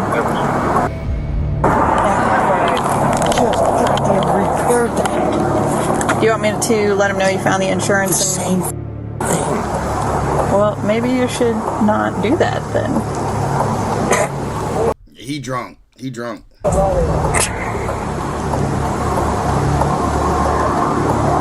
So, you want me to let him know you found your insurance, see if he wants to do an information exchange? Officer Brooke immediately recognizes her supervisor, which it's clearly drunk and even laughs when thinking of the situation. As the officer approaches the victim, we can see their car, and we can safely say it's not lightly damaged. Right. So, he mentioned you guys had talked about exchanging information, but he hadn't had his insurance pulled up. Yeah. We have a couple options with this. It's really cut and dry, so if you want to just go through insurance, you can. If you want a full-fledged report, we can do that. However you want to go about it. After explaining some insurance details to the victim, we can see some wrong things with the way Shutterly handles the victim that tells us she is taking the side of her supervisor instead of being neutral. So a couple things. One, do you mind giving me like a couple feet? One, because I like personal space, and two, because cigarette smoke, it tears me up a little bit. Give me just, like I said, it'll probably take me about 15-20 minutes, and then I'll get that done for you, okay? No, we don't take pictures of it, because crashes are civil. Yeah, whenever we do any kind of crash reports or anything, unless there's a DUI Make sure you take a picture of your car and his car. involved. And ask for other officers to come on scene. Or, like a hit and run or something, a criminal aspect, we don't usually take photos. Thank you. You know I don't need that. Should hypothetically auto-populate. Give me a second, because I'm going to call Priester and see if he needs me to do anything special since it's one of us. Yep. So, give me a minute. Sorry, Birdie. Referring to her supervisor by his nickname, Birdie, and saying she would try to see if she could help him out of the situation is only making matters worse. She also fails to inform the victim that he had been involved in a DUI accident. Right, because I know she can tell that her officer's drunk. without mentioning how she treated him in a completely different way as she did with her supervisor. Then, after she's dealt with the victim, things take a turn as she informs Bricc that he is going to be detained. So, Bertie, you giving me some indicators?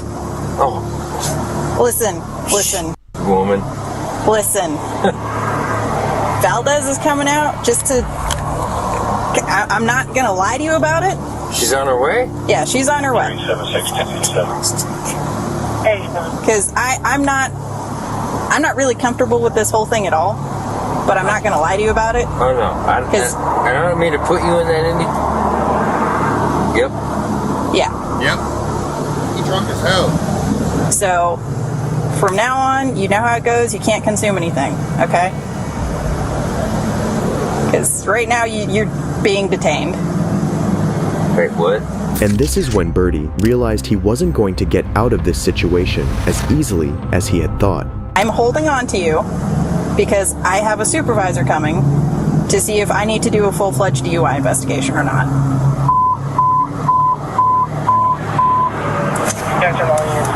Look, he hopping out now. He about to get on his bullshit. Tell him to back up. You need personal space. So please don't make my life difficult. I would never do that to you. Okay. I'm very uncomfortable right now. And I apologize for putting you in that position. Okay. After being notified and apologizing, it seems as if Bricc still thinks he can get away with it until he realizes that everything's being recorded. Are you on? Yes. Yes, I am. And I'm going to remain on. Fair enough. Because integrity. Nah.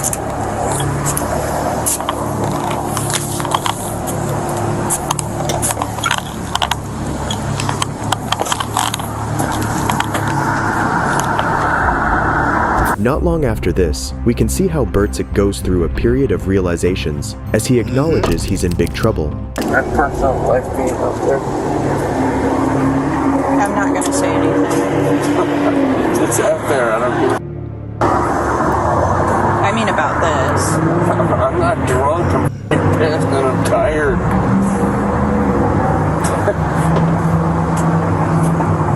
Me. She did it. I don't give a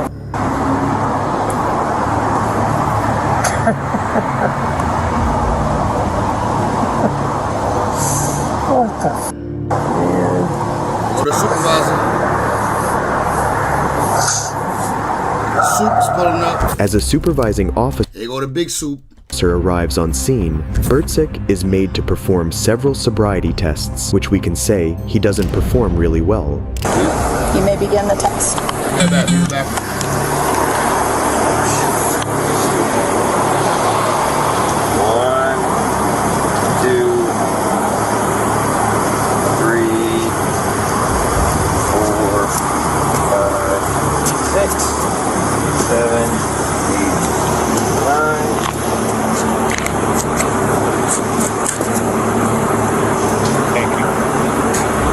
You may begin the exercise.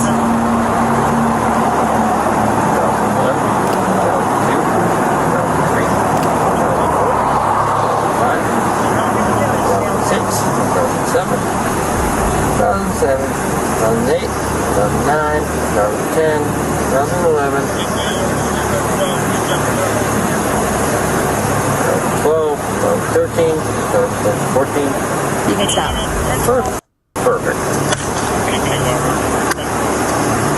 Having failed the tests completely, Bricc is told he will be arrested. While arresting Bricc, Shutterly says she wouldn't cuff him, but he asks her to as the victims had stayed to watch the officer get arrested as they waited for the tow company. Take him around to your driver's side.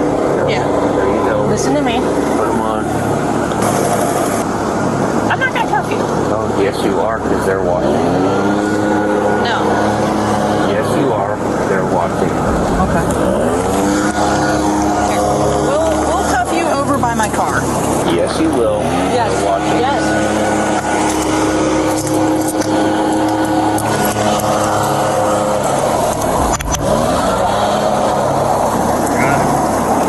Lock his ass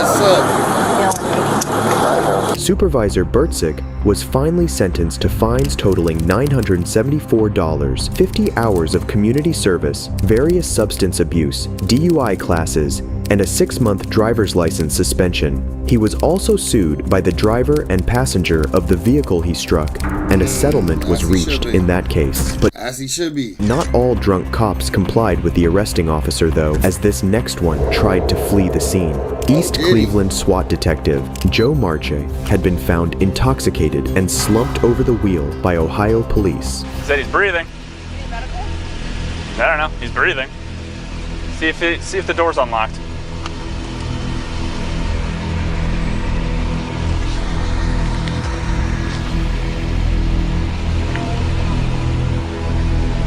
Alright, I can't tell if it's in gear or not. Yo, cops be breaking the laws OD when they off duty. Sometimes when they on duty.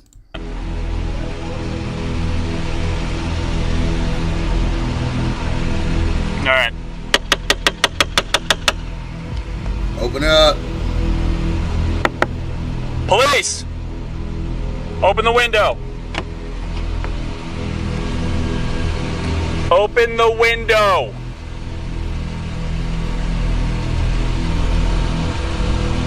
Sir, open the window. Marsh had locked the doors and was unwilling to get out of the car. Then all of a sudden, he does something you wouldn't expect from a detective.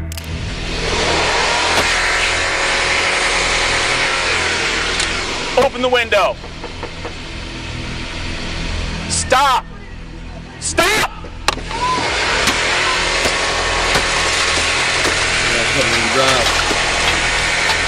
He pressing the gas, but I think he's still in park. Yeah, he pressing the gas, but he's still in park. He's got to put it in drive.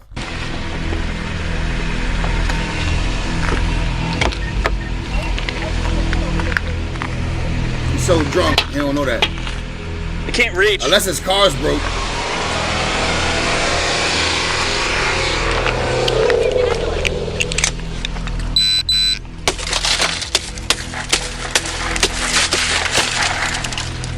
Stop now!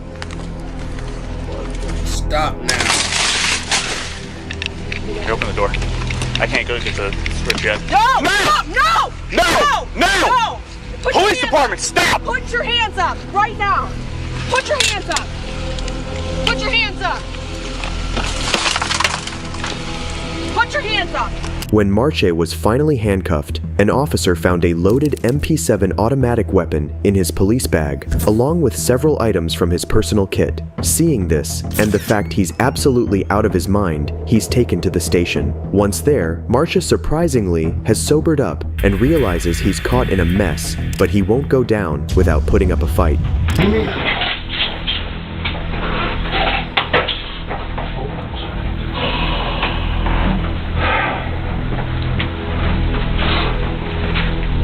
Yep, they had to get to him, had to break that window, bruh. My name's Officer Trusso. You can call me Vince, okay? I'm OIC tonight. Alright? I'm gonna uncuff you. Joe, no problems, right? Oh. Man to man. Excuse me. Listen to me, man, okay? I'll just stand up and uncuff you, okay? Contrary to what they would do to 99% of people, they uncuffed Joe as soon as he got to the station to later interrogate him further. You're being arrested for the OVI. You put my partners in a bad position, okay? Well, I shouldn't be arrested for anything. Listen, well, you put them in a position. Then you start resisting. I didn't resist anything. Okay, listen. I didn't resist All right, anything. well, this is what we're doing. We're having some of your teammates are coming to pick the car up and everything. Joe. Okay. Listen, with due respect, sir. Listen to me. I'm going to give you respect. All right. Listen to me. Please do. You're wasted.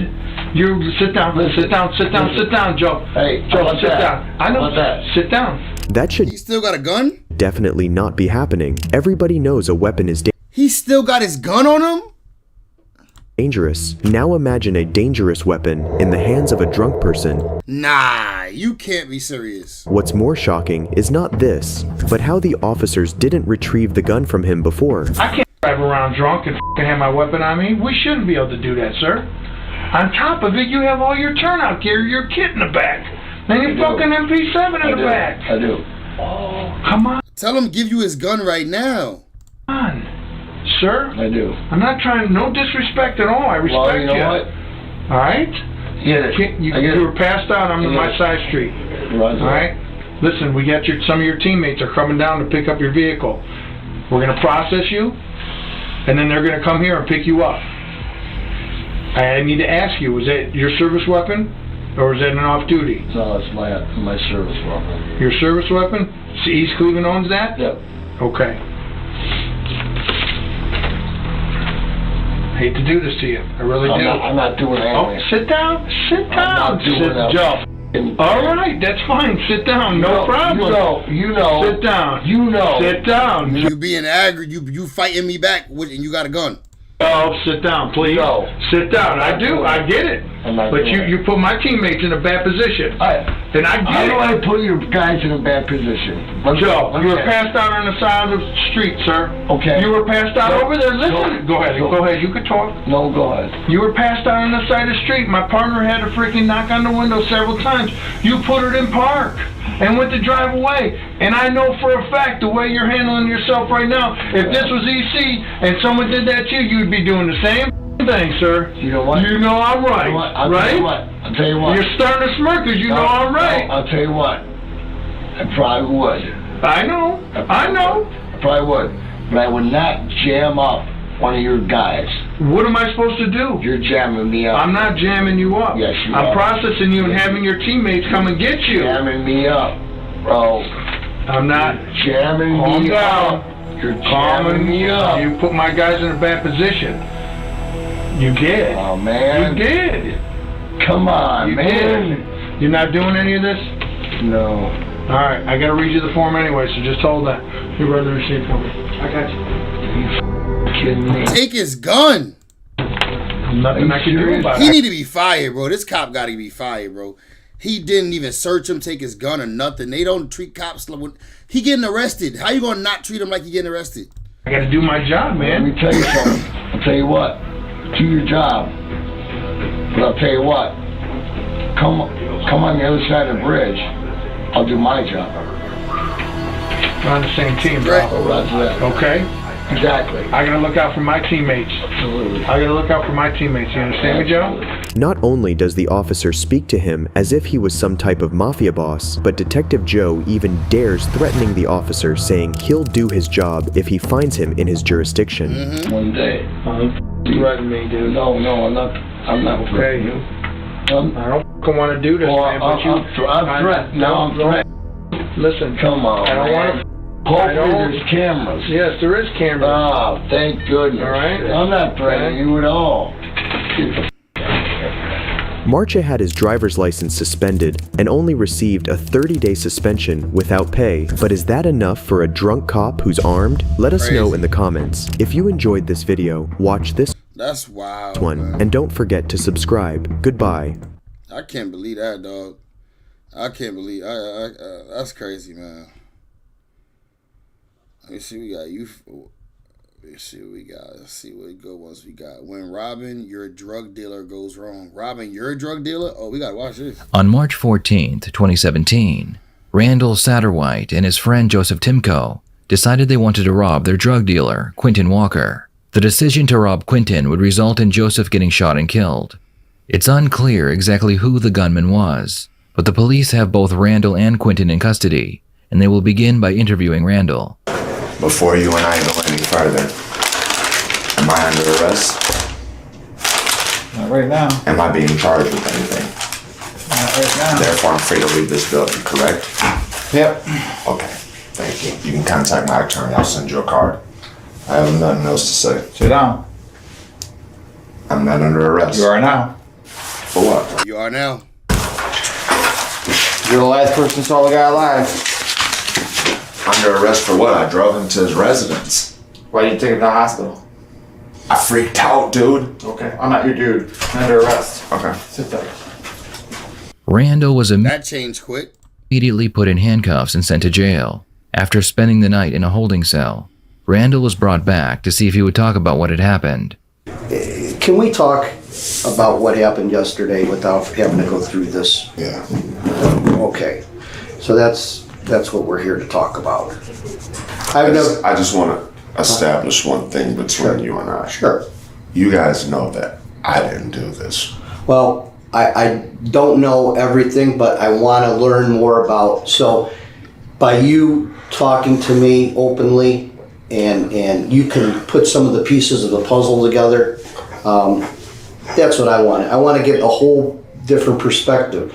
Because at some point I got to go to a prosecutor and I got to tell them, hey, I need something for you to help yourself out. So you got to be able to openly talk with me and not hide anything, okay? Why don't we discuss how this all began? Your relationship with Joe. With Joe. How do you know Joe? I worked at the Metro PCS store underneath his apartment. Okay. How long have you known him? I met him like at the second or third day that I started working there. We drive to his house. I bang on the door. I screamed the truth. Like I panicked. I was on the scene that he had like blood and hands him back his stuff. The dude points the gun at me. I'm like, look, I don't know what the f this is cool. I looked at it. I was like, yeah, I mean, if you think it's cool. Joey goes, all right. He handed dude something, piece of paper or something. I couldn't really tell because it was dark. There wasn't very much light.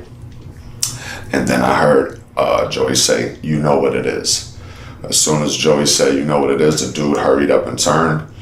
The dude shot. I didn't think that he shot Joey.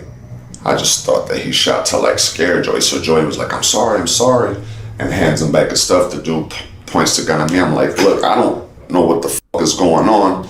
The dude gets... Yeah, we missed something. My bad, we missed something. So me and Joe left to go get drugs. Who was at the apartment with you? Your girlfriend? Heidi and me and Joe. Okay. The four of us. So how did you end up going to get drugs? Do you make a phone call, or do you hit somebody up with a text, or how does that work? Yeah, I made a phone call.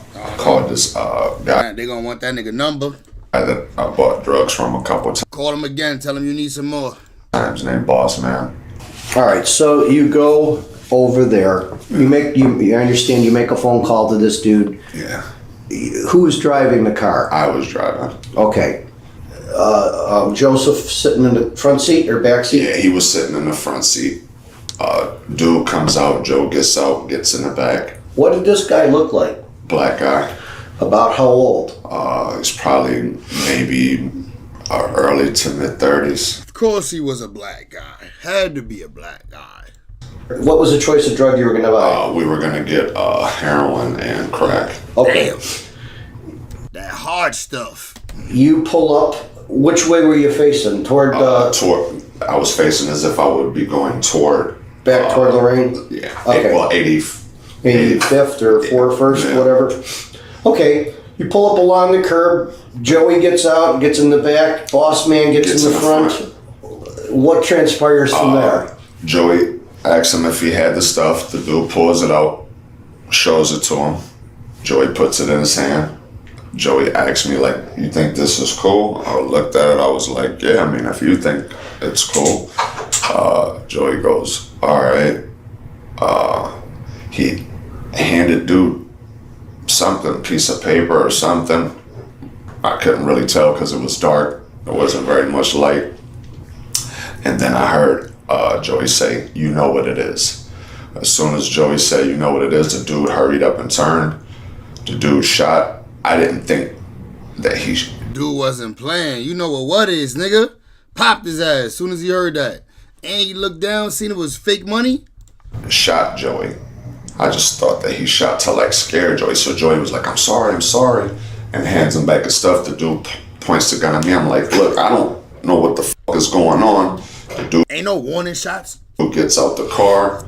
He's like, y'all get the fuck out of here. So I immediately take off, going towards the freeway. I jump on the freeway. While I'm on the freeway, I asked Joey, like, you all right? Because I heard him like start to snore. when I looked back, I seen that he had like blood coming down his face. So I'm like trying to get his attention. I kept pushing like, Joey, okay? What the fuck? Like I started panicking. Did you know he was shot at that point? Yeah, as we were on the freeway. And I just sped to his house. Why would you not stop at a medical facility? Exactly. I honestly... Make it make sense. Make it make sense. Why would you not go to a hospital? You see this nigga bleeding, he clearly got shot. A hospital. Yeah, I don't know, man. I panicked. Like, truthfully, like, that's the honest to God's truth. Like, I panicked. I was on the freeway. I was speeding. McKinley was the first thing that I saw. I know that that's closest to his house. I just got off there and went straight to his house. Okay.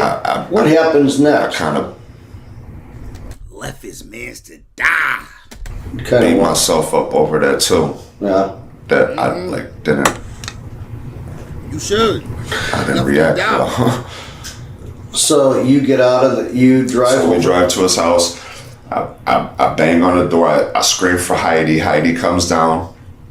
I'm like, Joey's been shot. Is that how the glass got broke? Yeah, I'm like, Joe, because I couldn't, get in, obviously. So I hit the glass open. I open up the door. I scream up there, Heidi. Heidi comes to the door. I'm like, Joey's been shot. Call 911. She calls 911.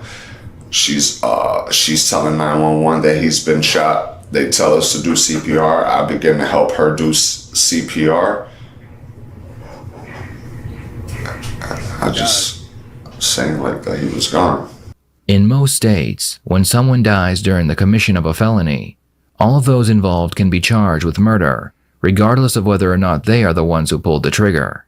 In this case, the detective believes that both men planned on robbing Quintin, so the next step is to get Randall to admit he was in on that plan. Do you remember telling the police yesterday when out on the scene, out by Joey's house, do you remember talking to the police or talking to the uniformed officers out there? I told him that he tried to rob the dope dude. Okay. And do you remember telling him that that was his intention when he was going to go at some point? He was speaking on, like he was saying shit like that, like, oh, these motherfuckers out here, I'll rob one of these. But I didn't. When did he say that? He talks like that all the time. But when did he say that? He said it prior to us leaving. There you go. Okay. So you had known at some point he was talking about do goofy things to do that, right? Is that right? Right. He was talking, but I'm taking it honestly like he's drunk. You know what I'm saying? I didn't really. Now, if should have took him. How did Joey expect to pay for these drugs if he didn't have any money? He made it seem like he had some money. Okay. How did he do that?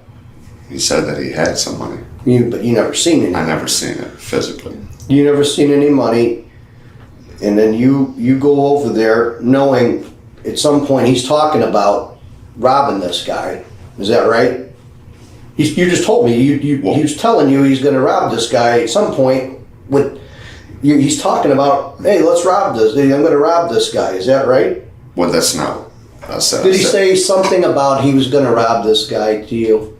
Just a few minutes ago, a couple minutes ago, you just said he was going to. He's talking about robbing a guy, robbing this drug dealer. He was speaking generally, though. He wasn't saying. He was saying he was. Right. I understand what you said. We're correct? I can. I'm just asking. I don't agree. I don't know. You were there. I'm just trying to get a. Bro, we got this dude. When robbing your drug dealer goes wrong, his homie told him, yo, let's go rob this drug dealer. He went along for the ride. The detective is trying to get him to admit that he knew that the nigga was about to go try to rob the drug dealer because the nigga ended up getting shot. The drug dealer ended up shotting his homie, and he died. And they try to charge him for it because, if your homie died during a commission with y'all about to go commit a felony and he died during it, you could get charged for his murder in a lot of states. Feel of this. Did he mention at any point in time that he would rob any drug dealer? No, Yes, he did. but the guy you were going, you knew doggone well he was going to sell you dope because you set it up. You set the deal up to go rob. Now, you set the deal up to go buy the drugs. Okay? And in the course of buying the drugs, he's telling you before he gets there at some point. No. This is before we even left the house. I'm saying, before you ever get to the point where you're going over there, he's telling you that he's going to rob this guy. Yeah, and I was telling him, like, dude, you sound stupid. Like, you sound stupid. I was telling him that he sounded stupid. He talks like that. Like, he talks like that all the time. Well, you know what I'm saying? Like, that shit. That's pretty serious, though. True, given the. That's pretty serious. Especially when y'all getting ready to go to a drug dealer, and he'd been saying, I'm about to rob a drug dealer the whole day. So, yeah, you knew he was about to do that. And they're going to try to implicate you in it and say you was a part of it because you walked him over there, set it up, made the call. Talk, though, when you, specifically when you're saying, hey, you're going to go over there and you're called this guy, and then when the guy gets in the car, he tries to goes south, so to speak, right? I mean, the detective pulls out a lineup of photos that include Quintin, and he asks Randall to point out which one was the shooter. This is the person that was sitting in the front seat of the car that you were attempting to buy drugs off of. Did he shoot your friend? He shot my friend. But that's definitely is the guy that you know as boss man, the guy that you know as the drug dealer, and the guy that you know and saw shoot your friend. Yes. Do you work now? Actually, I got terminated from my job because I was going through some bullshit. Me and my wife are separate. So you're unemployed right now is what I'm asking. Yeah. Got straight to the point. So you're unemployed right now is what I'm asking. We don't need to hear all that extra bullshit, nigga. You and your wife, da da da da. Do you have a job, nigga? Is you Tommy from goddamn Martin? I got terminated from my job because you ain't got no job, nigga. You ain't got no job.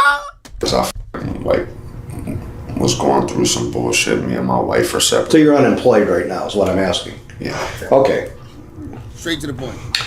Do you have any questions for me? When are you guys gonna let me go? No. Well, I'm going to go in a little while, and I'm going to talk to the prosecutor, and then the prosecutor is going to determine whether you're charged or to be released. I'm going to present the facts that what you told me, investigated, and they're going to make a decision. And then what would happen if you did get charged? Well, why would I be charged? What would I be charged for? Well, you could be charged with aggravated murder. You could be charged with obstruction of justice because you had a hiccup with us earlier when we tried to talk to you. But why would I be charged with aggravated murder? I understand. You attempted to go rob a nigga, and your homie got clipped. Your homie got wings that day. You guilty of that. But that's what, if you have knowledge that somebody may commit a crime, and you are there. Well, I didn't know that dude was killed Joey. No. You're not listening to me. I'm trying to explain to you, Randy. Just relax. Just let me talk. Okay. If you have knowledge that somebody may go and commit a crime, like not saying the bad guy did that you knew he was going to do it, but your buddy or anybody of that matter, and you're an accomplice, you could be charged as an accomplice because of his death. You actually were there and knew that he may have had committed a robbery, and his death resulted in that. You could be considered an accomplice under the elements of the way the law works. Now, whether the prosecutor's going to go with that, I don't know. But that is an option. That's how that works. I'm just letting you know. I'm not pulling any punches here. Right. You could be looking at some very serious charges. Randall was taken back to jail, and it was Quintin's turn to speak with the detective. Quintin had just been arrested on unrelated charges, so he was brought from the county jail and put into an interrogation room. Before I start getting into what we're really here for, first of all, I don't really care about what you... Yeah, he ain't playing about his money. A nigga tried to play with him, nigga. You think you gonna play with me about my money? He popped the nigga immediately. Popped him in his own car. Jumped out, got in his car. Like, what, bitch? drove off. You got picked up for in Parma, okay? I'm not going to talk about that at all. Are you willing to talk with us about things without an attorney present? You'll find out what this is all about and... What is this about, though? Well, right now, you're at the homicide unit. Okay, this is the Cleveland Police Department homicide unit. You never want to hear that. You never want to hear them boys talking to you, talk about, yeah, we're here with the homicide unit. Investigating a murder, and nobody want a lawyer in this one. On Rocky River Drive. It happened over on Rocky River Drive. I don't know nothing about that. Okay. I don't. Are you willing to talk with us openly if we ask you questions without an attorney? Just if you don't know anything, you could say I don't know or whatever. But are you willing to talk with us? Yeah. I would rather have an attorney with me. You know what I'm saying? Because this is something serious. Okay. You think your DNA is that guy turned up on Rocky River Drive, is it? No. Do you have a problem with us taking your swabs? No. Okay. We're going to advise you this, that after, at some point when you do get an attorney, I'm going to give you my business card and my partner will give you his, and you have your lawyer contact us, okay? And then we can get to the bottom of what we're here for. Yeah. And you'll be represented by an attorney, and then you can feel free to answer or not answer any questions in front of them, okay? All right. Quentin refuses to talk to the police without a lawyer, but he agrees to allow them to gather a sample of his DNA. You submit to this, that will make it easier. We can get this If you was getting a lawyer, why you didn't just say, I want to talk to my lawyer first? resolved probably quicker. And if you don't, Right, why would he let him swab if he going to wait to talk for a lawyer? that's your right. I will obtain a search warrant from a judge and I have him order it from you. Either way, we're gonna get it. Just speeds up the process. You said you weren't there, right? No, I don't have This could eliminate you from the whole. It could eliminate you from the whole investigation. Yeah, cause That's why we take it. Yeah. That's all it is. It's non-painful. It takes like less than 10, 15 seconds. I ain't got nothing to hide about it, but I'm just saying, you talking homicide, I'd rather have a lawyer. I know better than that. So my question to you, are you willing to allow us to take your DNA swabs here or not? He said yeah. Yeah, come on, I know what you're doing. Sign right there and we'll get this done and we'll get you back. After giving the detectives his DNA, Quentin is brought back to jail. The next day, Quentin was arraigned on the original charges he had been arrested for, and after his court appearance, the police brought him back in for more questioning. Well, Mr. Walker, we're here again. Be back. I'm going to afford you the opportunity. This is your last shot before I go to the grand jury and present a case against you for the charges you were brought to court today for. But before I do that, I'm going to talk to you. See, do you want to speak with us? I need my attorney, Mark DeFranco. Mark DeFranco? So contact my attorney then. Okay, well let me advise you of your rights first.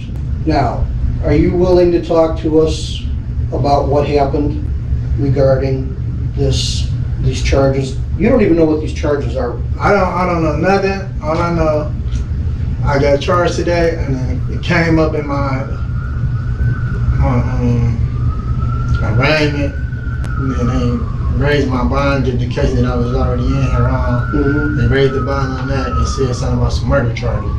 Now, I haven't talked to my family. I told my family to contact my attorney and let him know what these charges was. Some other charges was just brought up on me. Well, do you want to talk to us if I present what we're here for? Maybe that might help you, and it may even help you later on if you... This was 2017. Look, the date right here on the bottom left, right by my head. Pause. Tell me what happened, because I know a lot of the answers to the questions I'm going to ask you. But it might help you later on in court for something if you tell us why these happen. And, you know, sometimes bad things happen, and to good people. And people could be defending themselves for whatever reason. They could be, I'm just, throwing ideas out there. Do you understand? but I only have one version of what happened. And Detective Borden and I would like to hear your version of what happened so I can get a complete picture, because what's going to happen here is within the next week or so, I'm going to present these facts to the grand jury, but I'm only going to be able to tell them one side of the story. There's always two sides to everything. Do you agree? Yes, it is. Yeah. There's your version, there's somebody else's version, and then there's what we know based on everything. So what I would like to do is be able to present a complete factual basis of my case with what you're telling me happened and what I already know and what somebody else told me happened. But that's firmly up to you. I'm not forcing you to do anything you don't want to do. I was already advised by the attorney earlier to don't say nothing to nobody about anything. Okay. If anybody came and asked me any question, don't say nothing. Okay. Talk to my lawyer at the end. So you're telling us that you don't want to talk to us without your lawyer? Is that what I'm understanding? Yes. I had to talk to my lawyer that, see what he's talking about. Well, he knows nothing about this, I can guarantee you, because nothing has been disclosed to him. Well, I'm pretty sure he should be knowing something, and I'm pretty sure he won't know until several weeks down the road. Is this even legal? He said he want his attorney mad times. Like, this gotta be great. Like, come on, bro. I guarantee that, because he won't be present at the grand jury hearing. You won't be present at the grand jury hearing. It'll be myself, a prosecutor, and a bunch of jurors. Okay? So your attorney has no idea, other than what the arrest warrant, the facts on what I put on there are very limited on the arrest warrant, why you're being charged. He has no knowledge. I can guarantee that. I've been doing this for a long time. I'm not lying to you. Pretty sure my lawyer will be here tomorrow. So, Because Quintin refused to talk, the detectives realized that they needed to build a strong case against him, so they decided to do two things. First, they needed to search the home that Quintin was staying at, and second, they needed to speak with Randall again to get more information from him. I understand that you're the leaseholder. Is that correct? Of the apartment. We want to go back there and we want to have your consent just to look around, make sure that nothing happened inside. I understand. Okay. You guys ain't gonna go in there and tearing up my stuff, are you? No, absolutely not. I mean, if you need to. No, you're going to be present. No, we're not. Oh, I don't need to be there. No, I mean, if you'd like, you can be present. If you don't want to, that's fine. We'll make sure it's secured. When are you guys trying to go over there? Right now. Oh, okay. Well, we could follow That's you why- there and I'll let you Yeah, in. that's exactly what. I don't need to stick around there, Oh. though. Well, we need the key to lock it up. No, If you can want- just lock the knob. Okay, all right, good. The police would search the home. However, they were unable to find the murder weapon. The detective realized that the only real way to secure conviction was to have Randall testify against Quintin. The next day, Randall was put into an interrogation room and interviewed one more time. I'm here, I don't know if they explained to you, I'm here just to show you a photo spread. Photo spread. I'm not familiar with this case, but I have to read this off to you. It's like instructions in regards to showing photo spreads, okay? I am going to show you a group of photographs. This group of photographs may or may not contain a picture of the person who committed the crime now being investigated. All right? I do not know who the suspect is. Keep in mind that hairstyles, beards, and mustaches may be easily changed, right? When you have looked at all the photos, tell me whether or not you see any person you recognize. Do not tell any other witnesses that you have or have not identified anyone, okay? Cool? And here is the photo spread. Randall immediately points out Quintin in the lineup. Then he does his best to make himself appear like he is the victim. Hands are shaking. That's all right, relax. What's the name? Joseph Timko. Okay. Now here, print your name if you would. I'm sorry. No reason to apologize. I'm suffering a lot because of the circumstances that this guy and Timko did. And I'm suffering the consequence for being a victim and being around these people. Yeah. This guy killed my friend. Yeah. He killed my friend. I got you. It's never. I gotta defend my innocence in that situation. Yeah. Take your time, okay? I know. I'm sorry, man. No. I'm just. This is a really stressful situation for me. I can only imagine. It seems like you probably have it involves a lot of things that just are total negative, okay?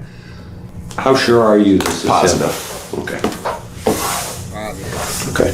Good enough. They'll be I told these guys from the beginning of this situation that I'd be more than willing to comply and identify him in court. Okay.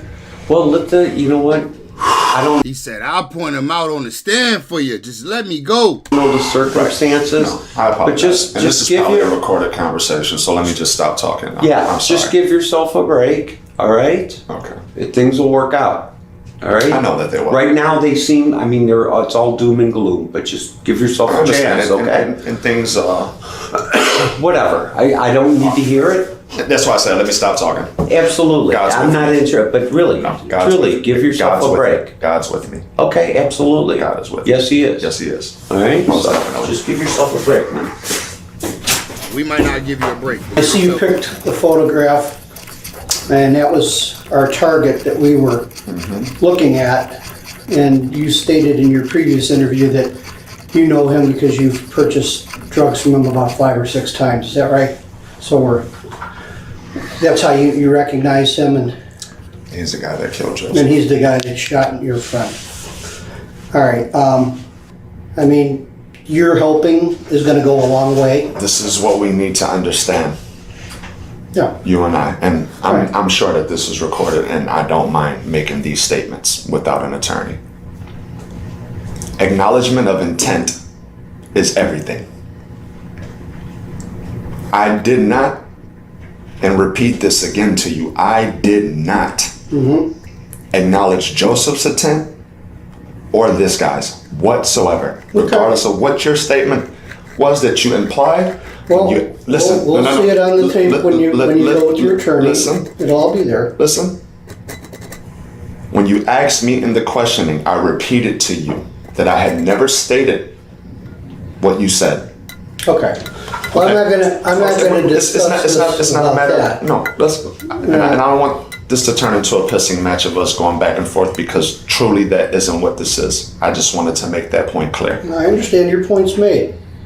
The attorneys, the judge, and everybody else hear the statements. Killed my friend for absolutely nothing that warranted him to do such. Okay. So you're going to be co-defendants. Co-defendants for what? For the homicide of Joseph Tumko. So that's what you're arrested for. So what's going to happen is I'm confused by that wording. Well, you didn't do this. You were there. Right. But said somebody put a hit on game inside too late, my guy. What? There's some things and facts that were somebody put him onto game late, yeah. Presented that you stated and we developed. You were there. That's why you were charged with his homicide. Okay.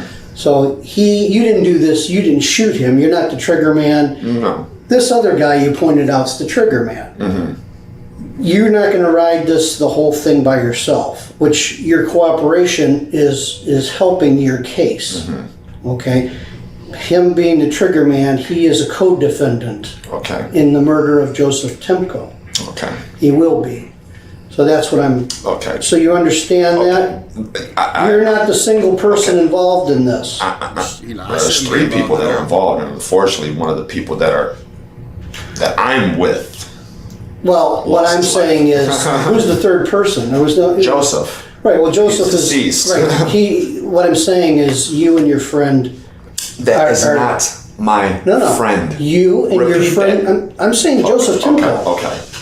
You mentioned that the last. You tried to kind of imply that the last. No, you wouldn't let me finish. Okay. You and your friend Joseph Tumko went to this place with this over there and met this man, and bad things happened. Correct. And that's what we're dealing with, and that's all we're dealing with. Okay. Okay. All right. So you're on the same page as I am.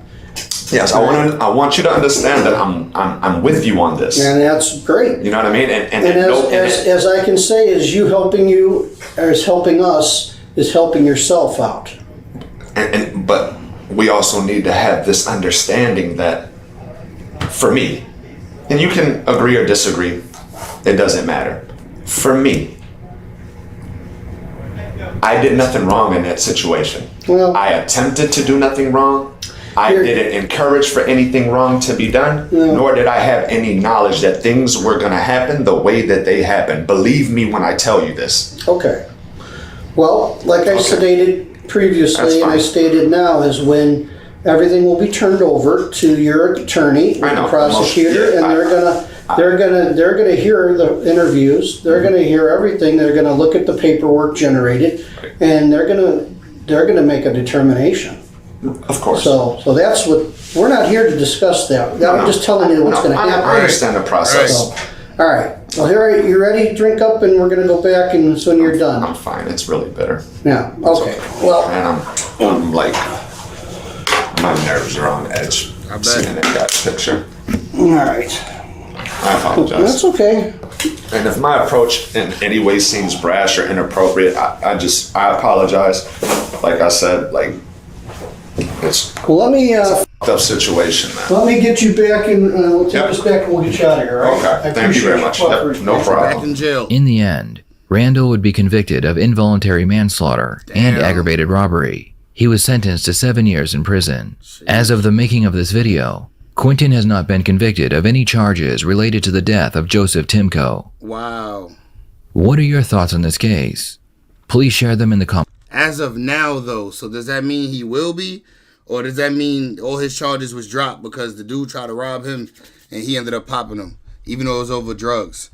This dude that came with him got 7 years, but that's because he the one that called him for the drugs. Sheesh. That's crazy. All right, let's get into this. Entitled teen realizes her life is over. Let me know if y'all got some topics for me in the comments. If y'all got some topics for me in the comments, hit me with them and we'll go there. On October 13th, we rocking out. We ain't going nowhere, so get your snacks, man. 2017, a red Chrysler 200 was found abandoned on a dead-end road in Fort Myers, Florida. The vehicle belonged to Matthew Collins, who had been reported missing the previous day. The inside of the vehicle was covered in Matthew's blood, and the windshield had a single bullet hole on the driver's side. The trunk was empty except for some dirt and a shovel. The police would investigate the GPS on Matthew's phone to see where he had been right before he disappeared. The GPS led investigators to the home of Nathan Ortiz. Nathan's mother told police that Nathan and his girlfriend, 19-year-old Aria Armstead, had been living with her for the last several months, but she hadn't seen them in a few days. Before leaving the home, the investigators noticed a freshly dug pile of dirt that matched the dirt in the trunk of Matthew's car. Aria and Nathan were eventually found by police and brought in for interrogation. We're just gonna talk to you about me. Hell yeah, I've been questioned by the police, nigga. Listen, man. I ain't got nothing to say. I don't know. I wasn't there, so there's no reason for me to talk to y'all. Yeah, we gonna have to speak to my attorneys, even when I ain't had no attorney. Shit. things. See what you know, what you can help us with, or you can lead us down their investigation. Okay. Once you get in this little small room right here, say nothing. Say as little as possible, especially if you know you ain't had nothing to do with it. You know you ain't got nothing to do with the shit, even if they start trying to throw shit at you. Oh, start showing you pictures. You know him? You know him? Nope. I don't want to see no pictures. I ain't talking without an attorney. Even if the nigga they showing you is your best friend, and you know you be in pictures with him and everything. Nope, no, because I don't want you to ask me no questions about him. I don't know nothing about him. This is going to be a recorded interview, okay? Have you ever done a recorded interview before? No, but I've heard of them. Okay. It's just like in court, I'll introduce myself. I'm going to introduce you, okay? And then I'm going to swear you in, okay? All right. How long have you and Nathan been together? Collectively, 3 years. Dating-wise, coming on 2. Okay. All right. And you said y'all reside together? Yes. All right. And school-wise, how far in school have you gone? I was about to graduate. I literally had 4 more Fridays left, and I would have graduated. 4 more Fridays? But I had an altercation with my mom. Things went south, and I kind of just was like, my mom. So, yeah, that's kind of what happened. As a teenager, where's she from? That's a hell of a way to say about a month. 4 more Fridays till school was over. Aria competed in many beauty pageants and even won the Little Miss Florida pageant. Oh, she is pretty. She cute. At the age She cute. She cute. She a youngin' right here. This is her being a pageant girl. of 16, she met Nathan and decided to quit competing in pageants and attending high school. She began spending all of her time with Nathan and eventually moved in with him and his mother after getting into an argument with her own mother about finishing high school. You said y'all only have a couple friends. Damn, she grew up to not be as cute though. Look at her face. How old is she now? Look at her face. She look worn. She probably on less than 30. Look at her face. She's like Popeye the Sailor Man. Right? Who would that be? My friend Angie. We knew, and his friend Brendan. That's it. You said you knew him. What does that mean? Like, we just used to hang out with him. Now he just doesn't come around anymore. How long ago was that? A while ago. When was the last time y'all hung out with anybody? I want to say, well, recently, like today, but around his birthday, probably. Mm-hmm. Who'd y'all hang out with? We hung out with his friend, his other. And who's that? His name. Oh, okay.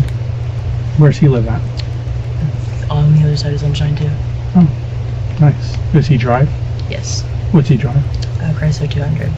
Awesome. What'd you guys do when y'all hung out with him? All we do is literally just drive around. That's it. Do you remember any places y'all went or anything? We went to Babcock. It's off 31. Mm-hmm. It was a huge gate. Now it's a multi-million-dollar solar city now. Mm-hmm. So we went over there, kind of just scoped it out. We're just these are really cool houses. One day we could probably live there. Awesome. And how long ago was that? Say October the 12th. Okay. Aria admits that the last time she and Nathan had seen Matthew was October the 12th, which happens to be the day he went missing. How long ago? I'm sorry. What time do you think he came by and picked y'all up?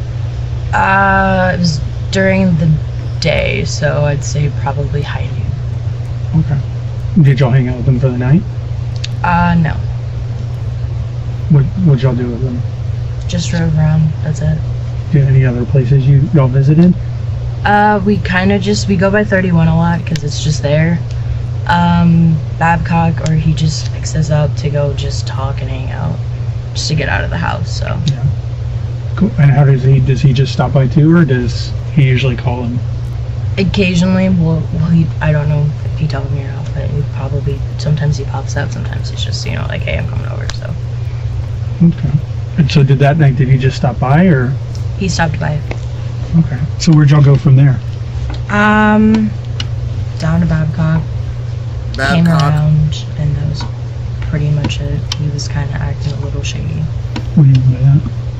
He does blues, which are little small, I don't know what they're called, but that's how he refers to them. He took a couple. He used a straw to crush him, and then he just kind of just snorted him, I guess. I'm in the he a full-fledged crackhead. backseat all the time, so I don't know. I can't really see anybody. You just, when people just get really uncomfortable, you can tell when people are just hi. I try to remove myself from the situation. Mm-hmm. Did you? But I was there, so.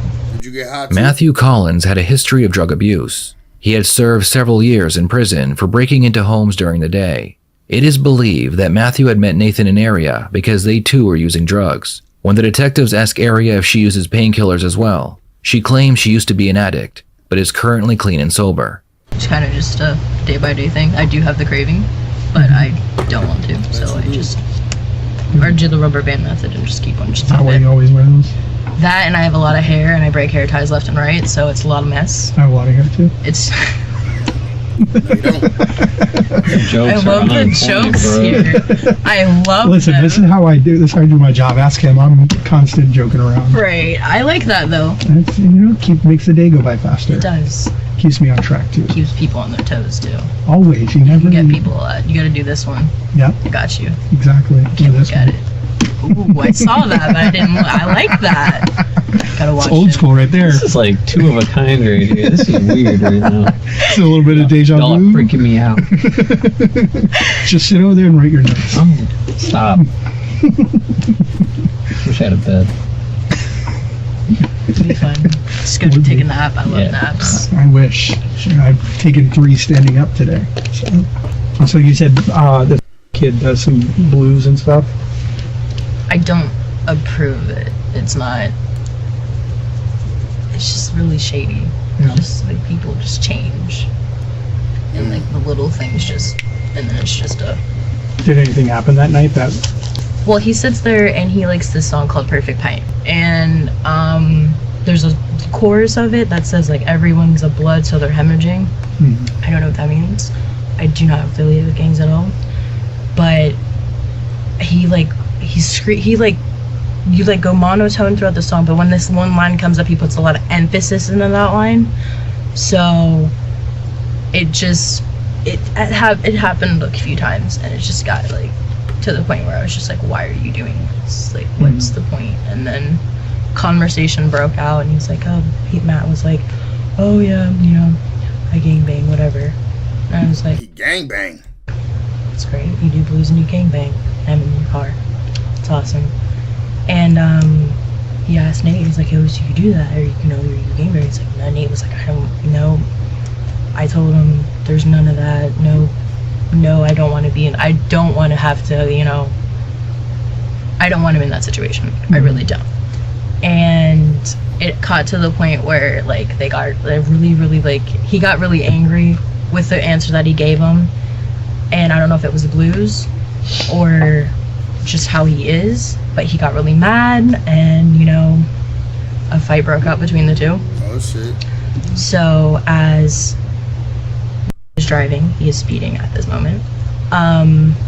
Things did happen, and we got out safely. What happened?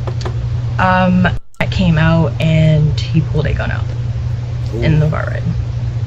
He said, F you, I'm going to take your girlfriend. Well, he didn't call me his girlfriend, he called me a bitch. And there was, I looked over, because I'm freaking out in the back seat. I don't know what's going on. I see it's here, Nate's here. At cocks the gun and says, fuck you. Sorry, I didn't mean to say that. No, you're fine. Just tell me what happened. Okay. Nate said, he said, fuck you. Nate was, like a ninja move. I'm gonna refer to it as like that. So he holds him, grabs him, punches him, retaliates, punches him back, messes up Nate's contacts. Nate can't see. The gun is now in the back seat. I'm freaking out because my boyfriend's getting attacked and I don't know what to do in this situation. So I'm pregnant and it's a very serious, I'm very hormonal and emotional. I'm very hormonal. Alright, there, okay. So I don't know what to do and I ended up pulling the trigger. Okay. What happened? Died. Okay. So what happened from there? I freaked out. I asked Nate if he could drive us back home. We drove home and we kind of he went inside, he was freaking out, I freaked out, I cried. I was panicking, I'm pregnant, I don't know what to do. I honestly really didn't know how to feel about the situation, so the best thing I could do was dig a hole. I asked Nate if he could move in with me and now he's in a hole. Aria claims that she is What? So you killed the man and y'all buried him. the one who shot and killed Matthew. And you implicated your homie in it, your man in it too. So he going to jail with you. And then she and Nathan buried him next to Nathan's home. What she doesn't tell them is that they tried burying the body in multiple locations because they would become paranoid someone would find him. At one point, they even attempted to cremate the body, but the smell was so strong, they changed their minds.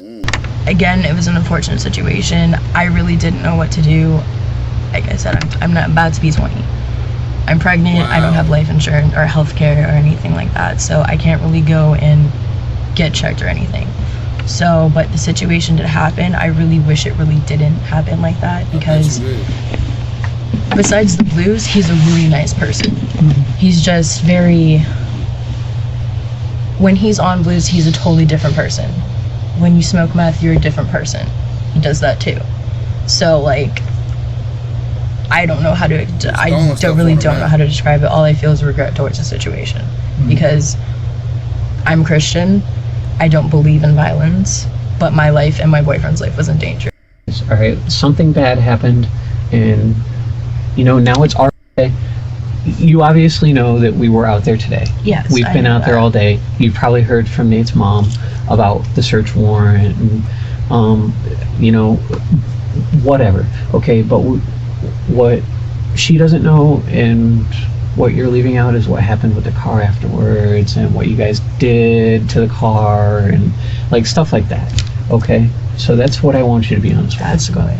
The detectives ask Aria to go over the incident and the aftermath again, and this time in greater detail. He went from like a cool, relaxed state like we are now to a aggressive, like really amped up, and then he was like, I genuinely was scared. I genuinely was. And then he came out and he like, I heard a gun cock and he said, F you. And then that's when he like grabbed his arm, punched him, the gun fell. You guys were in the car when this happened? Yes. Do you remember where you were at? We were on our way back home. Okay. Were you all still driving down the road at this point? Yes. And he was speeding the whole way through. So that's when two things popped in my head. I thought either we're gonna crash, something's going to happen, this is gonna escalate, and something bad's going to happen. My boyfriend is literally sitting here trapped in this car with this guy who's completely batshit crazy right now. My main option was either I was gonna roll out the roll down the window and scream help, or I was going to just open the car door and roll out and just, hope that he did the same. But obviously that didn't happen. The gun was cocked and he was pointing it at me.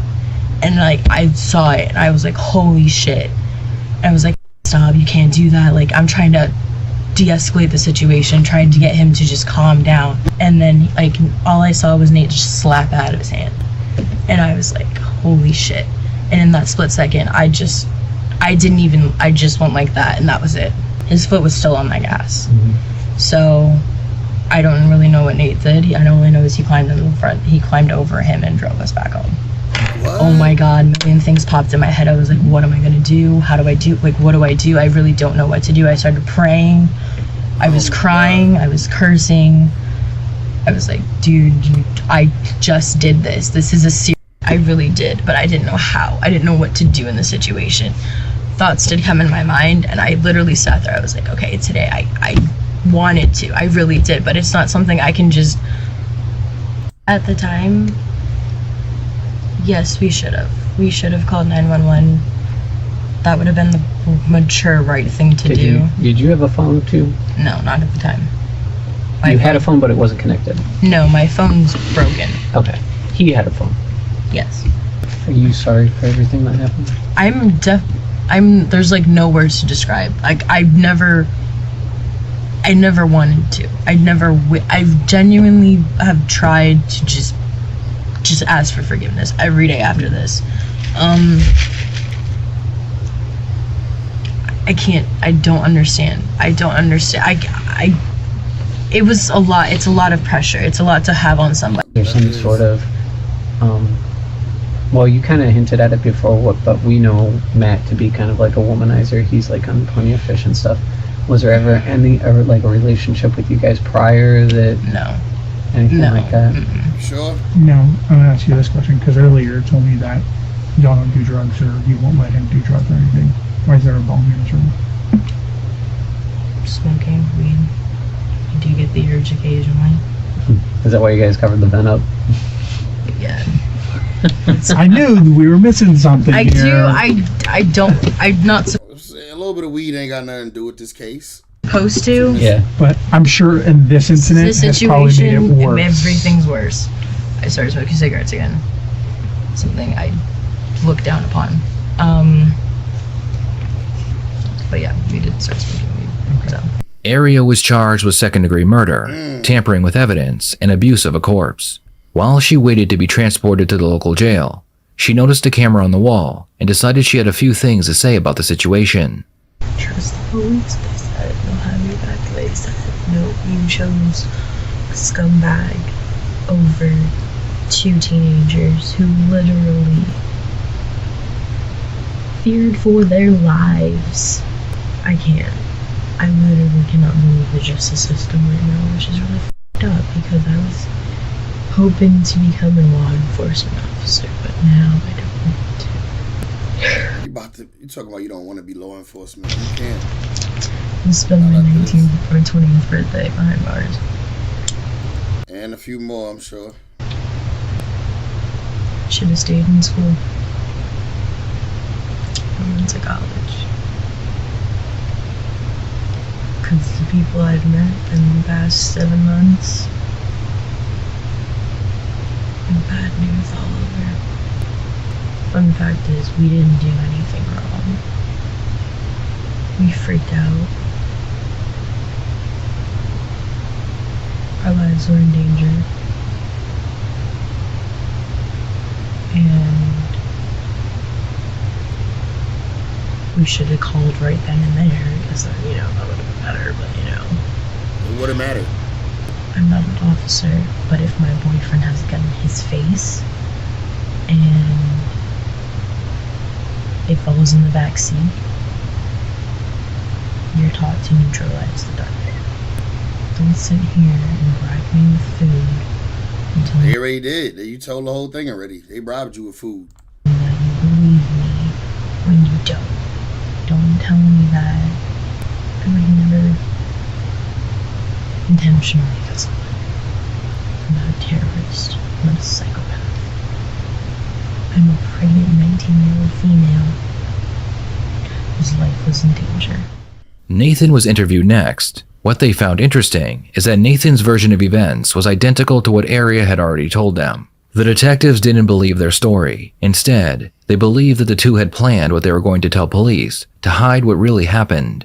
Based on the physical evidence, the investigators believed that drugs played a huge part in Matthew's death. They decided to offer Nathan a plea deal in exchange for telling them where the murder weapon was and testifying against Aria in court. He was sentenced to a little over 3 years for his... Oh, wow. He only got 3 years, even though but he didn't shoot the nigga, though.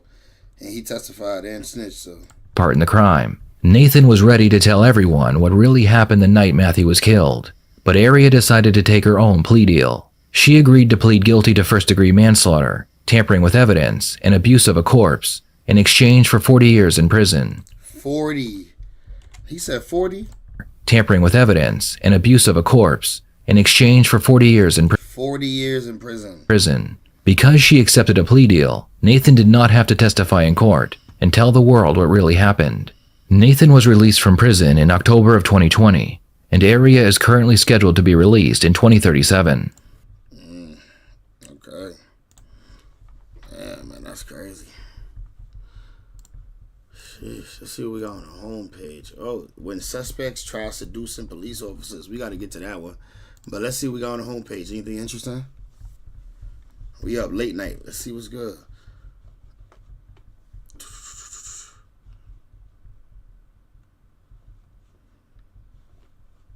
Nigga, Aaron the plumber got slapped? Aaron the plumber meets Crash Out Ryan who slaps him? Oh, we gotta watch that. Footage shows moments man casually starts a match. What the heck? Oh, no, this is scary. 911, what's the location of your emergency? Go for a line of clinic. There's a shooting. Somebody just walked out and started shooting people. I would send a lot of ambulances. We have some critical spine injuries. On the mail saying that he has 4 homemade explosive devices, they all went off. A bomb or two is going to go off. You say there's a bomb? When a disgruntled former patient invades the Alina Health Clinic in Buffalo, Minnesota, he comes armed with something far more terrifying than a grudge. As patients and staff hide for their lives amid a hailstorm of bullets and explosions, investigators rush to the scene to soon follow a disturbing trail of evidence, marking a twisted path of anger and revenge. But before they can begin, they must rescue the victims, as an unexploded pipe bomb lingers dangerously nearby. 911, what's the location of your emergency? Crossroads Clinic? Yes. Tell me anything that you can about the party that's shooting. I am. The following footage has never been seen before. Going to Crossroads Alina Clinic? Yes. On the cold morning of February 9th, 2021, a public transport van stops at Motel A to pick up a frequent passenger, 67-year-old Gregory Paul Ulrich. He takes a seat, setting up. The driver is unaware of the horrors the briefcase contains or the sinister plan he will soon carry out. Please be advised that the following footage is highly intense. However, it does not show anyone being physically harmed or injured. It's just before 11 a.m. when Gregory exits the van and is seen entering the Alina Health Clinic, where staff members Tammy, Terry, and Tracy are hard at work. Tammy greets Gregory, who passes the front desk, setting his briefcase on the floor nearby. He approaches Tammy at the front desk just as Nurse Antonia enters the reception area. Though the surveillance footage has no audio, a mother with her baby sitting near the back of the waiting room later explains what Gregory said as he approached the counter, seconds away from committing an unthinkable act of violence. You walked in right behind me to the front counter to Tammy Schaffler and said, "I'm afraid you're in trouble. Get on the ground." From the pocket of his coat, Gregory pulls out a firearm and without another word of warning fires through the plexiglass partition. As Tammy and Antonia duck for cover, the others quickly flee down the hallway while an elderly patient hides behind a nearby wall. She sure was slow with her hiding, but I guess she old. Flee down the hallway while an elderly patient hides behind a nearby wall. She's just like, okay, I'm gonna do my best. His twisted motives for the brutal attack would soon come to light as chilling details of his past with the clinic begin to emerge. Damn, don't Antonia, shoot her, the nurse, would later admit she'd never met Gregory, but knew of him due to his photograph being circulated among the staff nearly a year prior to this incident. 2 years ago, in 2018, Dr. Robert Mullaney at the Buffalo Hospital, just 2 miles from the Alina Clinic, claimed to have received a threatening manifesto from Gregory. In it, he discussed killing as many Alina employees as he could.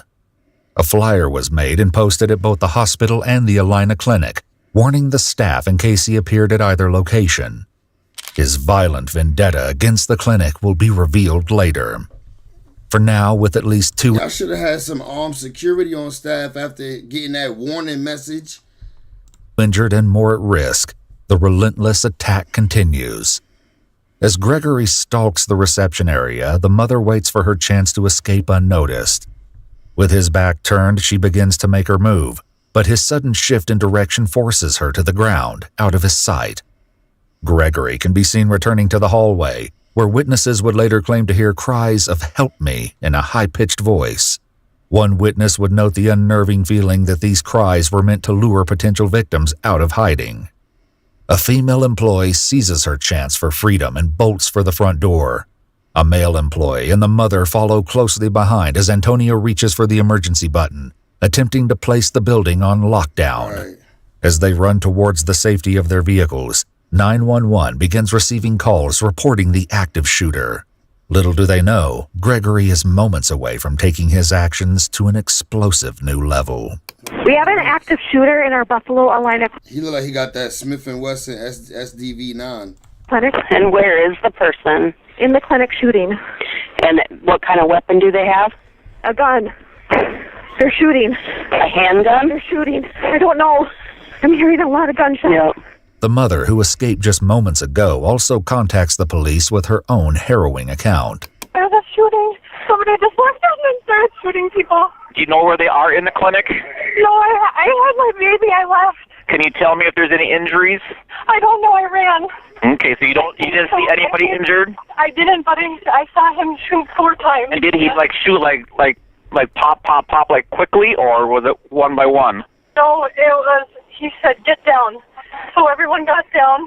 I know Tammy Schaffler was at the front desk and she checked me, and I hope to God she didn't get shot. Investigators would later discover a home address for Gregory, which would lead them to a mobile home which was currently being rented. However, the renter mentioned the outside shed was still used by Gregory. After obtaining a search warrant, investigators located a handmade protest sign, a crate containing items that could be used for shrapnel, as well as a powder seized by the ATF. At the crime scene, as panicked 911 calls continue to flood in, another caller reaches dispatchers, but it's the last person they ever expected to hear on the other end of the line. 911, what's the location of your emergency? Crossroads Clinic? Yes. Tell me anything that you can about the party that's shooting. I am. You're shooting. Can you tell me what's going on? I would send a lot of ambulances. We have some critical spine injuries. Spine injuries? Sir, can you tell me, are you the one that's doing the shooting? Sir. A bomb or two is going to go off. A bomb or two is going to go off. Sir, are you the one that's doing this? It just works pretty good. Sir, are you the one that's doing this? This is in the old office. Though shocked by his call and confession, it's his next statement that truly leaves the dispatcher in disbelief. Sir, can you talk to me? Are you the one? Tell the police to back away a little bit. Tell the police to back away? I intend to surrender in a minute. You intend to surrender in a minute? Nobody else is going to get hurt? Sir? Sir, you said that you're going to surrender? Not responding to her questions, Gregory slips the phone into his pocket without ending the call. He'll soon continue speaking with the dispatcher, but not before executing the next step in his twisted plan. After retrieving a homemade bomb from his briefcase, he stops briefly to light the fuse before throwing it just outside the front doors. Seconds later, the device explodes, shattering the windows in a hail of shrapnel. Later on in the investigation, the Motel 8 hotel where Gregory had been recently staying would be evacuated and searched due to the fear there may be bombs in his hotel room. No additional explosives were located, but a search of his room uncovered 6 oxycodone pills and an empty can of Pringles, several empty boxes of ammunition, glue, hand tools, and a firearm manual matching. What I told you, Smith & Wesson pistol manual. It's the Smith & Wesson SDV-9. I know that pistol anyway when I see it. The one used in the shooting. An interview with the motel owner revealed a conversation he had with Gregory the day prior to the incident. After offering to save him money by converting the nightly charges to a week, Gregory declined, citing ominously, "After tomorrow, my work will be done." Back at the scene, officers with the Buffalo Police Department have arrived and are keeping a safe distance from the clinic. Due to the threat Gregory poses, the officers must approach carefully or risk becoming victims themselves. Hey, we could use a vehicle as a shield. The rolling shield with a vehicle. Nobody. We can use the vehicle as a rolling shield. I'll grab the car. You guys have long arms. Okay, jump passenger side? Yep, that's fine. Unlock the door. Has been notified. They are Unlock the door. Nope, give me a second. I'm gonna go straight up. Ready? Yep. The officers make their way for the front doors, seemingly hopeful the car will protect them from whatever danger awaits them.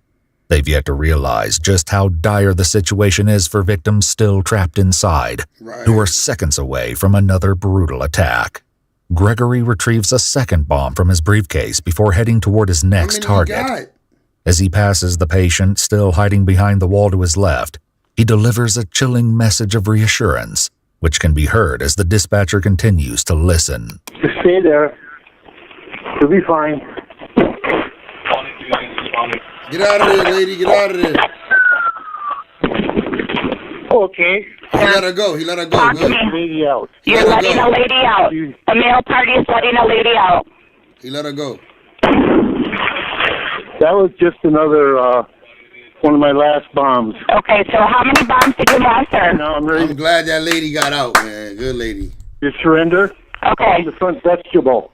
Male party is in the front vestibule? As many ambulances as you Yes, male. Sir, I need a description of you so they know it's you that want to surrender. Yes, the blue shirt wants to surrender. Blue shirt wants to surrender. Give me instructions. So I want you to lay down on your... I want you to lay on your stomach. Lay on your stomach. Front of the vestibule. Yep. You want me to go outside? I want you to lay on your stomach directly where you're at. Oh, directly where I'm at. I'm on my stomach. I have a hard time. I'm crippled. Hold on. Okay. Investigators would later review Gregory's medical history with the Alina Clinic and Buffalo Hospital. One chilling record What I told you, Smith & Wesson SDV-9, bro. I know my guns. That was all. I only saw it once. labeled homicidal risk stated that Gregory had no plans to hurt anyone, but made a veiled threat, stating, "If I don't get results soon, I will have a target." As an arrest nears, the dispatcher urgently seeks confirmation that the approaching officers and victims are no longer at risk of further attacks. What she learns next will fill them all with bone-chilling dread. How many bombs did you have altogether? 4. You had 4 bombs? Did they all go off? Yes. 4 bombs and they all went off? Well, 3 went off, 1 is in the briefcase. Gregory insists 3 bombs detonated, but so far only 2 explosions have been witnessed. With one bomb lying ominously near the briefcase, a chilling question hangs in the air. Where is the 4th explosive? Right. For now, statements provided by Dr. Andrew Bergdorf, the lead physician of the Alina Clinic, continue to shed light on Gregory's hostile past behavior. According to his statement on October 13, 2018, he contacted the police to inform them of a series of calls he received from Gregory, who spoke of shooting, blowing things up, and practicing different scenarios of revenge. He stated Gregory wanted to make it big and sensational so that it makes an impact. Dr. Bergdorf feared Gregory was a hazard to himself and others, and as a result, he filed a restraining order and trespassed him from the is used to bring 35-year-old medical assistant Jennifer to safety and will also be used to aid 32-year-old Antonia, who suffered a... Yeah, I'm glad there was no deaths, though. That's the good thing. No deaths in that one. You know what I'm saying? Appreciate that. You got to be thankful. Alright, what we got going on in hip-hop, man? Anything? So we jump on Instagram and see what Instagram talking about. Because I don't really see no hip-hop topics just jumping out.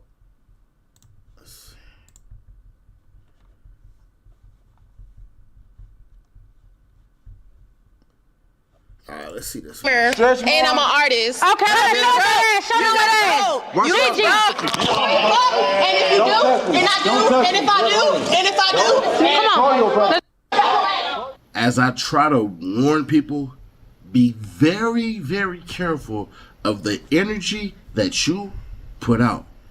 You know what I'm saying, Brodusky? Can I get another 360? Though, man.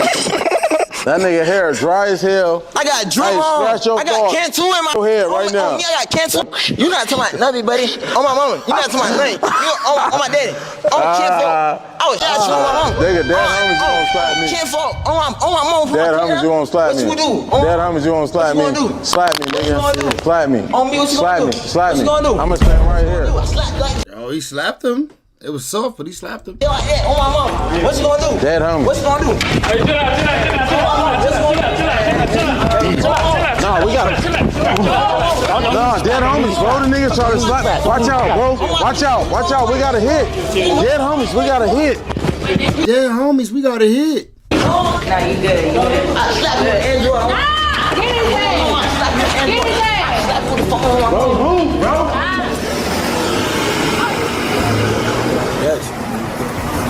Bro, let's go up with y'all. Baby, he can stop with him. You guys sleeping with him. No, baby, we over before. What? Come on. Oh, my bad. I thought he wanted to hit. I'm trying to go fed with it. And you know this. I'm trying to turn on that bell too. I wish that man well, or else I wouldn't be doing a video on it. Them twos on the home, saying, there ain't nothing player. So you don't like me? You know what I'm saying? Ain't none of What that. you think about me then, baby? I mean, What you think you what? You bought out here on the show, bro. You gonna be cuffing ain't and shit. nothing like. Okay. Yeah, So what it is? so. What you think about me? That's I can it. go What to the is next he doing? round. What you doing What with he it? want to do? What you mean? What you mean? What he want to Trying to do? do What what you we want to do? Is it you want me to get Well, on hey, this man, you nigga? giving out little dick syndrome right now, my boy. What you mean, For little real. dick syndrome, My dick nigga? probably bigger than What's yours. Where happening? you acting, man? Nigga, he going to the next round? Yeah, Or yeah. what? I ain't been there. What is this nigga Been doing? there. I I ain't can go to playing. that On round, mamas, I'm ready to get on you, bro. Niggas doing too much woofing and all that other Boy, you look like you shit. sound Nigga, like you got little or some What's shit, my happening? boy. Cause for I ain't real, with all act that, like that. bro. Watch She out, probably bro. like male, Watch female out, threesomes. Cool, it's cool. You know what I'm saying? He wanna swim, he wanna take his shirt off and goddamn flex and shit. He love taking his shirt off, don't he? Got that thing on me, my boy. I don't give a fuck about nothing. That shit. I'll have your motherfucking ass, boy. Come on with it. That's what you Come on with it then. Come on with it then. Come on with it, boy. I'll have your motherfucking ass, turtle man. I swear, boy. I'll have your ass, boy. This is a taller dude with blade work. You a smaller dude, which I ain't gonna say nothing because he be getting his feelings when I say so. I be getting my feelings. Hey, how you feeling about the first round? I feel like she's a cock blocker in a real way. Baby, how you feeling? I feel like Alright, so I don't know. I feel like some of this shit is cap. I don't feel like it's real. There's no way. Trap La Rosa, no jumper called out for doing this. Doing what? Who cares?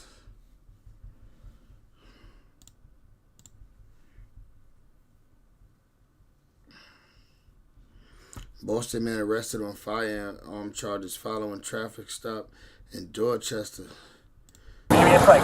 On Saturday, January 13th, 2024, around 1:15 a.m., officers observed a vehicle traveling roughly 15 miles over the speed limit before taking an illegal turn. Officers conducted a traffic stop. They not only observed...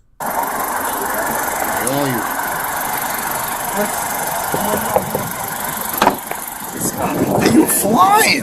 Hey! How's it going? Oh, God. I was flying. Yeah, you got that open container back there, too. What are you guys doing? Oh, open container. He can see it already. You fucking up, shorty. Where at?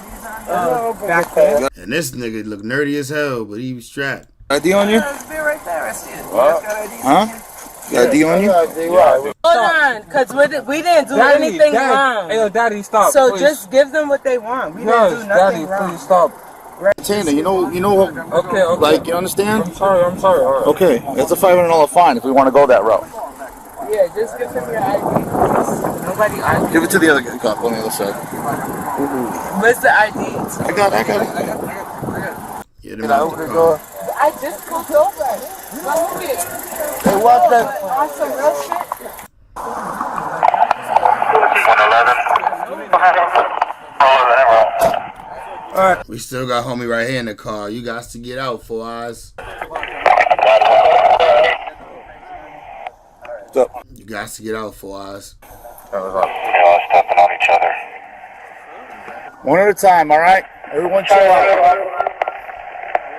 Auntie Cargo? Auntie, Pops just got, we just got pulled over. My friend was driving and the police are trying to drag us off the car. Can you talk to them, please? I had my seatbelt on. I don't know. They said Shorty was speeding or something. We got the wrong people. Everybody just chill out. Everybody just chill out, alright? Everybody, yo, chill out, bro. Chill out. Charlie K2, if you're able to advise on the car. Four in the car. We need another car, please. Because they doing that shit. They're taking the wrong people. Can you talk to them, please? I don't know what's going on. They killed our people. Alright, just don't move, alright? Just stay where you are. Don't move. We're going to do this one at a time, okay? Alright? I will. Give me that location again, please. Charlie K2. Greenwood and Wash, please. Greenwood and Wash. Alright? Alright, just take off your phone. Keep your hands where I can see them, okay? Don't reach for anything. Alright, don't move. Don't move, okay? Do not move. We got 269 here. Do not move. Do not move. I got 269. Nobody move. Grab everybody up. Cuff them all. 269. Come on. Everybody. All right. Grab her and him. Check this dude and cuff him. Cuff him. Yup. For what? Just cuff everybody. Where'd old guy go? For what? What am I being cuffed for? Come over here. Somebody needs to get him out of the car. Right now, hold on, so right now. Hey, I got him. All right. Fucking, you a fight in my car? Firearm recovered over here. In my car? Hold this real quick. Gotta get him out of the cover. I just got the firearm in my hand. Going? Yeah, I got him in my hand. Charlie, detective, we have it. It's not my car. Operation to the Charlie TS. That's my car. That's my car. Charlie. Did you find it Got him in down my good. car? Anything else? I just came here. I don't know where it is. I can see it poking out of his pocket full time.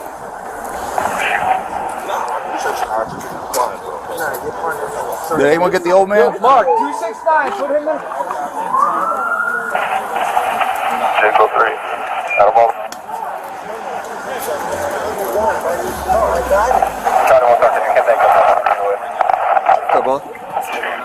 There's one of them over there, the older guy. You're in handcuffs, bro. What up, man? Older guy ran, but this kid had a gun. She's missing or you got him? No, they got him. It's an older guy. He's drunk as shit. This is the kid had a gun on. Bill came from the field. See it right in his pocket. What's up? What up, bro?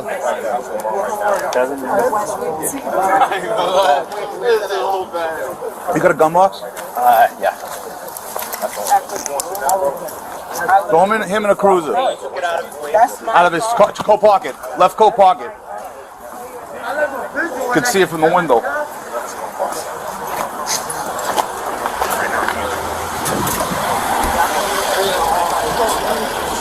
Where we putting these guys? Just hold them. Leave everyone. The only one's going back cruisers. Homeboy here. What you got?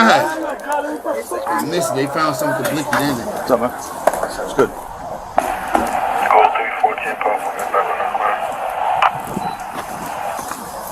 They about to pull him out. I just want to see it real quick. I'm gonna leave. I just want to see. Don't move. Don't move. Okay? Don't move. Do not move. We got 269 here. Do not move. Do not move. I got 269. Nobody move. 269. Cuff them all. Cuff them all. 269. Come on. All right. Cuff. Check this dude and cuff him. Cuff him. Yup. For what? Me? Just cuff everybody. Where'd old guy go? For what? What am I being cuffed for? Come over here. Somebody can get him out of the car. Right now, hold on, so right now. Hey, I got him. All right. Fucking, A fight in my car? Firearm covered over here. In my car? Where the gun at? Hold this real quick. Get him out and cuff him. I just got the firearm in my hand. Got one? Yeah, I got him in my hand. Charlie, detective, we have It's not my car. Operation Charlie TS. That's some bullshit. I hate when they don't show us the firearm. I hate those videos, nigga. Show us the firearm. We want to see too. When suspects try to seduce police officers. Criminals often use many violent and dangerous methods to try and escape police custody. But what happens when suspects try to seduce and flirt with cops to avoid a jail sentence? I'm good, bro. Check me. I don't care. I like men. Come on, just search me. Here are 7 examples of when suspects try to seduce cops, starting with arguably the most shocking. A 19-year-old girl was seen weaving between lanes and throwing unknown items out of the window. Officers immediately thought this was suspicious and pulled her over for a chat. Hey, how's it going? Hi, sorry. What's up? You said you were coming from Dancers? The driver states that she's a stripper at a bar called Dancers, and that she was texting her boyfriend who was home with her kids. However, the officers noticed something off about the driver. Her speech was slightly slurred and her eyes were glazed over. There's a good chance this girl's been drinking. What time did you get off with Dancers? 11. 11? It's an hour and a half away. You got off at 11? It's 10:23 right now. Really? Oh. Did you have anything to drink? No, I'm 19. You're 19? I cannot drink at the strip club, nothing. Nothing? No. Are you sure? Don't get on my eyelashes, bro. The light will hurt your eyelashes? No, but they falling off. From the light? Despite the girl's claims, the officers are fairly sure she's had at least something to drink last night, especially when she seems to forget the time completely. So they ask her to step out of the vehicle and perform a few sobriety tests. Well, hold on. We're gonna start. I'm cold. We're gonna start right here. All right. Do you wear any glasses or contacts? I do. You do? Are you wearing contacts right now? No. No? I'm okay. You're gonna. Let's just walk in a straight line and I'll be good. Well, that's not even. I haven't even told you the exercise that I'm doing yet. So you gotta. I'm cold. Okay. I mean, just give me 10 minutes of your time. Okay. Okay. You're fine. Come on in a straight line. What do you want to do? Call from? Hold on. I didn't tell you that's what we're gonna do yet. I know, but I know how the police is. Despite her enthusiasm to begin the tests, she doesn't exactly pass them with flying colors. And after losing her balance on the final test, she's placed under arrest by the officers. Damn. But that's not where the story ends for her. On the way back to the patrol vehicle, she mentions that there are in fact weapons in her car. Damn. Lock your fine ass up. And her behavior starts to change drastically. Y'all can check me. I don't care if y'all are male, bro. We got plenty of female officers around to do that. I'm good, bro. Check me. I don't care. Oh, she just touched it? You just touched the cooter? We got plenty of female officers around to do that. I'm good, bro. Check me. I don't care. I'm giving authorization to you. I'm not gonna search you. Why not? I give you authorization to. No, I'm not gonna do that. You look too good. I might get a boner. Bro, Well, pretty young. I like men. Come on, just search me. What's up? While the cops maintained that they couldn't search her, they did take the time to search her vehicle.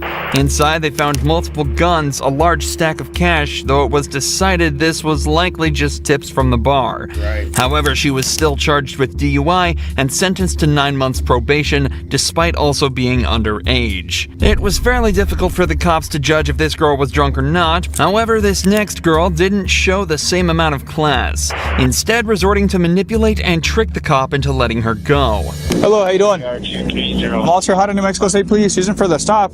You're going 55 back there on MLK. 55? Yeah, 55. I was right behind you the whole time, and you just honestly booked it. I had a bad night. The girls that I thought that were my friends are not my friends.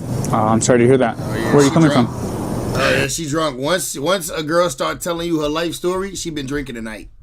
She said, I just had a bad night. The girl that I thought my friend. Yeah, she drunk. She drunk. Not even trying to hide it. This girl doesn't seem to be having the best night, but that still doesn't explain why she was driving 25 miles an hour over the speed limit on a residential road. She also mentions that she came from a place called Knockouts, a gentleman's club, that could explain the sparkly outfit and why she was driving so erratically. Okay. You have your license?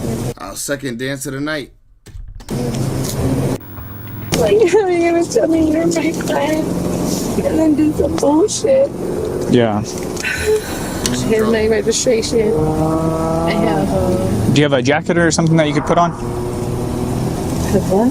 FYI, ladies, most of your friends are some fake ass friends. Do you have a jacket or anything? A jacket? Yeah, like in the car? No, why? Because I'm gonna ask you to step out, that way we can talk out here. I don't have anything. The girl seems to be upset about a disagreement with her friends back at the bar, but this officer isn't buying it. There's many examples of suspects pretending to be sad or distressed during a traffic stop to try and get sympathy from the cops and walk away with a lighter sentence. This can work in some circumstances, but it doesn't excuse driving at almost twice the speed limit. But this doesn't stop the girl from trying after she steps out of the car. Okay. Here's my registration, and I can give you my progressive. It just sucks. Like, yeah. A bitch tells me that she's my friend and she's not. Okay. All right, let's go back over here. I'm moving next weekend, and my friend said that she's my friend, but she's not. What I just told you, bro. Once they start telling you their life story, they drunk. You ever meet a chick at the bar, you just trying to talk to her about some light shit, she start telling you her life story. Next thing you know, she crying, trying to kiss you. Like, bitch, fix your emotions. Yeah. Could you stand up straight? Yeah. All right. So how much alcohol you consumed? No, I haven't. Nothing? I smoke weed. I have my medical card if you want to see it. Mm-hmm. I have that.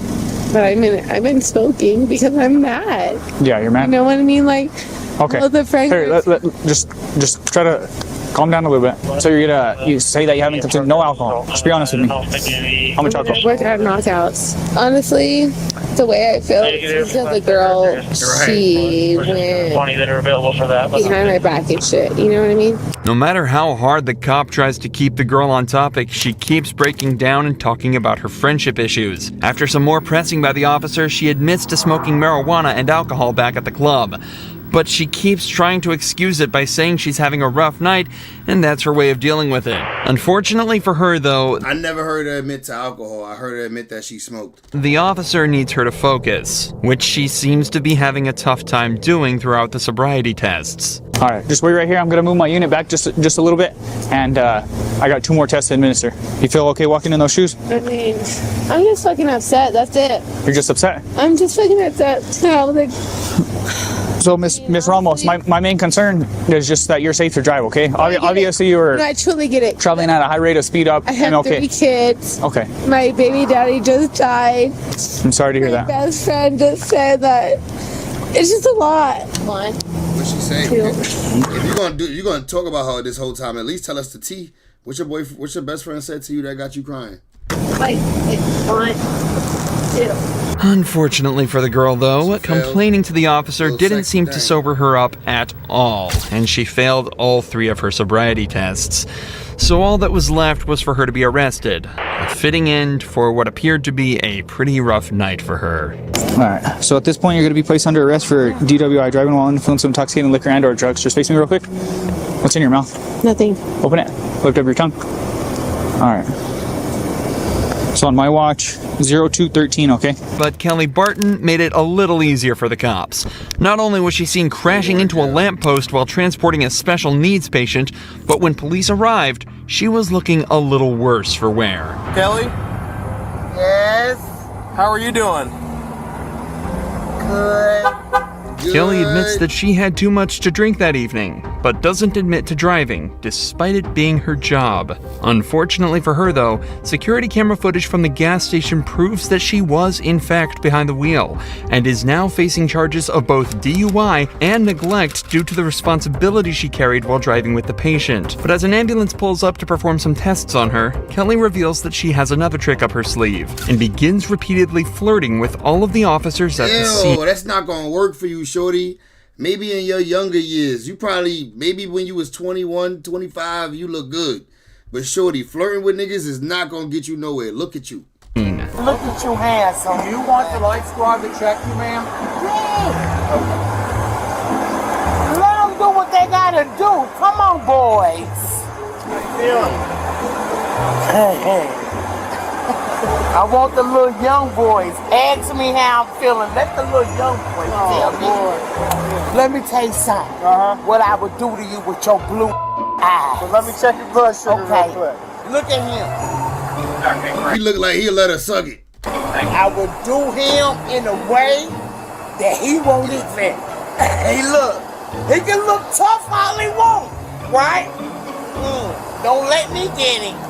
After multiple tests, it's clear to the officers that Kelly was way over the legal limits and is arrested for driving while intoxicated. And after struggling to get her into the police vehicle, she's sent on her way to the police station. But if you think Kelly was bold for talking to cops like that, 18-year-old Skylar Fluss is on a completely different level, going so far and she's only 18 as to post this video to thousands of people bragging about how she got away with a DUI.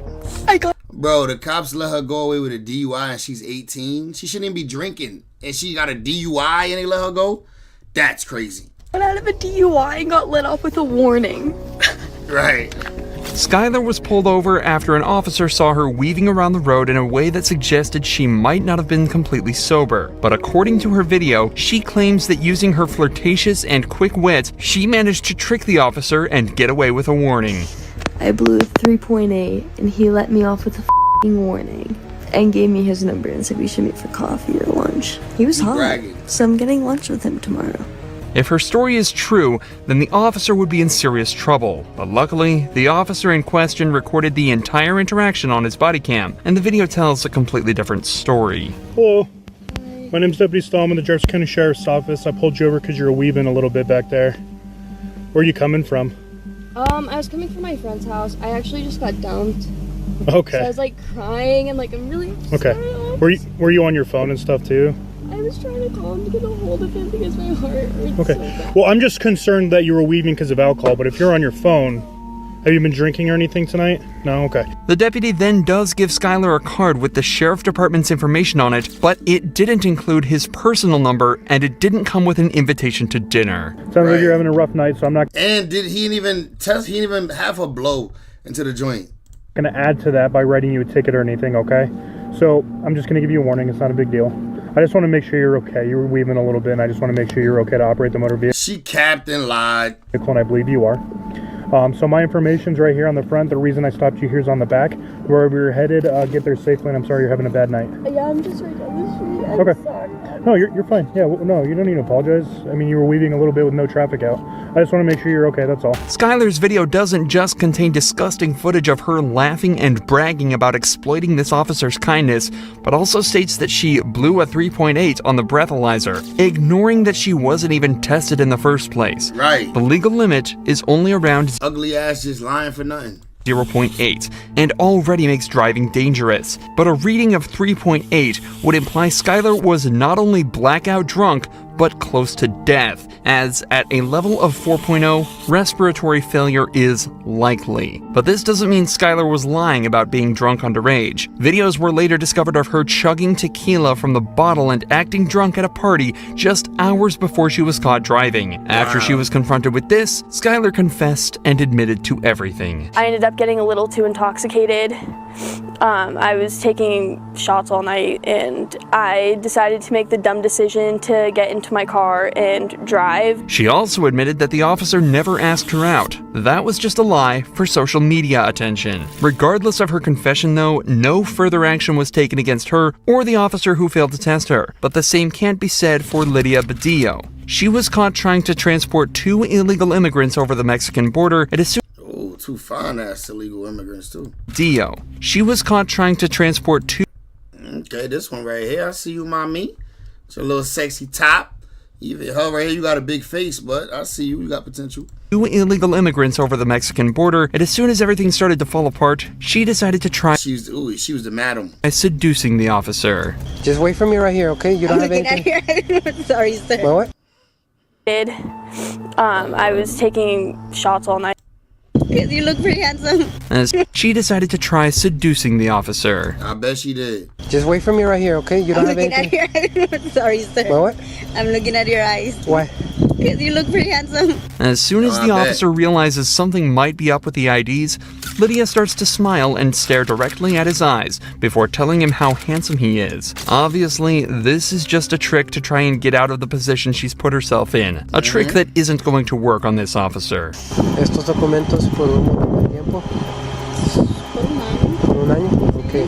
Pues son falsos, ok. Y tener documentos en estados de Texas es un delito. Las ID, a esta te sale a un señor, al tuyo. A esta no me sale nada. Okay, so estas identificaciones son falsas. Okay. After running the woman's driver's licenses through the national database, the officer discovers that the ID numbers return completely wrong results, meaning that both of them are totally fake. It's later discovered that the 2 women with Lydia in the car are both illegal immigrants from El Salvador. What's worse is that they were being transported through a service that often forces women into debt bondage, where the people who transported them will make them pay off their debt through forced labor and sex work. So, while Lydia was arrested and the 2 women sent back over the border, they may have been saved from years of horrible treatment and abuse. One thing's for sure though, Lydia's attempt at flirting didn't work one bit. Unlike Bricc Teague's attempt, which actually worked out well. So well, it's rumored that her and the cop are still together to this day. Bricc was pulled over after an officer witnessed her swerving around the road slightly, a telltale sign that the driver was either intoxicated or in need of help. So he swiftly pulled her over, only to be greeted in a surprising way. Hey, I'm Officer Smith, Bentonville Police Department. Nice to meet you, Mr. Smith. I've never heard that before in a traffic stop. I appreciate that. Hey, so I'm just stopping you for improper lane use. Sorry, I was on the phone. You're on the phone? I'll be honest. Okay. Who are you on the phone with? My baby daddy. I'll show it to you too. Okay. Yeah. Zachary? Yeah. How much do you have to drink tonight? Only 1 drink. Just 1 drink? Yep. Yes, Final sir. answer? Miller. A Miller Lite? Yes. I won't lie to you, a Miller Lite. That's all you've had? Yes, sir. You can ask Zachary. I don't really want to I know you don't, but I'm just saying. In just this first minute of conversation, 2 things become clear immediately. Bricc has definitely had more than 1 beer to drink, and how well she and the officer seem to be getting along already. Both points that will get increasingly more obvious as the footage continues. Yeah, I can smell it from across the car. She's like, I had 1 Miller Lite. There's no, I wanted to say, like, a Miller did that to you? Big Miller, 128 ounce Miller. Freaking bucket of Miller. All right, where are we at on it? Awesome. Bricc? Yes. Teague. Am I saying that right? Teague? Yes. Like baseball league. Teague like baseball league. Yep. It helps people spell it because they never spell it correctly. Bricc then gets taken out for some sobriety tests, which take much longer than anticipated. You're making me giggle, I'm sorry. She just snorted. She really giggling. Them still being together will be crazy. Right. He makes me giggle too, it's okay. Okay. I bet. I snort, I'm from Sorry. Huntsville. We're supposed to be professional. I'm from Huntsville, it's not gonna make me snort.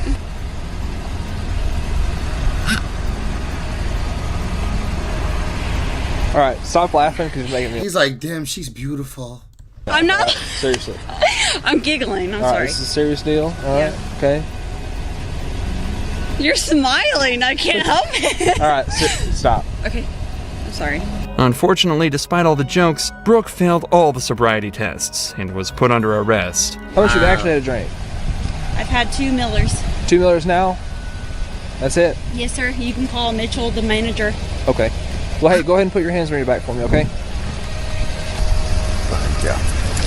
After a search of her car, which turned up nothing but a loose car seat, she was driven back to the police station where the sparks continued to fly. Wow. I'm with you. Let's go in here. Oh my God, is there a dog? There is a dog. Where? He's over there. I love dogs. His name is Kolyak. Kolyak? That's my dog. Is that your dog? What's his name? His name is Coach. Coach? I have 3 dogs. I have a Rottweiler. Oh, look at them bonding over dogs. Wow. Did I go to high school with you? I don't think so. Where'd you go to high school at? Bentonville? Yeah, not me. Where'd you go? Indiana. Look, him giving up personal information and all that. Valparaiso, Indiana. Where in Indiana? Valparaiso. I was raised from Bluefield. Right. Really? Yeah. Note that despite the obvious chemistry, both Brooke and the officer have remained professional and are continuing to move on with the investigation. Right, and he did his job. He still arrested her. The officer had Brooke take a blood alcohol test where she blew 0.14%, almost twice the legal limit. A DUI probably Definitely more than 2 beers. wouldn't net her that bad of a sentence, though. At least not compared to that of Amelia Bassoon, who tried everything she could to seduce the detectives and get away with murder. Amelia was arrested in connection with the murders of the detectives and get away with murder. Amelia was... She looked good from afar, but she far from good. Murder? Arrested in connection with the murders of Cindy and Sean Stack. They think she helped her husband cover up the crime, but she will do everything she can to get away with it, including flirting with the detectives. But while this case started in a playful manner, it quickly evolved into one of the most intense interrogations of all time. They're dead. They're both dead. I didn't do anything. The detective starts by reading Amelia her rights and getting some basic information. Am I like getting arrested or something for something? Yep. We're gonna explain it to you. Yeah, we'll explain it all to you, okay? Just normally when this starts, it's like someone getting in trouble or arrested or something. Well, we just, like I said, we want to be able to talk to you. Already, it's obvious that Amelia is making her voice high-pitched and speaking in a timid tone of voice. While this could just be what she sounds like normally, other footage of her suggests otherwise. I don't want to press charges, but I would like a no contact order. I can do that. Okay. Her change in tone could also be a reaction to being in a stressful and uncomfortable situation. But as the interrogation continues, she begins to show more and more of these flirtatious signs. What happened with Josh? Did you say that? Did I hear you say he shot himself in the leg? Yeah, so in December he She got real corporate. She code switched. We went bowling. Okay. The bullet went around the bone and around the artery. Wow. Through and through. Jeez. That's lucky. I know, he's crazy. How long you guys been married? It'll be a year in September. Oh, okay. Here, Amelia gathers her hair and moves it all to the right-hand side, exposing her neck on the left. The neck carries the jugular, an important and vulnerable part of the body that many people will make an effort to protect. However, when someone feels comfortable or safe around someone, they're likely to expose their neck by tilting their head or moving their hair to the side, suggesting attraction or at least the desire to show it. All right. So, Amelia, I can tell you the reason why we're here today is because of that issue with the bank. Okay. Okay. All right. Does that surprise you? For this type of situation, yeah. Okay. Like this intense. I mean, I got in trouble at work, which makes sense, but I'm just confused about this. Well, let's walk through it a little bit, okay? Let's walk through that and see how maybe we came here today, all right, and find out if this was just a misunderstanding or what, okay? The story ended with Cindy and Sean dead, but started with an equally disgusting crime. Amelia was an employee at Chase Bank and exploited her position to steal $50,000 from a dementia-ridden man. Wow. She wrote 2 checks from his account, and her husband Josh deposited them in his accounts. When Cindy and Sean started asking questions, Josh purchased a gun and shot the pair in their own apartment. What? And her husband Josh deposited them in his accounts. When Cindy and Sean started asking questions, Josh purchased a gun and shot the pair in their own apartment. Wow. This interrogation is not only to uncover the details behind the theft, but also to determine what part she played in the killings. So what happened with this write-up? So, I mean, had you been a banker for him for a while? I mean... Yeah, so I've been his banker since I moved here. So what happened with these checks? Nothing, just I should call them, have the record over global security. So when they came in, they pulled like call logs, they pulled like cameras, just to make sure like they pulled signature files. Because I mean, it's still federal, it's the bank. So they wanted to make sure that I wasn't like, I guess, stealing. When you talk to Gerald, I mean, how did he appear to you? Is he a young guy, old guy? He's old. Oh, how did he appear to you when you talked to him? He's okay. He was okay? Did you ever have any issues when you talked to him about remembering things or anything like that? Like, I know like a little about himself, like he had brain surgery. But for the most part, he remembers things. I don't think he forgets really. Just other than that, he's sorry. Okay. Yeah, nice guy. Amelia does her best to seem open and honest here, but as soon as she finishes up talking, she brings her shoulders up, hunches over slightly, and crosses her arms. All movements that are done to protect vital parts of the body and are obvious tells that someone feels uncomfortable. These signs only become more apparent as the interview continues. What did he have you do? Like, what did he ask for? Nothing, it's just we put 2 checks and $25,000 each. Nah, I can't wait for J. Cole to drop the fall off, bro, for sure. He better not keep us waiting too long. And that was it. And it better not be a fall off, which I know it won't be. The grandson came, picked him up. And horrible name. The name. grandson came and picked him up? It was either the day before or the day after. I opened up an account for him. Oh, so he must have just deposited those checks into the account? I'm guessing. I think your best bet right now is to be completely honest with us, okay? So let's go on a little bit more, okay? The truth is going to be the best thing right now, okay? This happened in May?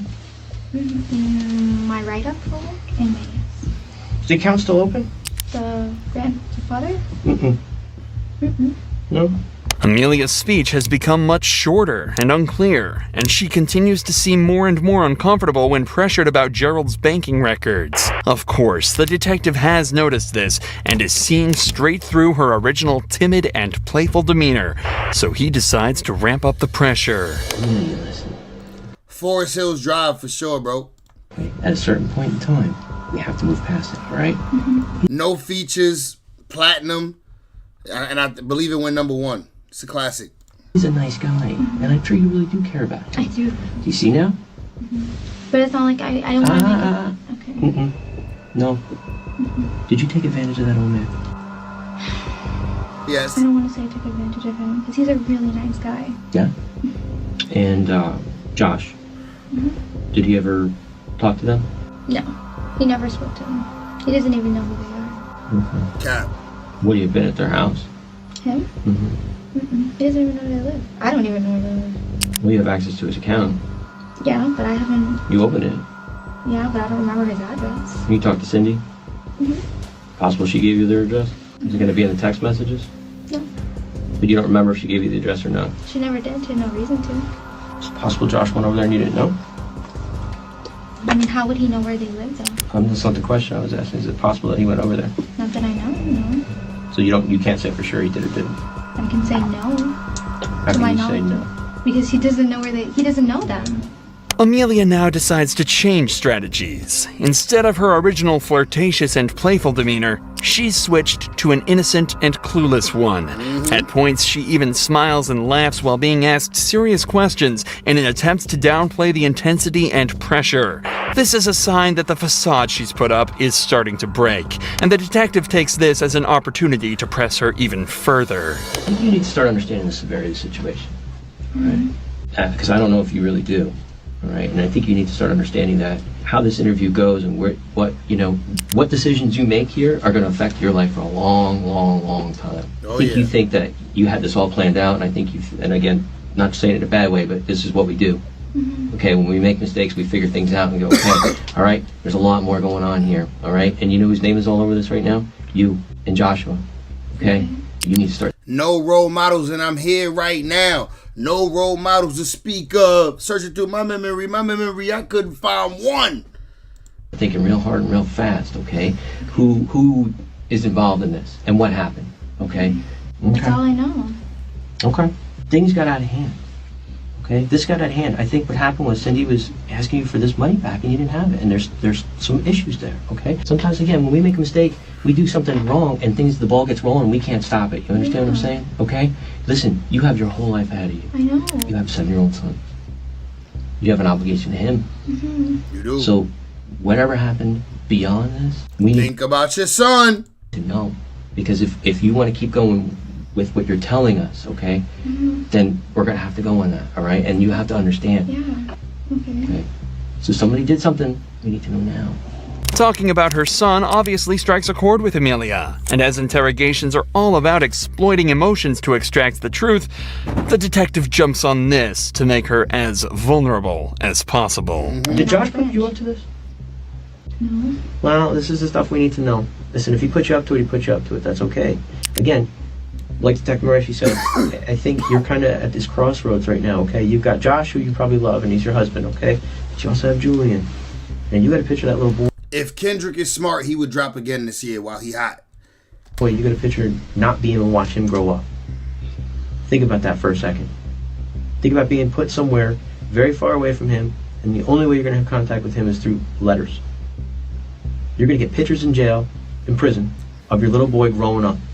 That's your future. Now. He got her crying. He getting closer. He about to crack her. I don't know the severity of what he did. What did he do?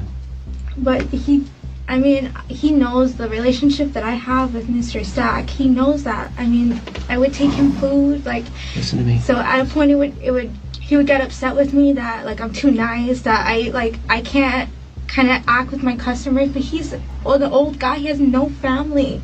I mean, I talked to him because he knows my husband. I talked to him. Did Josh say that you kind of were owed this money because you were taking care of this guy? I don't know if he said that, but something like that. What did he tell you? I don't want to get in trouble. I didn't do anything. Okay. We need to know. Well, then tell us, okay? Tell us. They're both dead. What? Yeah, they're dead. So now we really need to talk. At this point, all of the games Stop the cap. You knew they was dead. that Amelia was playing have gone out. They're both You knew they was dead. What? Yeah. Yup. They're dead. You knew that. You knew that. Now we really need to talk. At this point, all of the games that Amelia was playing have gone out the window. Whether she's innocent or not, she's now being accused of aiding a murderer and is faced with losing her job, house, and a 7-year-old son. So, understandably, she's starting to get incredibly scared. I do not want to go to jail. I don't. Like, if I get fired, okay, let me get fired at work, but I don't want to go to jail. I didn't do anything. I didn't plan anything. I didn't conspire anything. I didn't do anything. I don't want to go to jail. From here, the detectives try to capitalize on this, using her vulnerable state to try and extract as much information as possible from her. But Amelia asserts that she's only told the truth throughout the entire interrogation. She didn't know Cindy and Sean were dead, and she had nothing to do with their murders. But here is where the interrogation takes a massive turn. These detectives have now been talking to her for over 2 hours, and they've executed this style of interrogation almost perfectly. But for the last few hours, they've just been going around in circles to no avail. So instead, they leave the room to discuss a new approach. And that's when Detective Number 3 enters with blankets and a kind, apologetic tone. Hey, you need to talk to him. You need to get out from underneath this big time. Did they tell you who they work for? Yeah. Yeah, we're homicide detectives, so. I know. And they want you to be a witness, not a suspect. That's why I want to talk to them, because I just don't want to be involved in any of this. Like, okay. I don't want any part of this. I want to be able to go home. Okay. Entering like this after such a stressful experience with the other detectives will set Amelia's mind at ease and subconsciously enforce the idea that he isn't a threat. At the start of the interrogation, Amelia was trying to seduce the detectives in an attempt to get better treatment and hopefully even a lighter sentence. So if the third detective plays into this by treating her kindly and playing her game, maybe he'll have a chance of finding out what really happened. In these cases, you can't lie. You can't, which means holding something back, telling a partial truth, or just flat out lying. That is accessory. You're protecting someone, and I'm telling you right now, you don't need to do that. If you know what happened, tell him. Did he tell you what he did and told you not to say anything? No, he just told me if you say anything, then, like because, I mean, I'm not stupid. Okay, but eventually he told you what happened. No, he didn't tell me that. killed anybody. Or that he was going. But you know that he was going over there. I knew that he was going over there. What day? He told me, he's like, don't worry about what I'm doing. I'll take care of it. Talking about them, though. I'm guessing so, because that's just what he keeps on saying. Your importance is in details, not in vagueness. They told me I'm going to jail regardless. Well, the fraud part may be, but that's nothing. That is nothing compared to these charges for first-degree murder. If I say all of these things, will I get in trouble? If you don't say any of these things, you're definitely going to get in trouble. Facts. But this is where I'm scared. If I say these things, like, I didn't do any of this. Put it this way. If you protect him and you don't tell us everything, then you're part of the crime. Amelia is now met with a harsh dilemma. She has to either gamble that the detectives never connect her to the crime and face felony charges herself, or fess up and snitch to the police, likely sending her husband to jail for the rest of his life. This is her last chance to make the right decision, or she'll never see her son again. It's him or you, girl. Yeah, go ahead. So I let her know she wanted to know. She went with her dad to the bank and she looked at the transaction history and she wanted to know what the checks were. So I can't tell her much, and then he's over my shoulder listening to my conversations with her. And he's just like, I'll take care of it. Don't worry about it. He just wasn't having it. He didn't want me to talk to her. He didn't want me to contact her. And who are we talking about, her? The guy's daughter. You know her name? Cynthia. Cindy. She's gonna call her Cindy. Cindy. And he knew who Cindy was? Only because of the conversations that me and her were having. You told him. I'm sorry. The next day he went. You told him where that he could find her. Bought a gun. Come on, keep going. How he knew where to find her? You told him. Her name? Cynthia. Cindy. She's gonna call her Cindy. And he knew who Cindy was? Only because of the conversations that me and her were having. Go ahead, I'm sorry. The next day he went and he bought a gun. I don't know if it was Tuesday or Wednesday. He called out of work. He said that I'm gonna take care of things. The next day he comes home and he's like banging on the door. This is like Where the apartment or the house where we were at today? Yes. Okay. He came banging on the door. When he came home, he took the gun apart. He was shaking. He took all his clothes off. He put it in a garbage bag, and then he went by his mom and dad's house. Okay. When did you become aware that he was involved in the murder? Well, I didn't know what happened. I just stopped hearing from her. And then when I said something about, can I call her? He told me no. And then he got really mad at me, and he was like, if you say something, I'm gonna kill you. Okay, he's not gonna say that unless he told you about the murder. That's the part that's so when did he tell you about the murder? Sweetie, you gotta let this go. You can't, anything you hold back is not gonna look good. You've got to just tell it. It hurts, it's scary, I understand that, but not talking is worse for you than talking. It was, he Did never... he describe how, what? He never physically said, like, what he did or if anything was done. Did he say he shot him? Well, I'm guessing he had his gun, so... Don't guess. Did he tell you that he shot him? Yes. He said he shot him. And with that, the detectives managed to use Amelia's tactics against her and got her to confess to her own husband's crime. The detectives also stuck to their word and, after confirming she had nothing to do with the murders, dropped the charges against her. She was, however, still charged with the theft and sentenced to 3 years in prison. Josh, however, was found guilty of the first-degree murders of Cindy and Sean Stack and was sentenced to life behind bars. If you enjoy true crime videos like this, make sure That's crazy. He didn't lie to her, though. He kept it 100. He said, we're going to take care of you. You listen. Tell us what we need to know, and you'll be all right. The moment she realized she killed her boyfriend. How you didn't know you killed your boyfriend, girl? Hey, what happened? I don't know. Did you just come home? Yeah, I was down the street walking my dog and they shot him. Who shot him? This is 22-year-old Alyssa Blackburn, and she just returned home from walking her dog to find her boyfriend shot and barely alive. Cap. That's it. I don't know what happened. I couldn't touch my kids. You did it. Deputies arrived. Alyssa would initially claim his injuries were from a violent drive-by just minutes earlier. But it wouldn't take long for them to start noticing holes in her story. She's frantic. I think she knows more than what she is saying. I said the same thing. I was like, for all we know, she smoked his ass. What deputies didn't realize at the time was that Alyssa never walked her dog. In reality, she had been right there witnessing the entire shooting up close. As the investigation began, detectives would uncover a meticulously planned homicide and a tragic conspiracy, with Alyssa right in the middle of it. Bricc got a witness saying they observed a white male run out of the house with a gun. Why are you lying to me? You understand me? Stop. Don't start lying to me. Hey, he said, mother, I ain't gonna shoot you, I ain't gonna shoot you. And he was shooting him the whole time. And it was all over this damn female. It's all over a girl. You literally have one opportunity to talk about this, otherwise you are...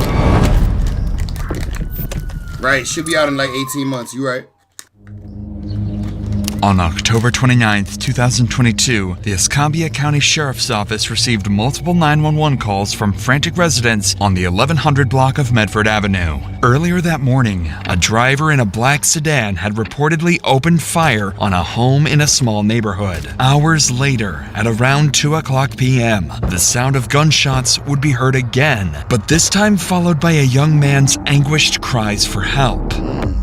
Quickly, officers were dispatched to the scene, racing to piece together what had just unfolded.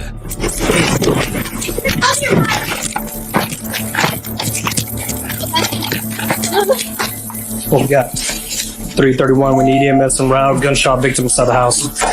Anybody else in here? Hell yeah, she told on his ass. No, my dog's in the back room. Please don't go in there. I got a chest seal. I'm gonna go get it. The first deputies on the scene arrived to find 26-year-old Jesse Gahagan lying on the floor in a pool of blood, barely conscious, with bullet holes scattered throughout his body. Damn. Where you shot, bud? Right here. Car 140. You said you got a chest seal? Yeah. Jesse is experiencing a pressure imbalance in his chest cavity, meaning his lungs could collapse at any moment. He not more mad than this guy. It looked like his wife, this guy's wife got him shot. Jesse in the hands of paramedics, the deputies shift their focus to the next critical task, piecing together what had happened. With this in mind, Deputy Tinch wastes no time turning to question the only witness present, Jesse's girlfriend, Alyssa Blackburn. Hey, what happened? I was down the street walking my dog and they shot him. Who shot him? I don't know. Did you find him like this? Yeah, I just had to kick in the back door because nobody was knocking on. So do you live here? Yeah. Who is that gentleman to you? It's my boyfriend. Are you the one that called 911? No. Who called 911? Because it was a female. I called 911 because I heard the gunshot. Why are you lying to me? You understand me? Stop. Don't start lying to me. You understand what's standing there? I need proof. I'm the one who did it. What do you Then go tell me you didn't call. Right. You're going to get me shot out here. You realize that? We're Montclair. It's my life too. What's your last name? Blackburn. I don't think you realize that I'm risking even calling y'all for real. Right away, Deputy Tinch grew suspicious after noticing a flaw in Alyssa's account of the 911 call. However, considering the chaos of the moment, he knew it was possible she could be in shock and that her memory was distorted. But unbeknownst to the deputy, Alyssa would go on to provide more misleading statements, making her story even more suspicious. What's worth noting is that situations like these can be especially traumatizing for everyone involved, including those watching at home, just like you. If you've ever felt that you need Bleeding on the ground. Who else lives here? This is, I don't even know whose house this is. I just got here like 2 days ago. Real shit. I swear to God, I just moved here. All my stuff's in that back bedroom, but my dog's in there.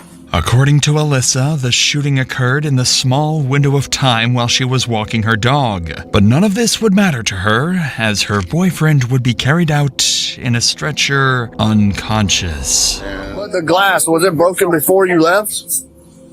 Was it out here when you left to walk the dog? Okay. Oh my God. Just step over here. Sure. It's likely Alyssa, in this moment, believed Jesse had passed away. First responders were using what's called a soft stretcher, not too different in appearance to a body bag, used when the victim is dead. However, Jesse is still alive. He was suffering from multiple gunshot wounds and was slipping in and out of consciousness. He appeared to have been shot in the upper abdomen and leg and was in critical condition. As paramedics loaded Jesse into the ambulance, preparing to take him to the hospital, deputies could finally give Alyssa their full attention, as she was the only witness so far who could give them a lead. But soon, officers would begin to suspect that Alyssa wasn't the innocent victim she portrayed herself as. The get abused? I don't know, honey. I'm sure he's talking to us. So yes, because he just gave us a bunch of information. Okay. I don't want nobody to see me. Oh my God. See you, okay? Okay. Let's call your parents, okay? Due to Alyssa's seemingly frantic condition, deputies were unable to get any more information from her beyond what she had already recounted. So in an attempt to make sense of the situation, deputies on scene began sharing the information they had gathered, and they quickly started to notice some intriguing details. So I wonder if earlier it was a drive-by, this was Target House, and then maybe somebody came back. Bro, it looks like he got shot in the house. That's what I'm saying. Yeah, they're casing dog. Yeah, that's what I'm saying. Whoever, either they busted us in the house or they know him and let him in the house. Yeah, but her time frame is way off, bro. That's the problem. Is she's like, I asked her who called. She's like, not me. I'm like, it was a female, honey. She was like, okay, I called. And then I said, stop fucking lying to me. This is serious. She's saying that she left to go walk the dog, came home to this. And the time frame is not 4 hours ago. Right. Because she's saying she heard the shots. So it wasn't I guarantee you it was. We can find some cameras. Clearly, Alyssa's story wasn't adding up, and despite her exaggerated crying, officers were growing more convinced that she might have somehow been involved. But without definitive evidence to prove her role in the crime, these suspicions would remain as just that, suspicions, for now. So, officers, determined to find something concrete, would begin searching the neighborhood. That's when Deputy Bricc encountered a neighbor who would claim to have seen everything. I heard 2 gunshots about 10 o'clock this morning, and I saw a little black car. So, come and go and come back. You know, I don't know if they had anything to do with it, but it was like they just took off from right over here. Did you hear some gunshots? Yeah, I heard 4 of them. Over here? Mm-hmm. I just seen a black boy and a white boy. Bro, we know she black. I just get in the car and I seen the white boy come out with the gun in his hand. What kind of vehicle? It's like a beat up, old school looking Toyota Camry. And he came out the door, he said, I told them just don't play with me. Was it a black boy or a white boy that got shot? White guy got shot. Ooh, the one that lived there. The tattoos. Yeah. Yeah, that's who. They always going I back and forth. With different people? Mm-hmm. Okay. Yeah. Have you ever seen that car in the area before, that white guy? Always there. The camera's always there? Yeah. Oh, shit.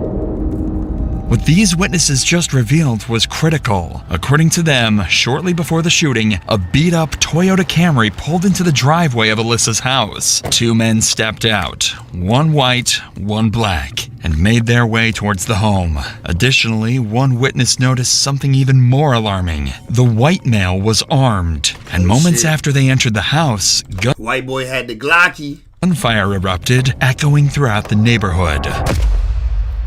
With this new information at hand, deputies could finally narrow their focus to 2 prime suspects, who for now would remain unidentified. As for Alyssa, her role in the investigation was still unclear. It still made no sense why she felt the need to lie about her story. And given Alyssa's emotional state, it was impossible to get anything valuable out of her, so her parents were allowed on the scene to help her calm down. In the meantime, deputies would notice the biggest flaw in Alyssa's story yet.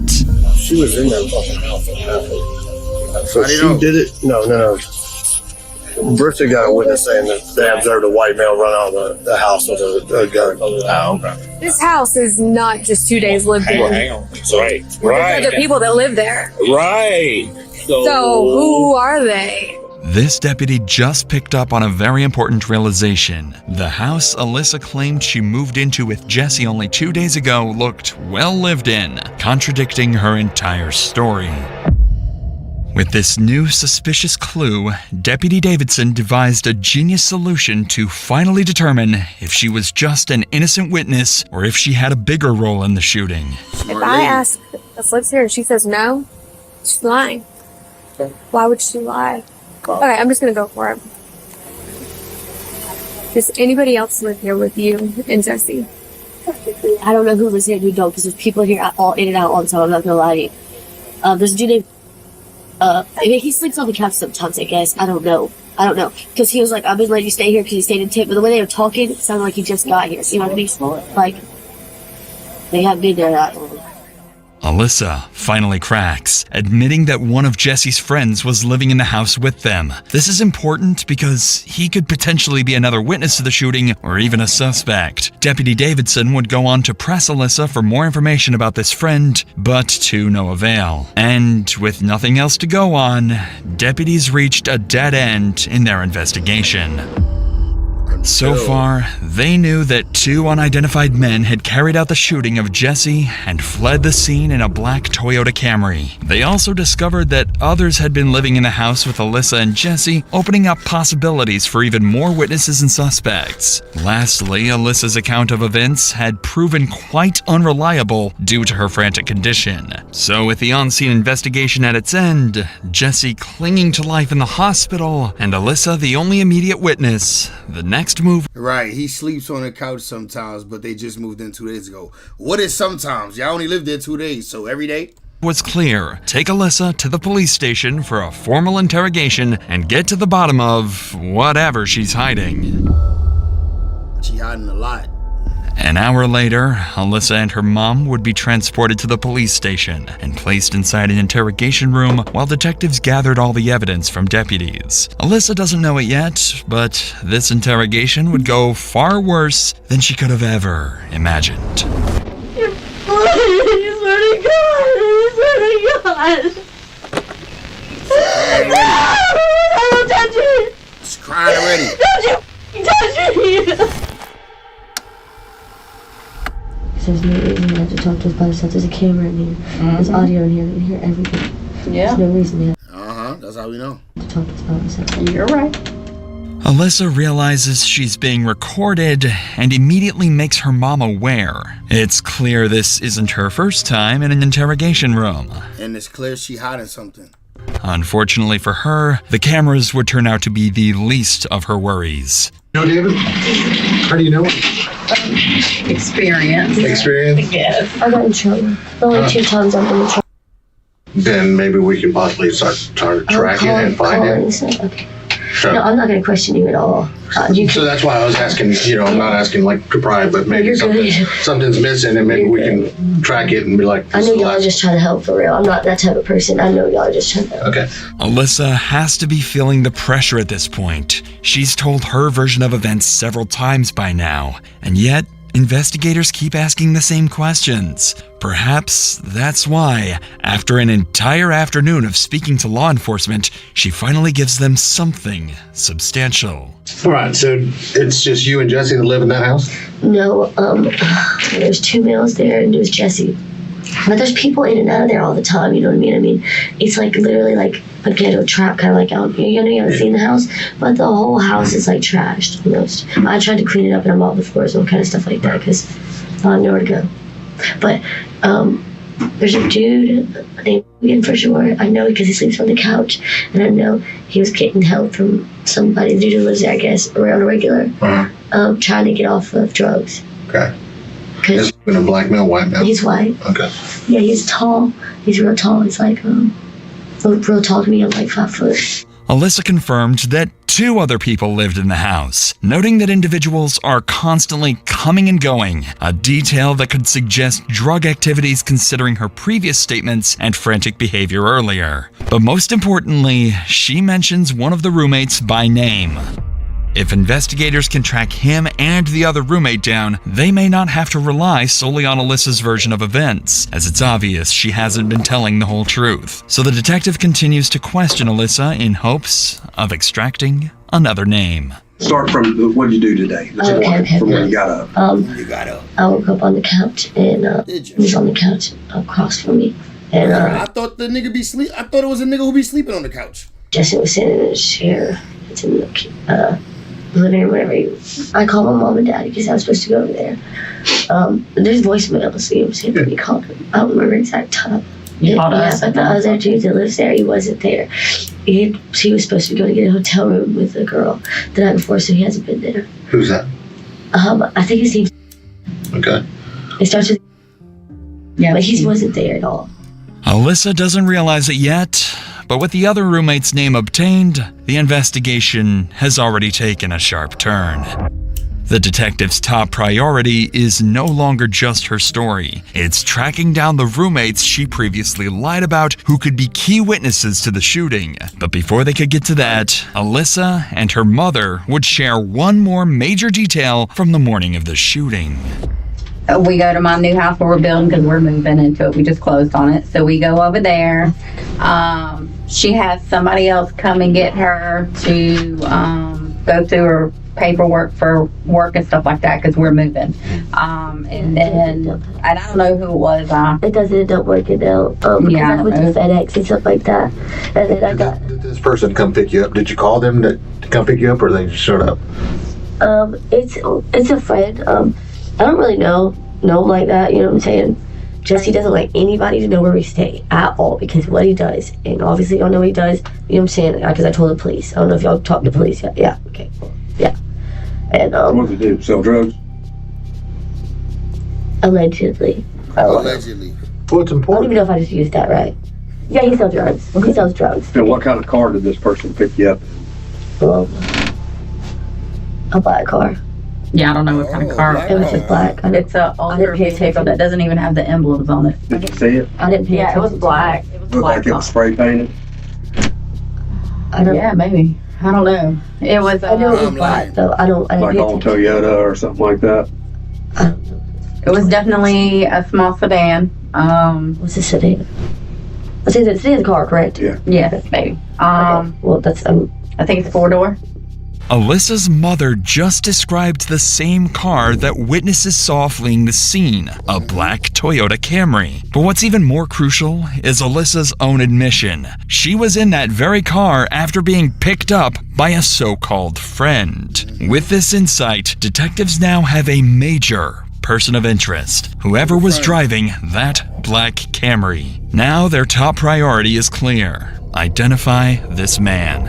Yeah. What's his name, the guy that come and got you? I don't know him. That's what I'm saying. Well, how'd you call him? Jesse, I didn't call him. I said I didn't call him. Oh, he just showed up at the house? Yeah, my brother knows him and Jesse knows him and all kind of stuff like that. Like he comes around all the time and hangs out with him. I don't associate myself with people that he does. I'm not allowed to even be at the house by myself. Is he white or black? He's white, for sure. Can you describe him to us? Well, he's kind of ghetto.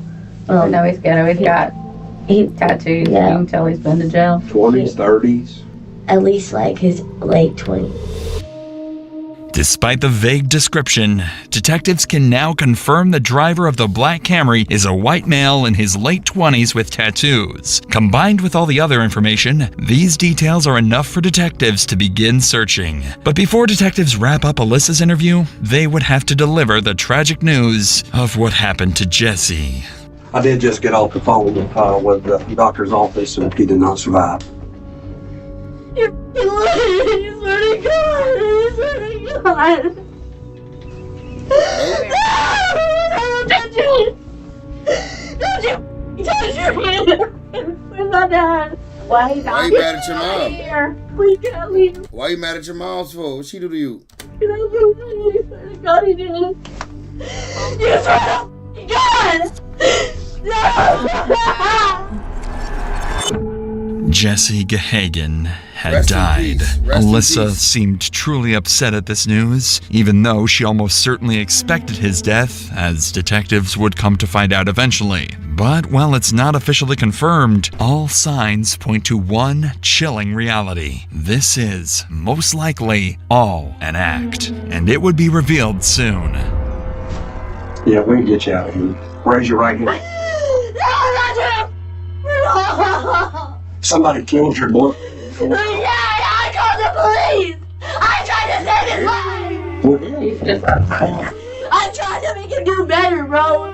I'm trying, I'm the only one who gave a about him! No, I'm being serious, you don't get it! No, not nobody, I'm the only one who called the police when he overdosed twice, not even his mom again, all by myself. Alyssa would continue this frenzy until detectives had to end the interview. Even though she seemed genuinely upset over Jesse's passing, detectives would soon find evidence suggesting otherwise. Nevertheless, the stakes were now higher as this had escalated into a murder investigation. At this point, detectives still weren't sure exactly what Alyssa was hiding, but the interviews that followed would begin to reveal the truth. Let's get to it. What's up, Mr.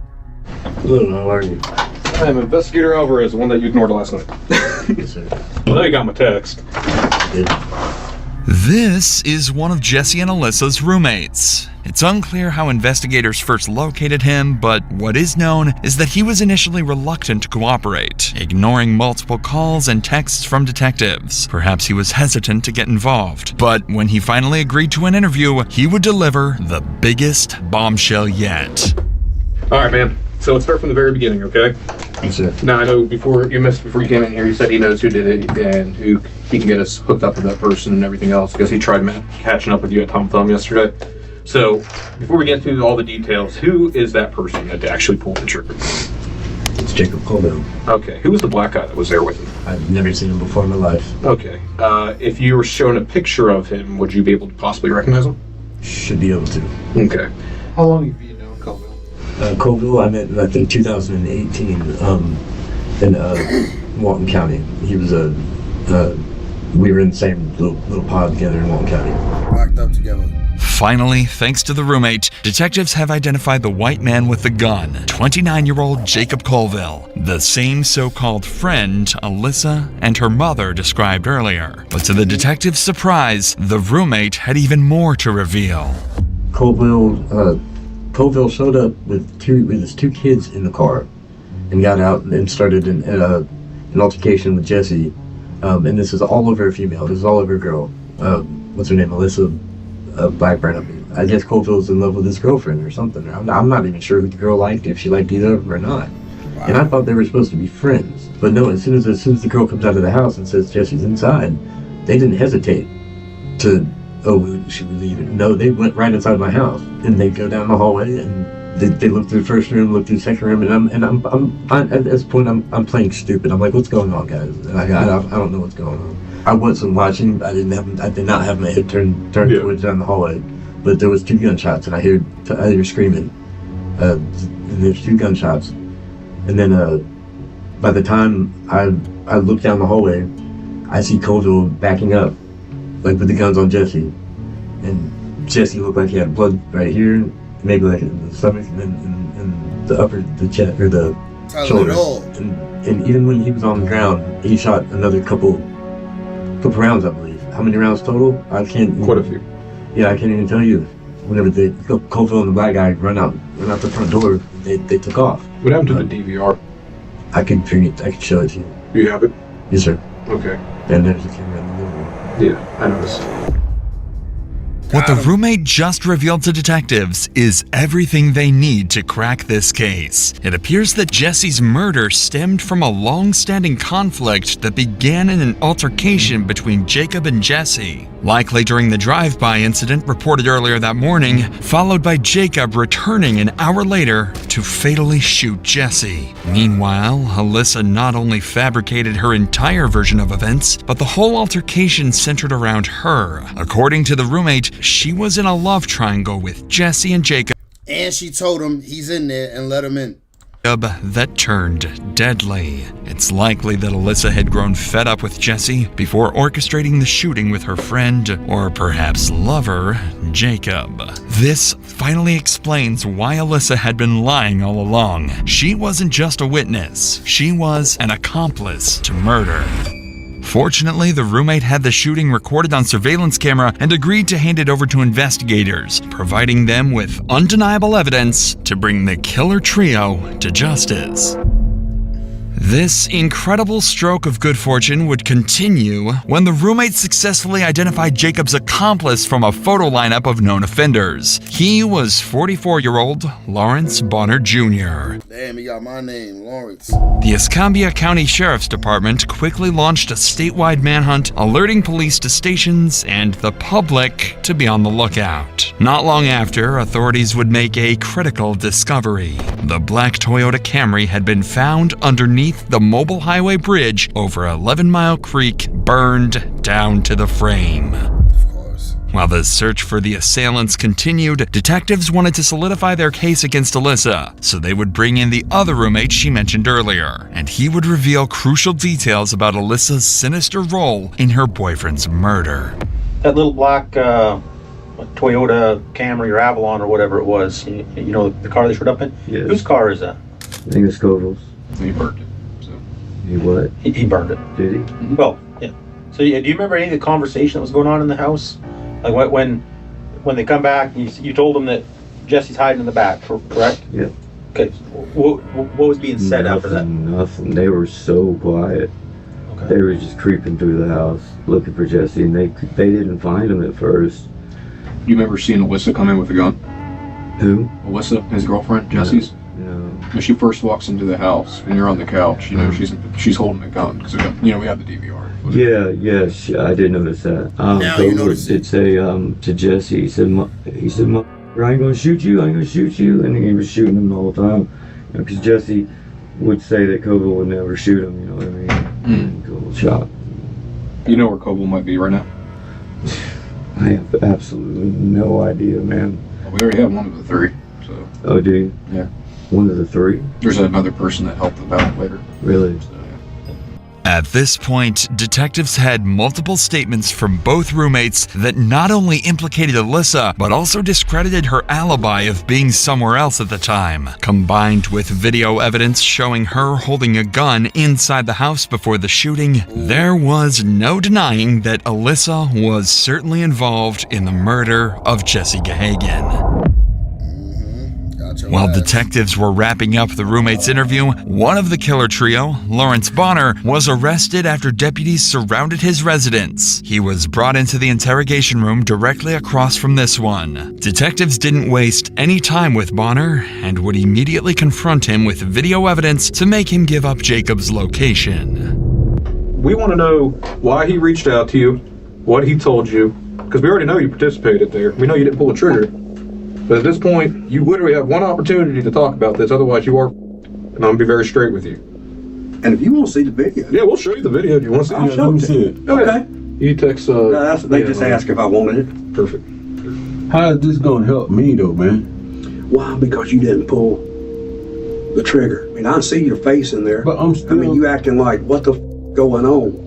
I'm still going to end up going to jail. You are going to go to jail, but the difference is whether if you decide to be honest and to help out, and then hopefully the courts will show leniency that you've helped out and you've been honest, that shit went down fast or however it went down. But not saying nothing, that video makes you look guilty as hell, bro. Got the video for you, buddy. It's cute. You ready? Be looking for him. Ain't found him yet. Oh, there you go. Oh, he dropped his pistol. Trying to get on him. You're like, what the Here, hold this gun. There you go. Now give me that gun. There you go. Oh, let me go ahead and finish him off right here. Snap. Snap. No, wait, he's not done yet, though. Oh, shit, my gun. Let me get it.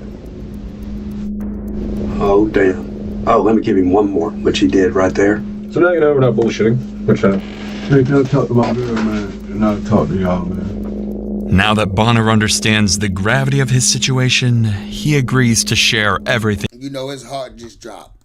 He knows with the detectives, starting with what the three of them did to Jesse. I really don't know. But you know him by sight. You've seen him around. I seen him around. You know, he offered me a ride.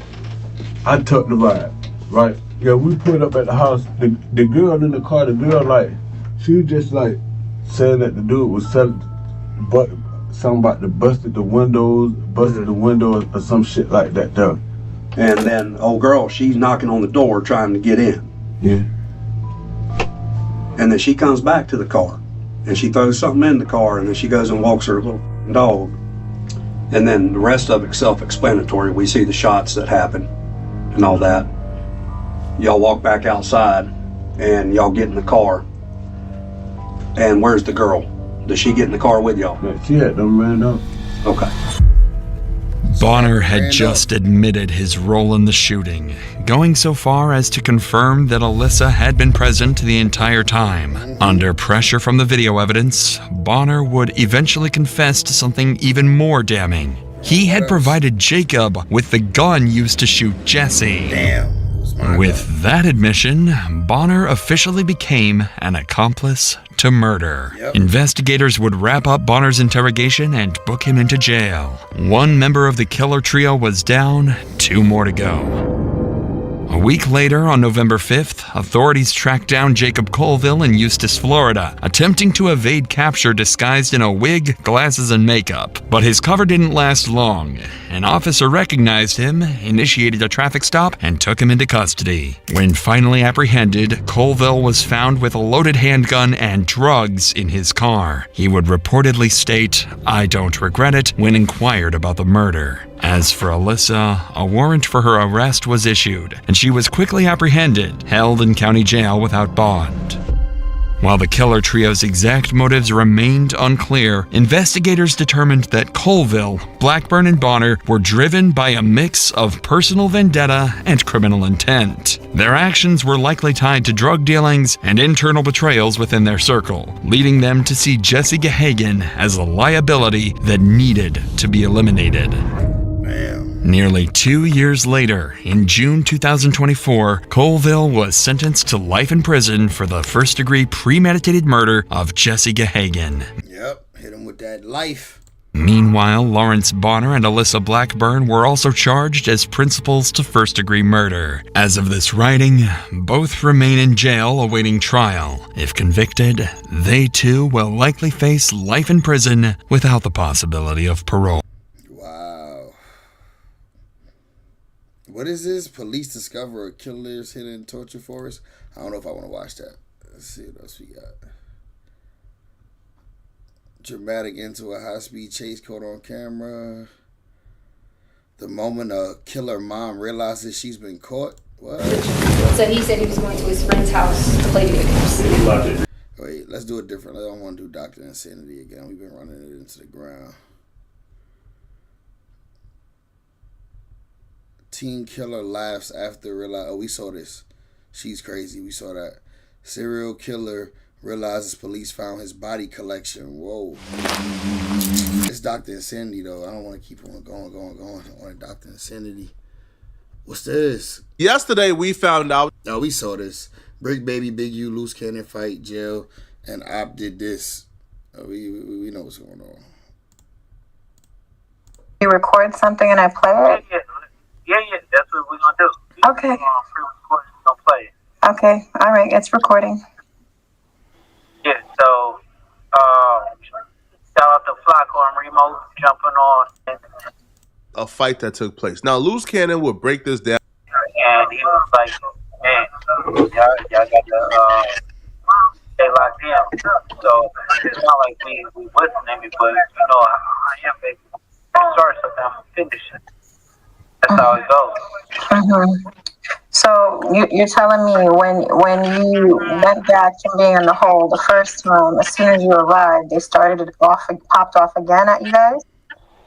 Yeah. You know, not too keen in taking losses. Okay. And who was involved in the fight? Yeah, good. Yeah. All of it, but I can't say it over the phone. Alright, I'm glad he talking less. We heard that already though. We had heard that, John. What's this? Mother loses it after daughter reveals a horrifying secret. What's this? Cocaine trafficker realizes he just lost $385,000. Well, what started as an ordinary traffic stop ends in a major drug bust. And tonight we're getting our first look at the body-worn camera footage that shows how Cranston police officers found a secret compartment filled with cocaine. What? Secret compartment? I wanted you to pull on the right, that's all. Okay, sounds good. No, it's all right. We're here now. It's all set. Okay. Sorry about Just gotta wear your seatbelt the right way, okay? Sorry about that. You got your registration insurance? Yes. That's where he fucked up. He got a bag full of weed in the back seat. How you gonna have a stash spot and have everything in the stash spot, but have a bag full of weed in the back seat? Just hop out, babe. Is there a reason why? Yeah, I want to talk to you outside of the car. Any weapons on you? No weapons. I'm going to get a oil change at Firestone. Literally right down the road. And I got 2 nails in the tire, so right after that, I'm trying to get that situated. And where are you coming from now? School. I go to Providence College. Oh, yeah? Yeah. You see? What do you study there? Finance. Finance? I went to Roger Williams, did 1 year criminal justice, transfer there. Right on. Cool, man.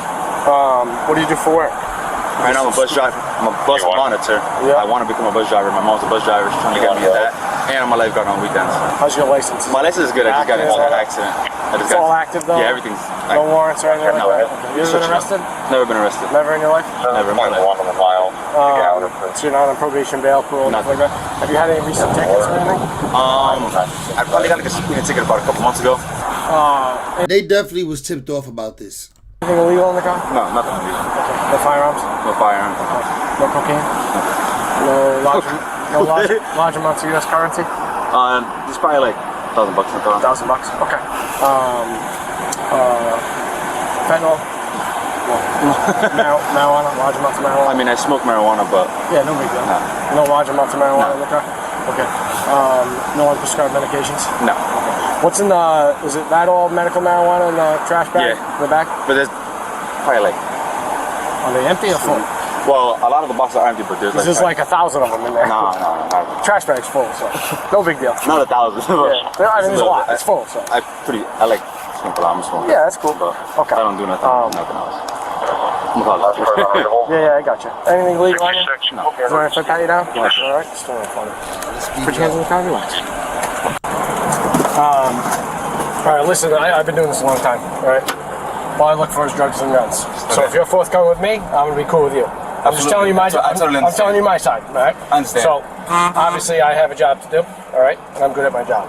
All right? Good at my job. You're displaying a lot of things to me that make me very suspicious. No, I totally understand. All right? So this is kind of your last opportunity. If there's anything small in that car, honestly, I don't care about small amounts of any drugs. I'm gonna be completely honest with you, just a little bit of marijuana. Yeah. Not that much. What's a little bit? Probably like literally 2 ounces. 2 ounces. It's just in boxes, so it looks a lot. Yeah, I got you. All right, just hang tight for me. And I have my cell phones in there, but yeah, how many phones you got? So there's probably like 5 but a lot of those are not even like on. don't function? You know what I'm saying? Okay. A lot of them aren't. All right, just hang tight for me, bro. Appreciate it. Did you just leave the dispensary? Is that why it's all in the car, or what's the story? Well, honestly, I smoke a lot of freaking weed, bro. A lot of fucking weed. Okay. So I like to keep a lot on me. Well, not a lot. I don't really consider that a lot. Do you sell it or what? I wouldn't say I sell it. Like, I wouldn't say I sell it, nigga. No, I don't sell it. Brothers. Hook your boys up, whatever. My brother smokes a lot of weed. I have a lot of siblings. Okay. So my brothers need weed. I'll give them weed and stuff like that, but I wouldn't call myself like that.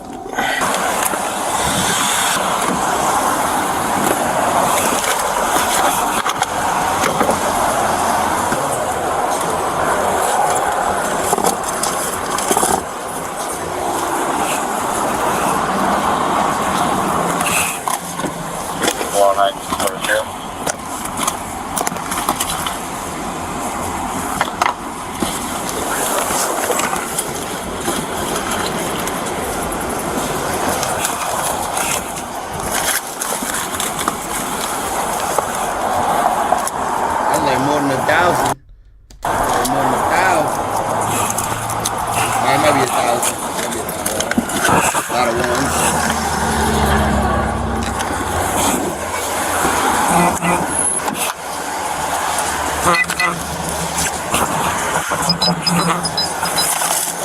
Go ahead. Focus on one more there for us. Didn't call 911.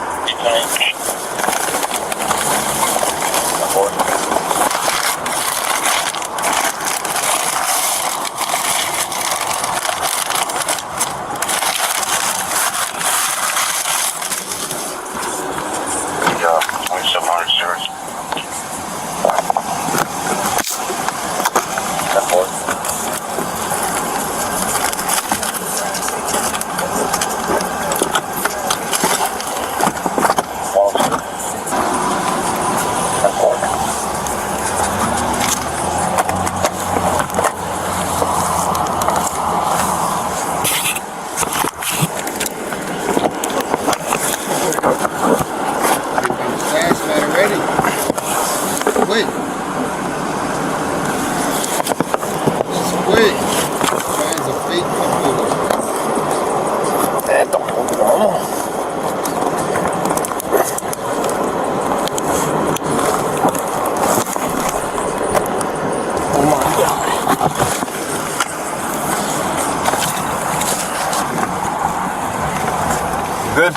talk to me?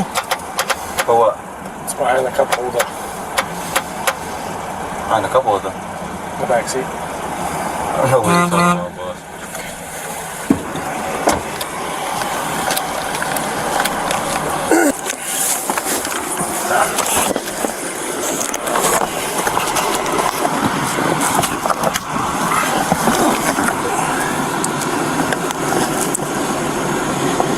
Is that a freaking kilo, dude? Oh my god. Oh shit. Holy shit. Big bucks. You're right, you good? Nope, you're not good. I'm gonna read you your rights, okay? 5, I'm in room. I'm gonna read you your rights, okay? Absolutely, 10-4. Just hang on, wait for another officer, okay? Just kind of witness it, okay? What's going on? I just found some stuff in your car that we gotta talk about. Okay? Some stuff? Yep. So just hang tight for me. Some stuff. Yeah, I got a hair on nose still. He kept coming back. Look right here. Oh, I got it. Look this way and then over. Look, it's all cut out. It's not normal. You said what?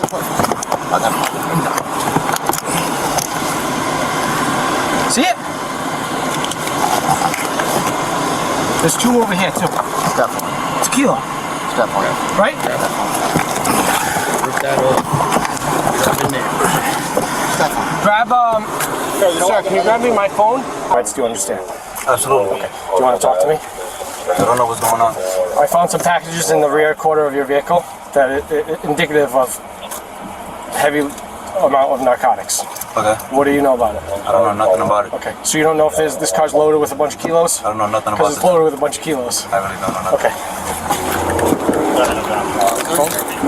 He's still not in cuffs though. Nah, he's not talking to me. Yes, I just want to get one quick. She's his girlfriend? I don't know. She pulled up.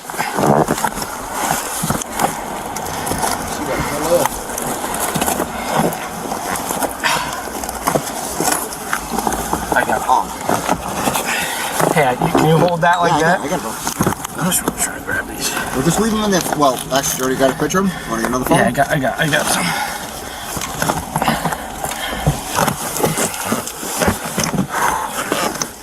God, we just need to my hands. That shit off. Yeah, not because it's getting in the way. No, right there. Pull. Give me one good pull back now. There you go. Got him. Oh, baby. One more. Hang on. Yeah. All right, I got it. All right, watch your hands. Ahead, bro. All right, move that. Look out, move that. Oh shit, yeah.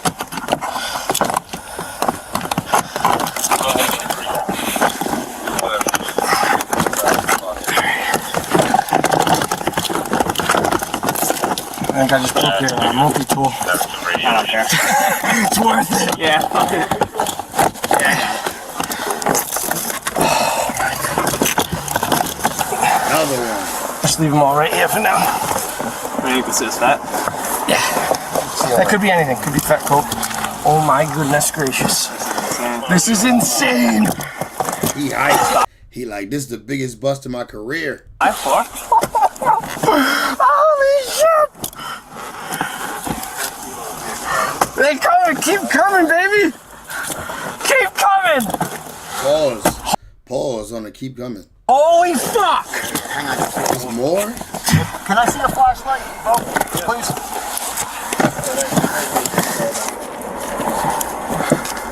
Call who? Alright, this whole fender's got it, because this whole fender's loaded. Yeah, you gotta bring it out. This whole fender's loaded, I think. We're gonna call narcotics. Hold on, let me do my thing before we get the valve, please. Wow.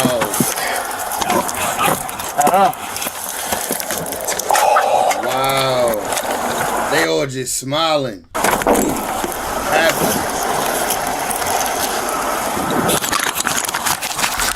Shit, check the other side. Check the other cup holder. Maybe he got something on the other side too.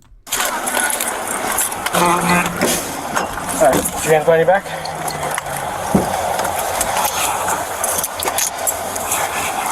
You're under arrest, okay? Anyway, you can listen to a little bit. Yeah, I told you I'm gonna be cool with you as long as you're cool with me. And that's how handcuffs fit. They fit you perfectly, I can, right? It's gotta be. Yeah, let's just put that. Oh, this has to stay right there. That's the money shot. That's the money shot. That's everything I've worked for.